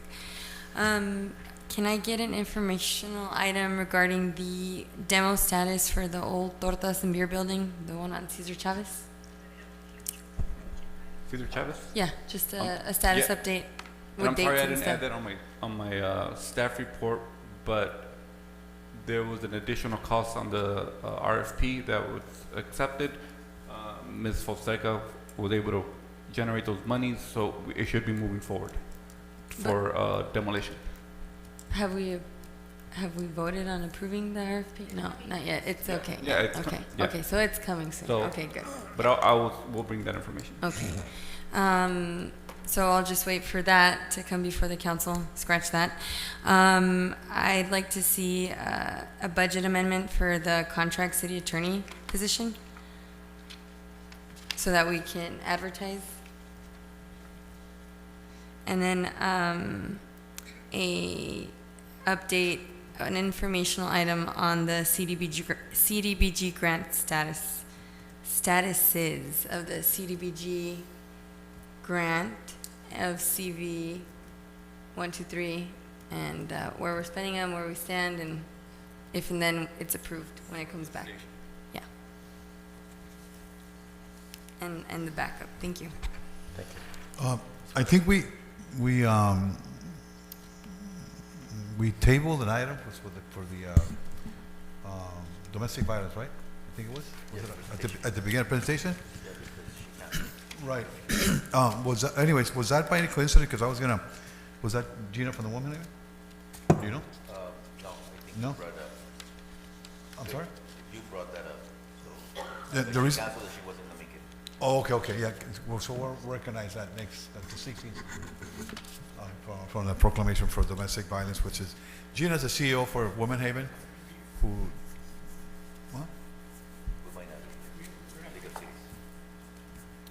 So, okay, so, it would be, well, still nomás doctor, what's the next meeting now? What would be the next meeting?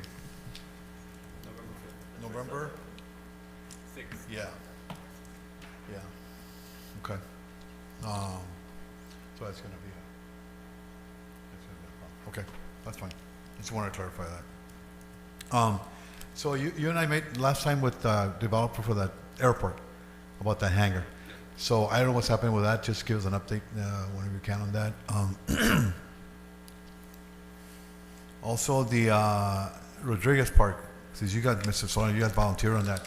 Perhaps Mr. Contreras, give us an update because it's linked to the Rodriguez Park, which is the MOU with the Vincent Memorial. I don't know what's happening with that. Which, late this evening, I got a updated email with Ms. Gerardo. I will be meeting with her tomorrow because Okay. Vincent did reach out with a proposal. Okay, right. And then also the travel trailers. What do we do with those? That's We can add them to the surplus list and Right, then and put them auction up them for off. bid right. and get Get some money there. get Okay. some money. All right, that's all I have. Thank you. Can I add something real quick? Sorry, what?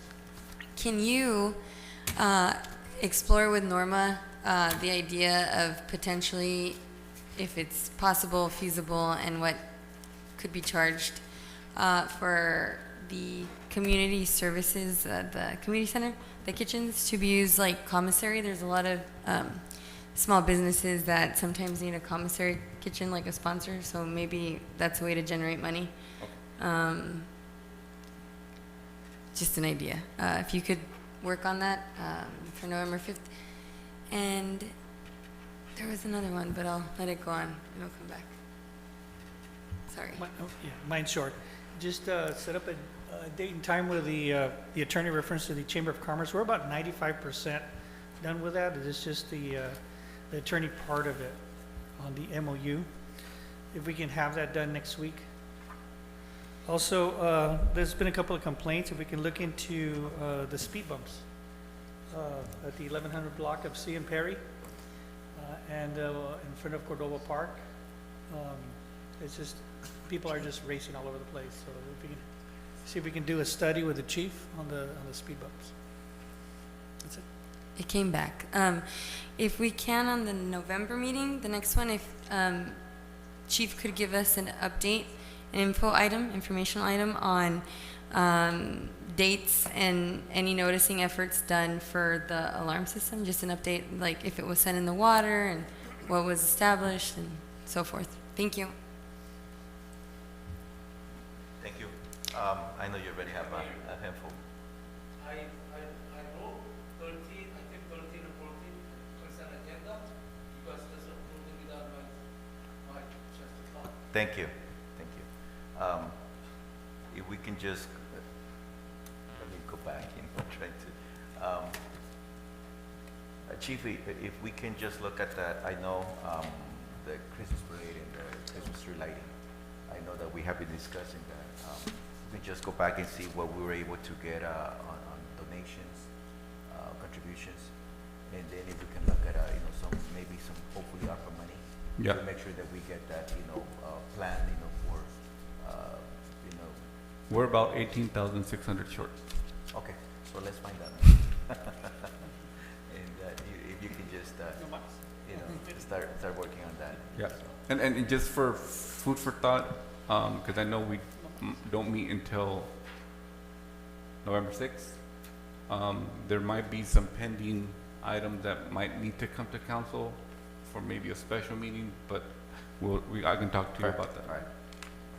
So, and then again, I think I brought this up before going back to the airport. I think, this is an asset that we have, and I think it's just, we did some improvements a while back, the taxiways, and I think we're not capitalizing on that, asset. If we can just start, on cleaning up where the former, Rosa's Plain Food location Yeah. was, cleaning up all that abandoned, equipment that they had, or I don't know who, is the owner or belongs to, but if we can just clean it up, when you, land in that airport, that's the first thing that you see. So I think if we need to, attract, more visits, and just working also, maybe just collaborating, and I'm looking at this plan, collaborating with the neighbors across the street, with the outlets, and I know that they're gearing up for some events. So all of that, starting working on a plan, but for now, let's clean it up. That will be a start. Yeah, and with that, Because FEMA wanted to get in there. Chalima or FEMA? no, for the airport. Yeah, for airport. the Moreno brought in possible investors from Mexicali to build a state-of-the-art hangar around that area. So should be, which we can put in, a project negotiation type to clean up the area as well. So let's look at a total plan, because I know that, again, we could be here all night about that, but there are operations that we're currently doing, and where it's fueling, whether it's just bringing, a restaurant or a business. That was the plan that we had also a few years back, because before, we knew that was a destination for people and for pilots that do that for a hobby, just going and getting their plane, literally, going for lunch, that's an option, and I think that was happening a lot, and we don't have that. And like I said, also we have another possibility of attraction, with the outlets, and that way we can also help them out. But that will be part of a plan, a bigger plan. But for now, let me go back to the cleanup. That's what I want to see. Just to start. Okay, thank you. So with that, if Mayor, Ms. Romo has future comments. Okay, thank you. We can have a report for the police department to grow the needs they have to control traffic during the Christmas holidays. And I am question for Mr. Contreras. Mr. Contreras, is the bid ready to purchase the new ambulance?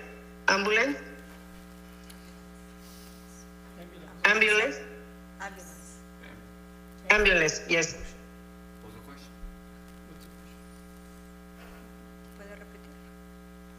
Yes.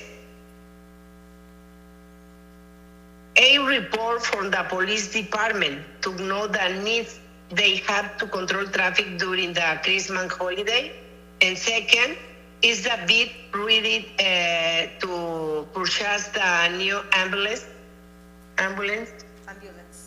Purchase of a new there was a bid to purchase a new ambulance, I think. I haven't received any bids for a new ambulance. No, but there was also no. That's all. No escucho. ¿Es todo, señora Romo? Y felicitarte a ti, Carla, y a Marisela por el estupendo trabajo que están haciendo ahorita. Gracias, señora Romo. Buenas tardes. I think that must be. Anyway, so with that, if I can have a motion to adjourn. So moved. Second. Mayor Camilo García. Yes. Mayor Pro Tem Javier Moreno. Yes. Councilmember Gloria Romo. Yes. Councilmember Victor Legaspi. Yes. Councilmember Lisa Chalenda. Yes. We adjourn Motion at passes.